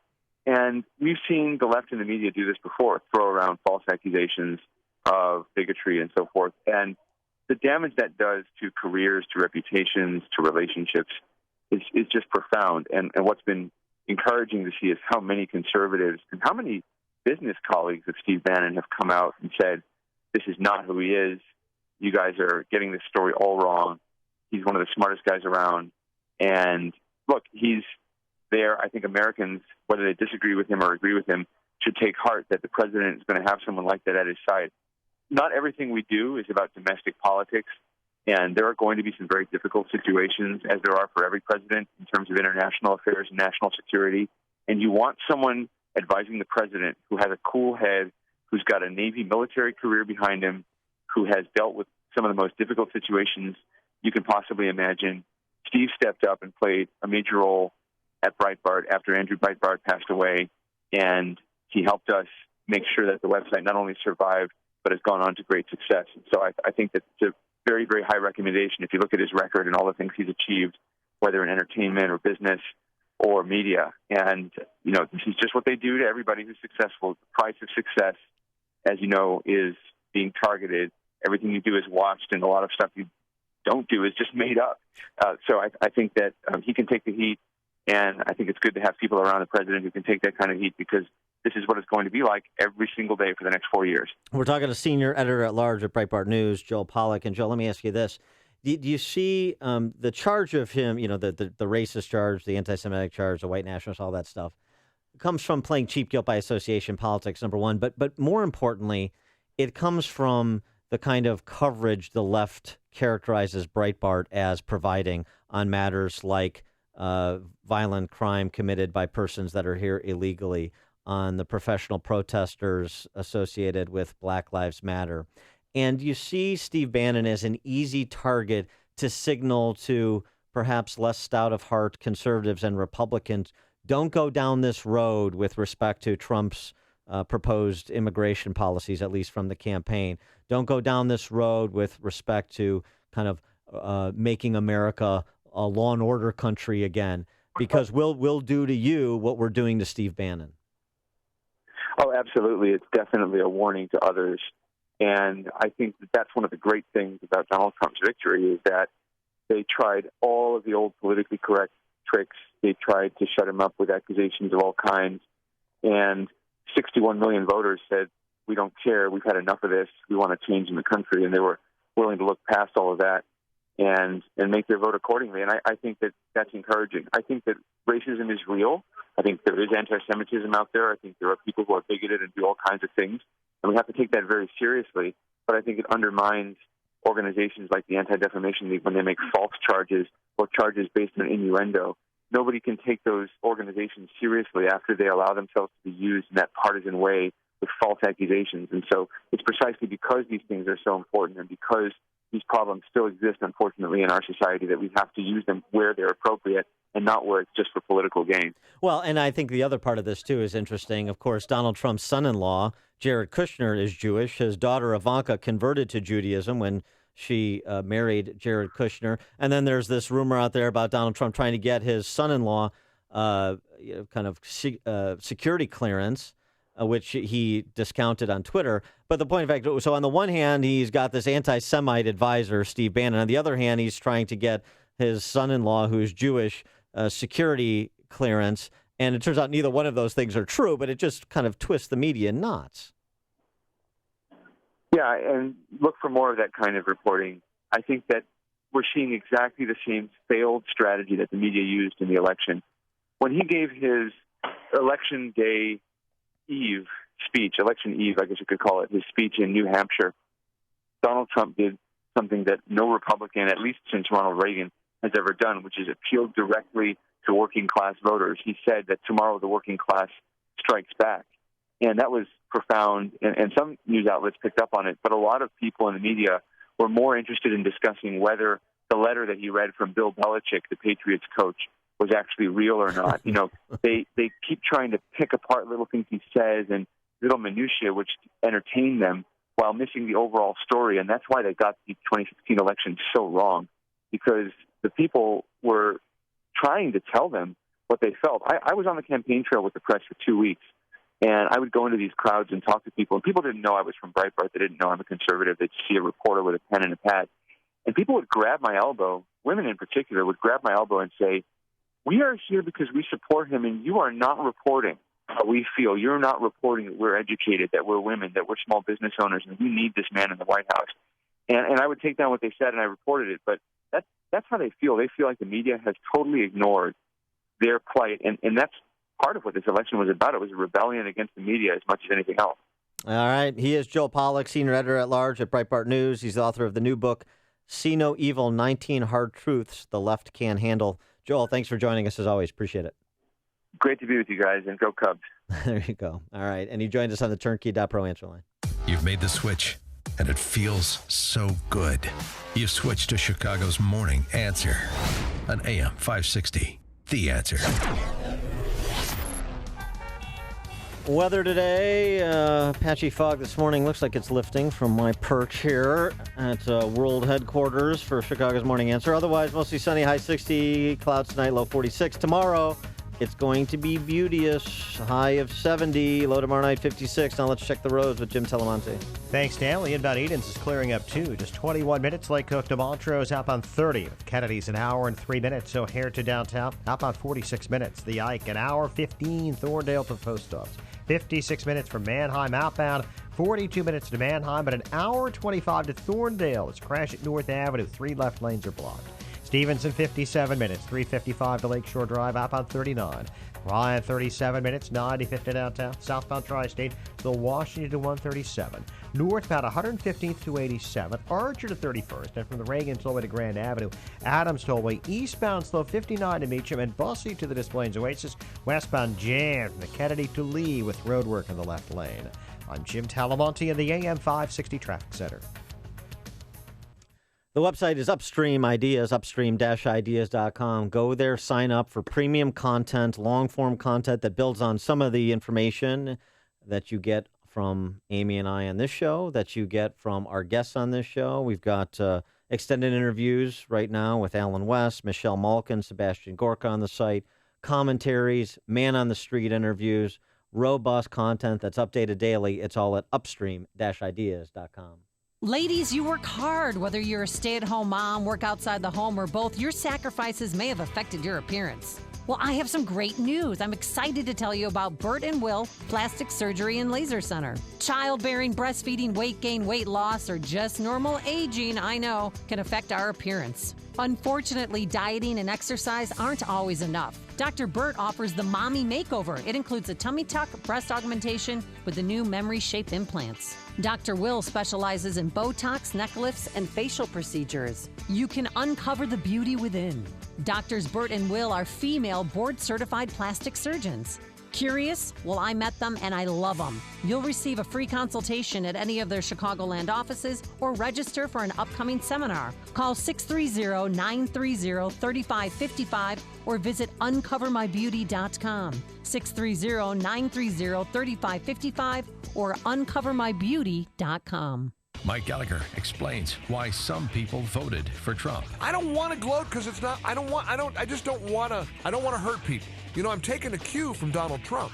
You know what he said about Bill and Hillary Clinton? He said, I don't want to hurt them, but she did some pretty bad things. The compassion that he has for people really did shine through. Trump haters don't want to admit that. The Mike Gallagher Show, weekdays at 9, right before Dennis Prager at 11 on AM 560. The Answer. Change in the market shouldn't be a surprise to anyone. In fact, since World War II, we've seen a correction on average about once every 18 months. That's why Arlington Capital Management developed proprietary tools that help them to see what's beyond your investment horizon. Like an experienced ship captain uses tools to avoid stormy weather, Arlington Capital Management uses tools to guide you through market corrections before it's too late and help us decide when to capitalize on opportunity. Call Arlington Capital Management today at 855-471-5796 to learn how their active management systems can help you. Each day, they actively explore the market, our economy, and all the variables that affect your investments. Stormy markets never cloud their vision. The professionals at Arlington Capital Management use their tools and experience to guide them.